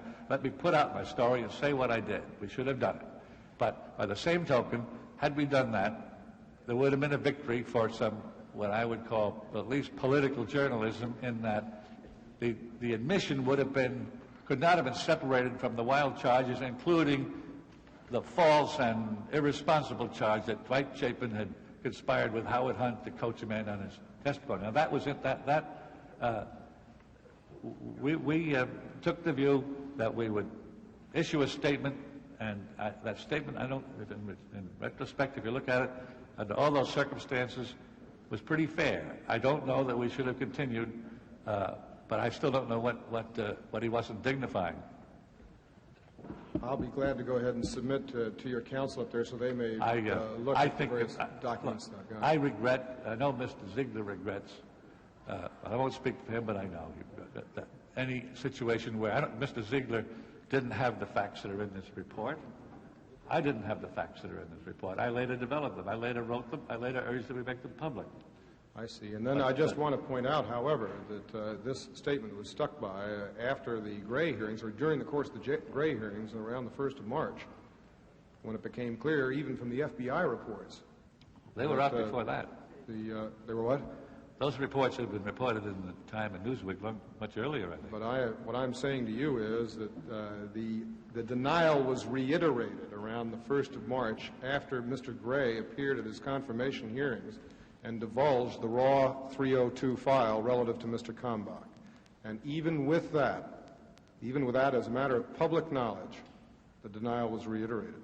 Well, that was wrong. That was wrong. And I didn't know what had happened if it did.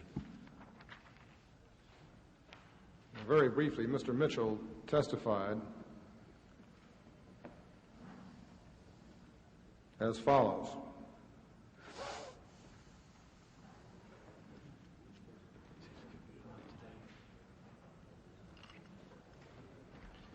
Mr. Thompson, let me ask you to recall as specifically as you can exactly what he said to you concerning money. This is relative to your visit to Mr. Mitchell. Yes, sir.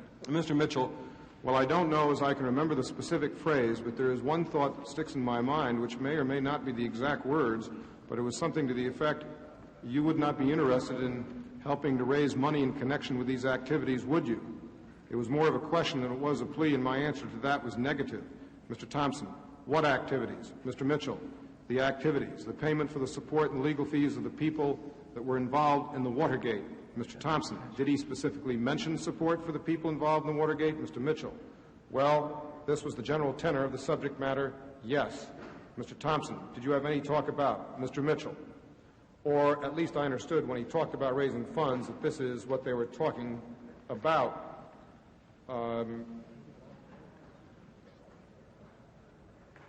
Would you comment on Mr. Mitchell's testimony in that regard? Yes, sir. Could I look at that? Could we have a copy Sure of the can. testimony, Senator? Sure can.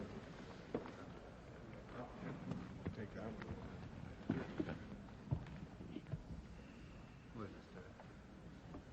He said, that's something.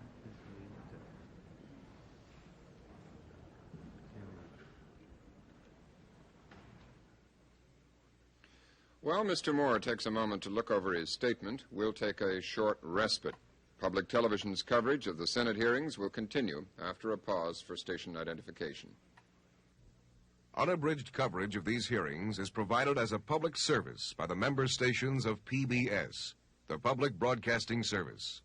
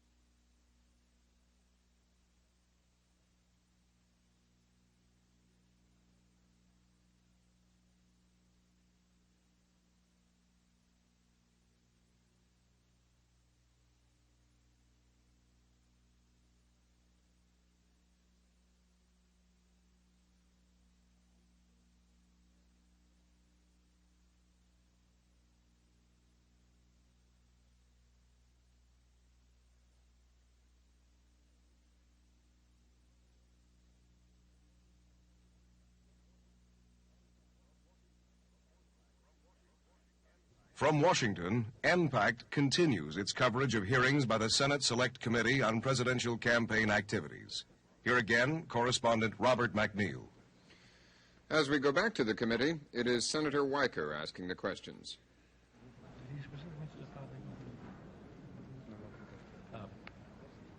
Senator, my comment is that this appears to me to be a classic example of the twofold hazard when two people talk and one has something in his knowledge in his mind and the other does not. You'll note, let's see, he said, he was first asked what I said, and he said, Mr. Moore said, you would not be interested to help raise money in connection with these activities, would you? Now, you'll note Mr. Mitchell in his opening comment did not say that I made any reference to money for defendants or anything of that sort. What activities? Mr. Mitchell, the activities for payment of the support and legal fees of the people that were involved in the Watergate. Now, he didn't say that I said that. Mr. Thompson said, did Mr. He, meaning Mr. Moore, specifically mention support for the people involved in the Watergate? Mr. Mitchell, well, this was the general tenor of the matter, of the subject matter. The subject matter may have been in his mind, and that may have been the tenor of what he was thinking, but he did not say that I said it, and I didn't say it. Now, Mr. Moore, so that I'm not unfair to you, I want to re-emphasize, and I'll forward this to your counsel, that in the afternoon session, Mr. Dash, in essence, reiterated this question to Mr. Mitchell. Mr. Dash said, Mr. Mitchell, did Mr. Richard Moore sometime in February come to see you in New York for the purpose of asking you to participate to try to raise some funds for the legal defense of the defendants? Mr. Mitchell, Mr. Richard Moore came to New York on February 15th, and as I recall, we had lunch to discuss a number of items concerning the forthcoming hearings of this committee. And I believe, if my memory serves me right, that it was a casual reference to the thought that some people thought that I might be interested in that subject matter. And as I recall, I had a very strong resentment of the concept, and that was disposed of in one or two sentences. Mr. Dash, now the subject matter, again of casual reference, was seeking whether you would be interested in raising funds for the legal defense of the defendants. Mr. Mitchell, that is correct, but that was not the prime basis of the discussion. Well, again, I'd like to look at that because it strikes me that the words are Mr. Dash's words rather than Mr. Mitchell's. But let me finish what I was suggesting. I would like to go back. He said this was the tenor of the subject matter. Now, Mr. Mitchell has been testified, had been approached before Mr. Dean testified, and had kept turning it down. And the tenor of the subject matter was his. He did not say I used any such words, and I didn't. Mr. Moore, let me make myself very clear. I am only asking you. I'm not believing or disbelieving Mr. Mitchell's version. I am asking you to tell me whether or not Mr. Mitchell's version, which is very clear between these two pieces of testimony, is correct or incorrect. That's all I'm asking. It's incorrect. But it is incorrect. It's incorrect, but you also asked me for my comment. I think your question was, please, do I have go any right comment? ahead. And my comment is going back now, because did Mr. Moore specifically mention support for the people? Well, that was the general tenor. Did you have any, or at least I understood when he talked about raising funds that this is what they were talking about. You have there a surmise by Mr. Mitchell months later that when I spoke about money, he thought that's what they were talking about down in California.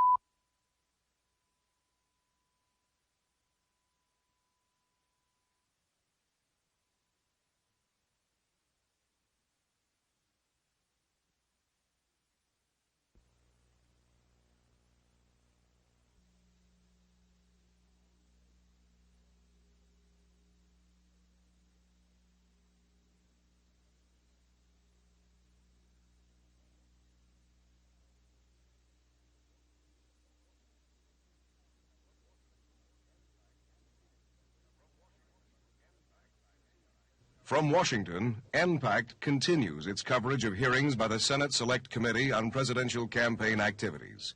Here again, correspondent Robert McNeil. As we go back to the committee, it is Senator Weicker asking the questions.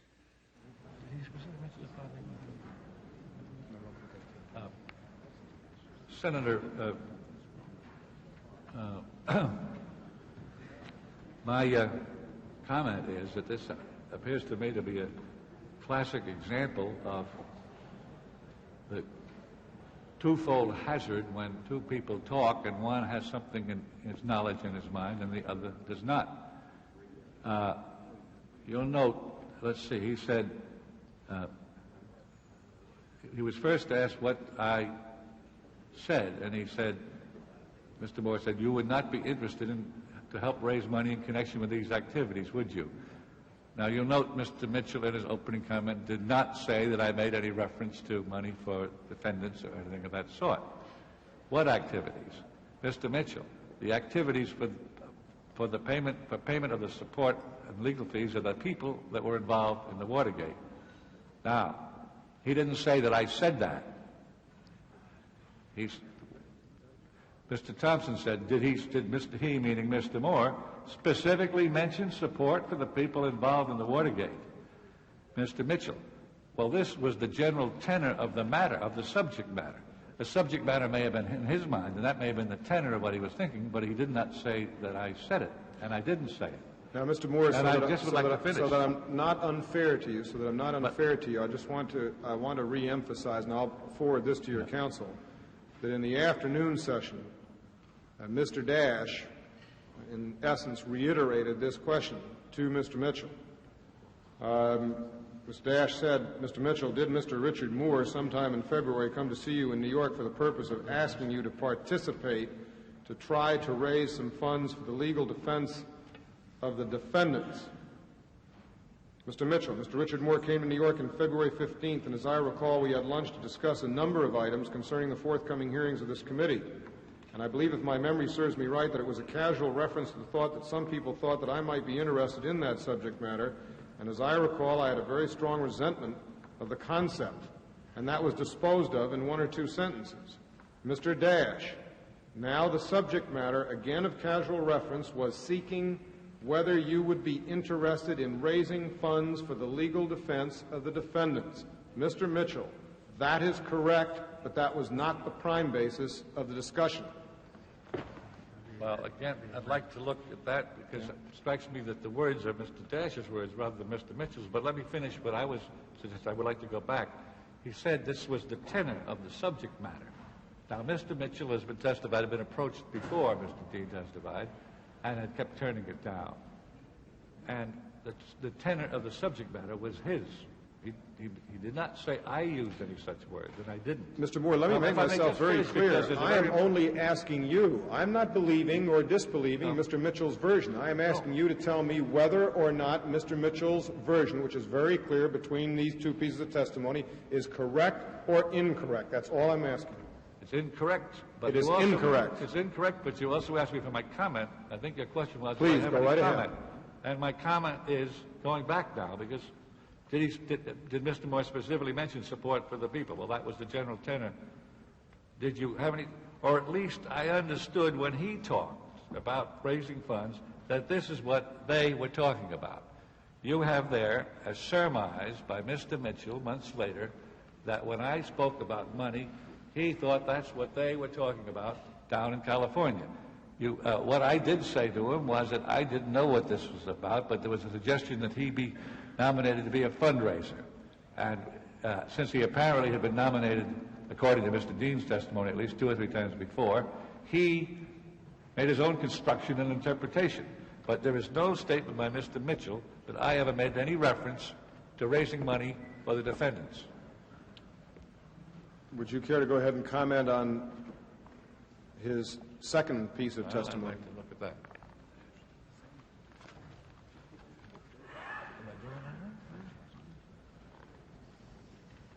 Now, this is for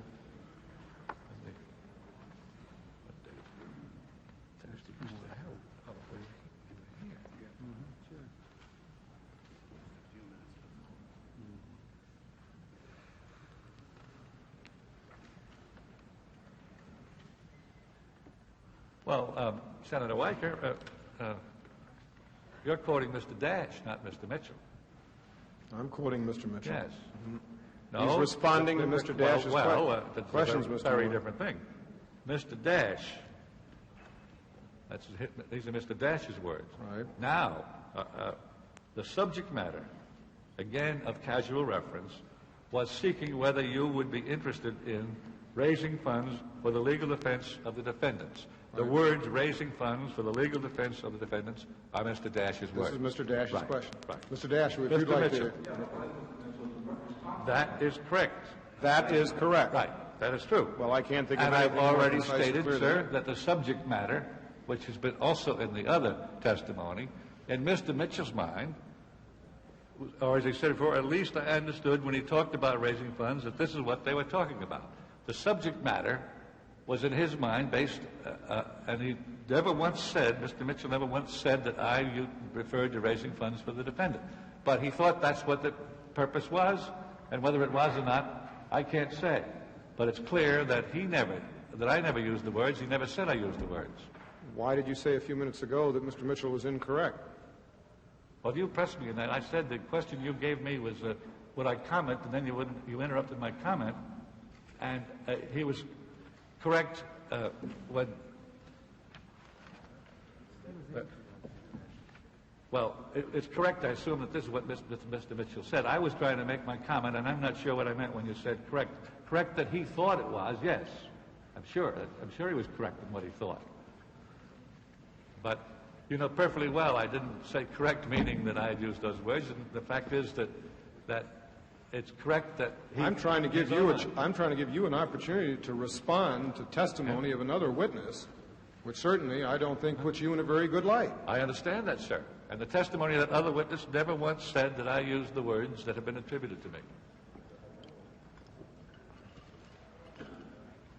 You don't feel that the testimony of Mr. Mitchell indicates that when you requested money of him, it was for a defense fund rather than for a committee to re-elect the president? It suggests that is what interpretation he placed upon it. It does not suggest that I said it, and I didn't. Now, we have this evidence that this matter of trying to enroll Mr. Mitchell as a fundraiser had been broached before. And when I said to him, and I used the words, as I recall, for sure, that I don't know what this is about, but you've been invited to become a fundraiser if some more money is needed. He, if Mr. Dean's testimony is correct, that this was the second or third time he'd been pressed to raise money for, as it happens, for the defendants, that he apparently interpreted my comment just that way and so testified, but when asked whether I said it, he did not say that I said it. And I didn't understand it that way, and as I said, if I thought that out of that meeting came an unlawful situation, I wouldn't have been there. What was your understanding as you left La Costa and went to Mr. Mitchell as to what the basis for your request for money was, just to beef up the committee to re-elect the president? I didn't analyze it, sir, and I should have, obviously.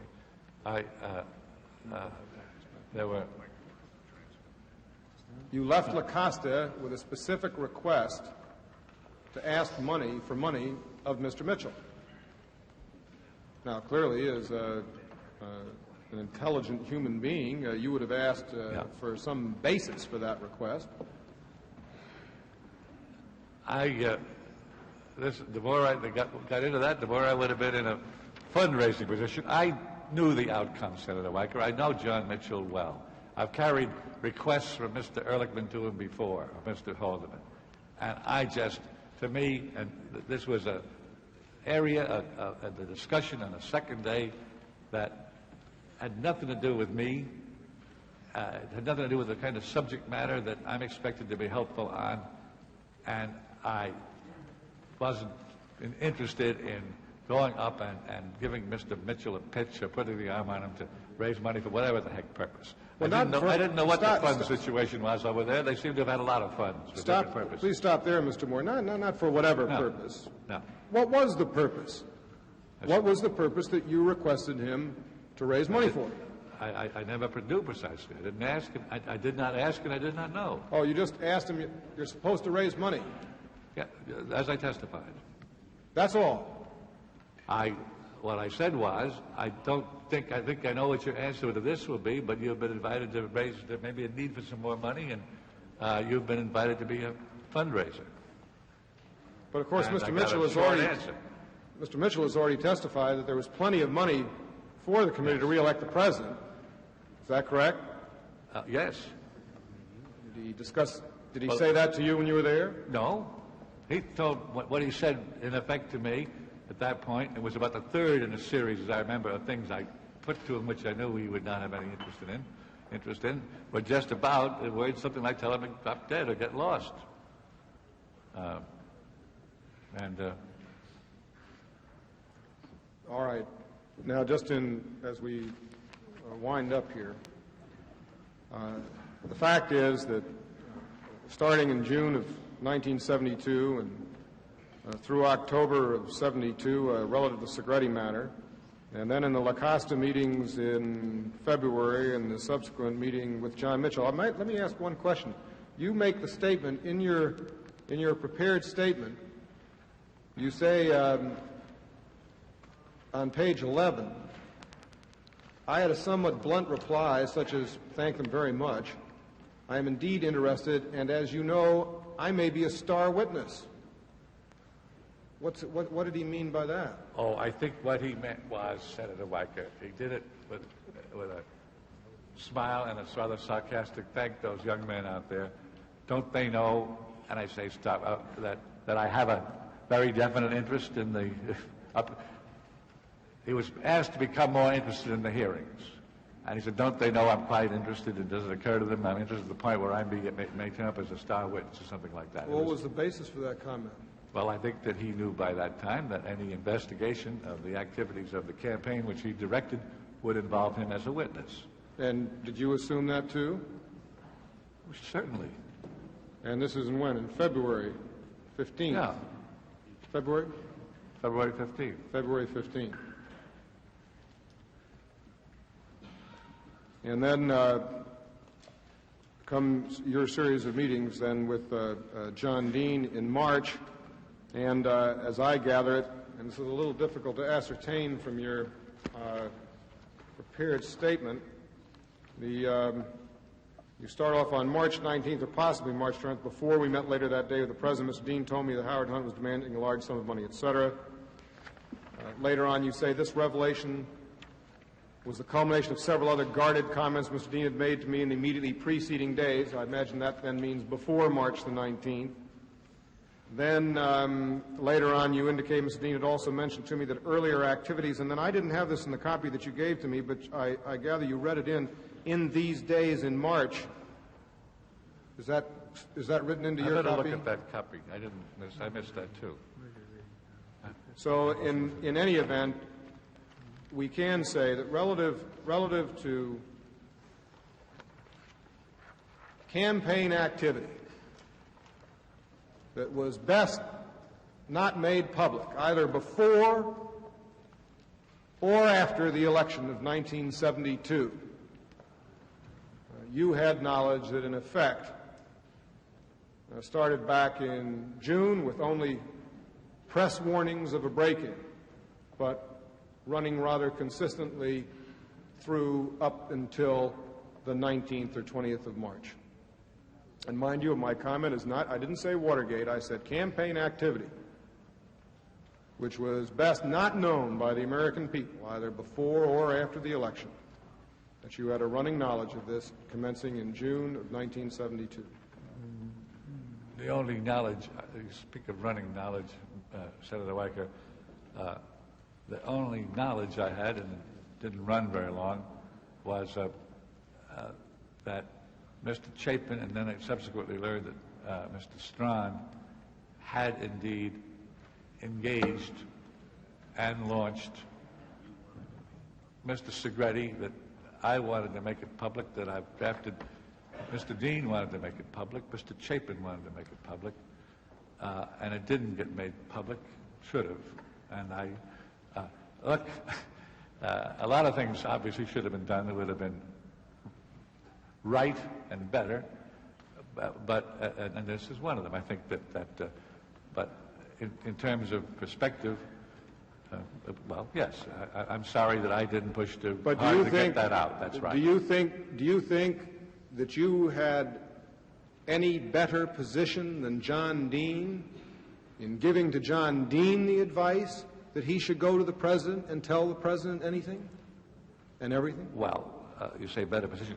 He had the only knowledge I had, and that was a statement, secondhand, his statement about the blackmail of the demand of Mr. Yes, I've only tried to deal with your own personal experiences. Yes. No. The man, it appears, 200 pages or more of it, who had the most knowledge.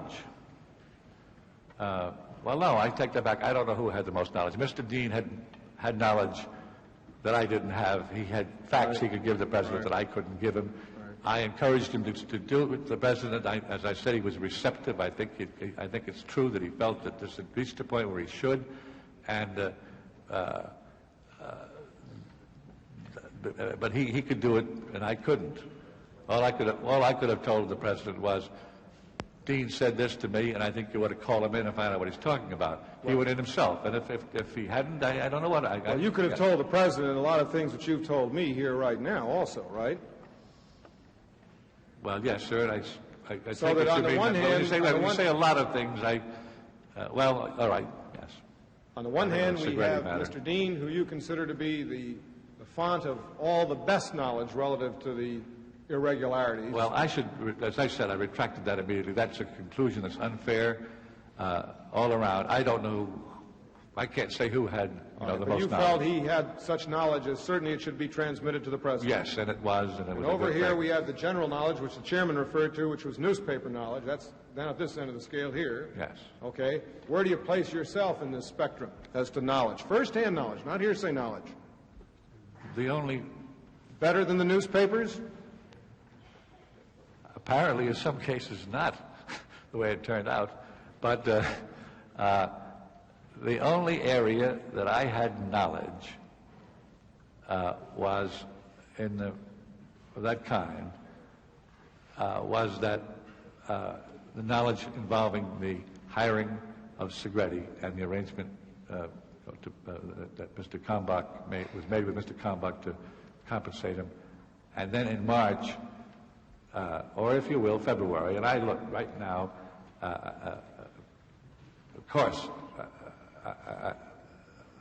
looking back, I should have thought about that money matter if it had come up in a more important way or under different circumstances. But in any event, which money short matter? Of that, this money matter? This matter we discussed about with Mr. Oh, the money matter with Mr. Nixon. Yes, that it was in March when my suspicions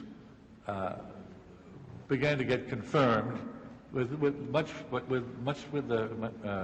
help of Mr. Dean, who gradually dropped a thing in here, there, and all I could say is that I became part of the, which I would call the main, if you will, Watergate area of investigating or coping with, or this hearing, on February 9th, got preoccupied in the Gray hearing, but in March, I don't know who but in other words, I don't know anybody who got there earlier than I did.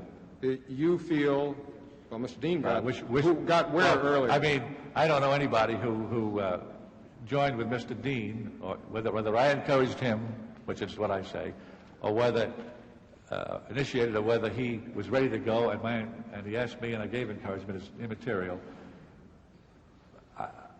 By that time, I helped, at least, to put it in a minimum way, to accomplish the fact that the man who did have this knowledge did go to the president, and in my opinion, from everything I know, for the first time, tell the president of the United States things that were going on which the president didn't know, and which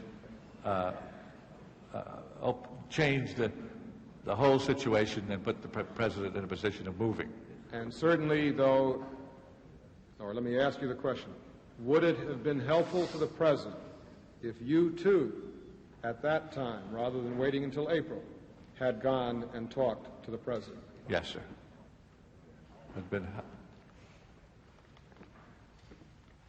I have no further questions, Mr. Chairman. In a minute, the committee will take a recess to Monday, but I do have, I would like to ask my last questions to Mr. Moore. Mr. Moore, how often did Ron Ziegler have press conferences? How often, Mr. During this time, Chairman? how often did Ron Ziegler, the President's press secretary, hold news conferences?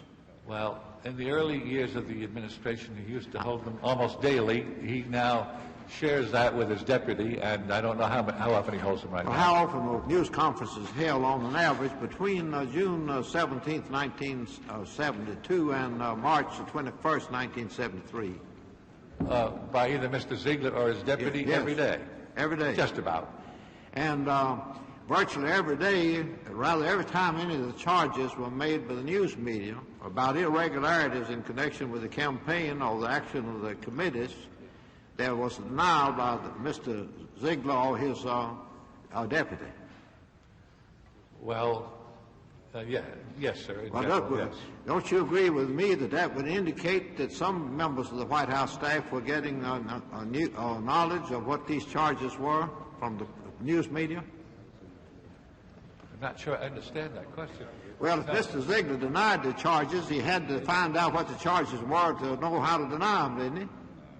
That's my point. In other words, Mr. Ziegler or his deputy would not have been denying charges made by the news media unless they knew what the charges were. Well, Mr. Ziegler, in answering questions, can only respond to what he was asked. Yes. And is that what you mean? Yes, he well, was responding. I mean, a man can't deny something unless he knows what the charge is. He can't deny a charge unless he knows. So that would indicate that somebody, that Mr. Ziegler and perhaps some other White House aides were receiving information from the news media about the charges of irregularities in the campaign. Sure. We did read the newspapers, Mr. Chairman. Mr. Moore, you've been very patient. I hate to bring you back Monday, but I think it wouldn't be very fair to you or the other members of the committee who have to interrogate you to continue this. It's been a long day, and I hope it won't inconvenience you too much to come back Monday. Mr. Chairman, of course I shall be here, and I appreciate this session, and I appreciate thank you for the courtesies of the members and the staff, and I shall be here Monday. And, well, I want to thank you now for the extreme patience you've shown during your interrogation. Thank you, sir.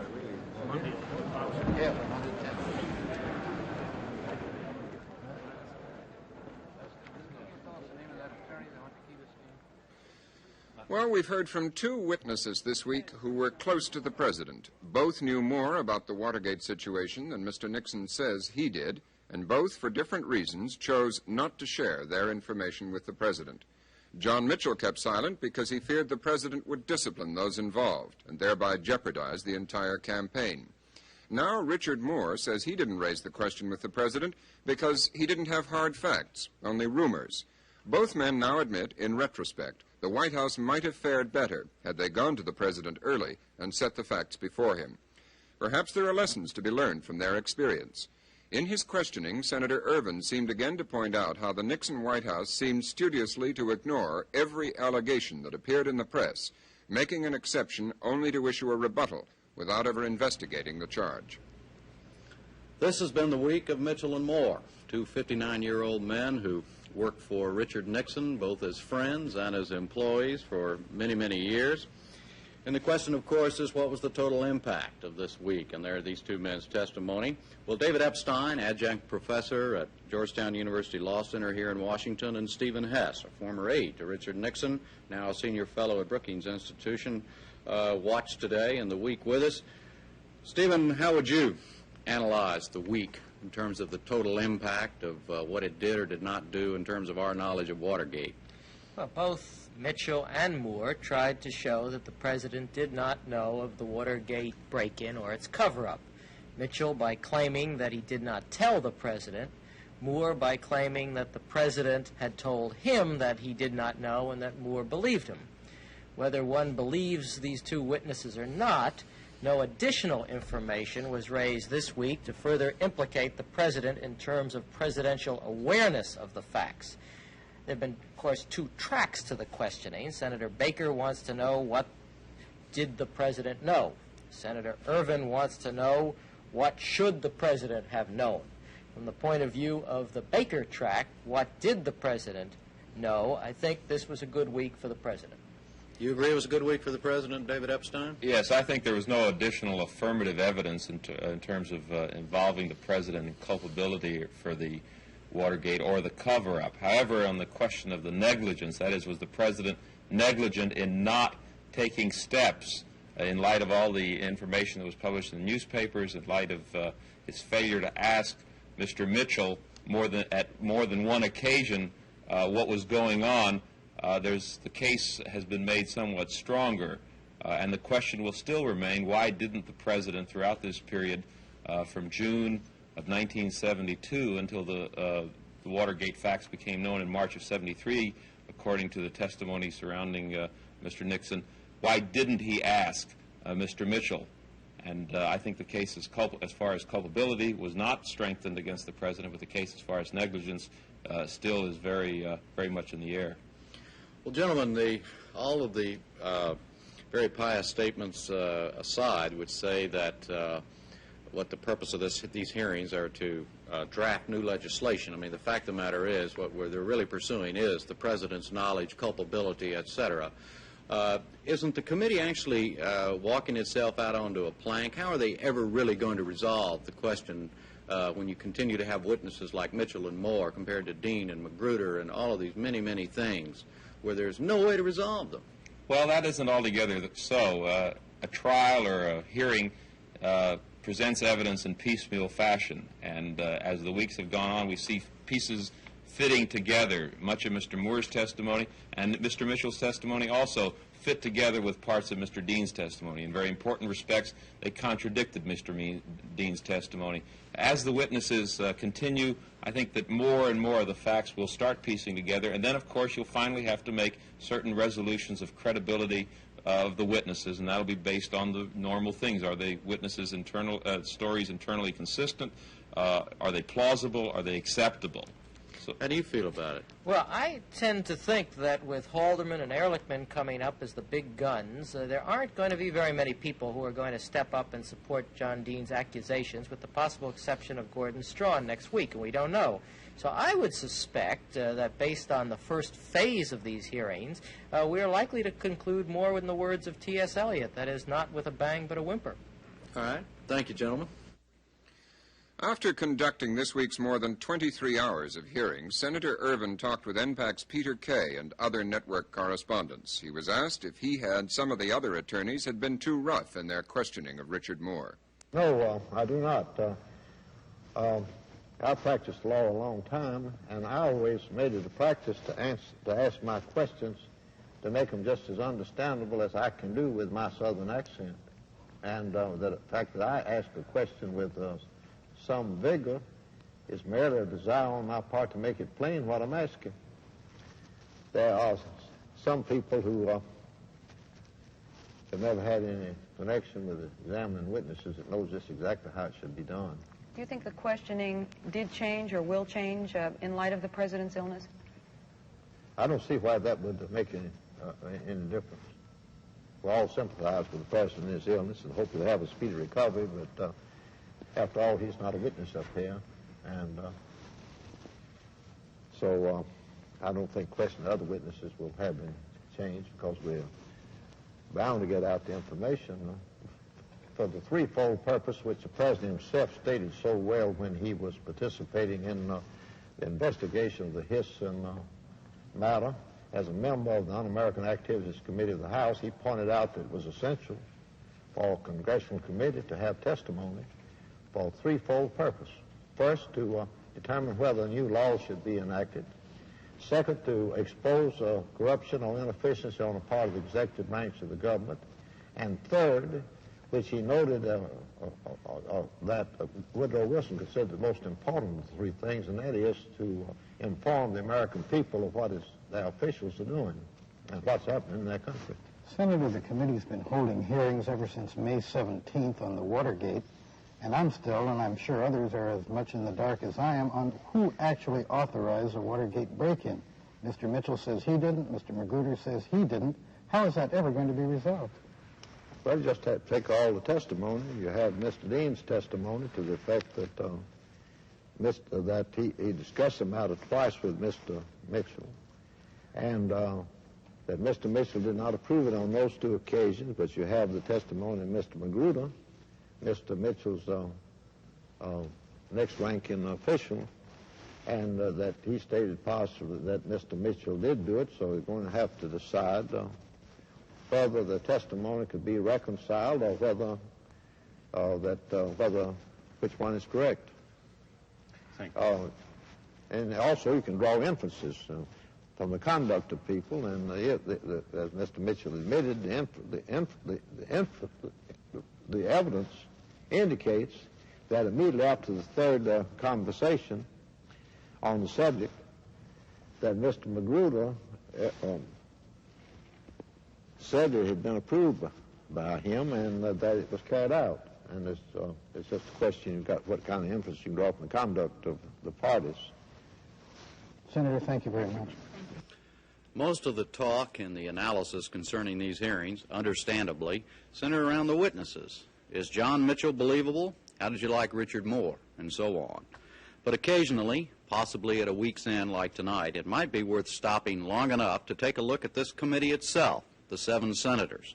How are these people doing? Legally, politically, cosmetically, charismatically, you name it. Well, based on the comments we've received from many of you, it's clear that personal favorites and heroes, villains and dunces are being selected by all who regularly watch these proceedings. Senators Ervin and Baker are getting most of the attention. Baker, the meticulous neutralist, is being touted already as our next Republican president. Ervin, the country constitutionalist, is being celebrated as a national hero. Some people are even wearing T-shirts with his picture on them. For others, Ervin is definitely no hero. They say he's functioning as an unfair prosecutor of President Nixon.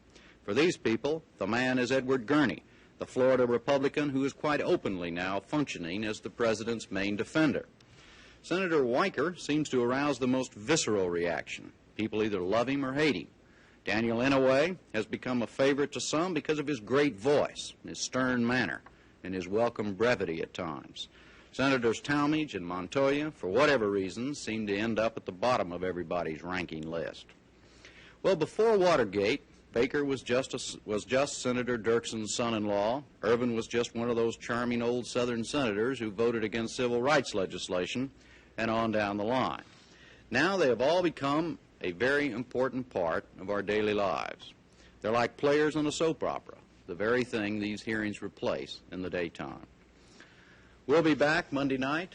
For Robert McNeil and Peter Kay, I'm Jim Lara. Thank you and good night.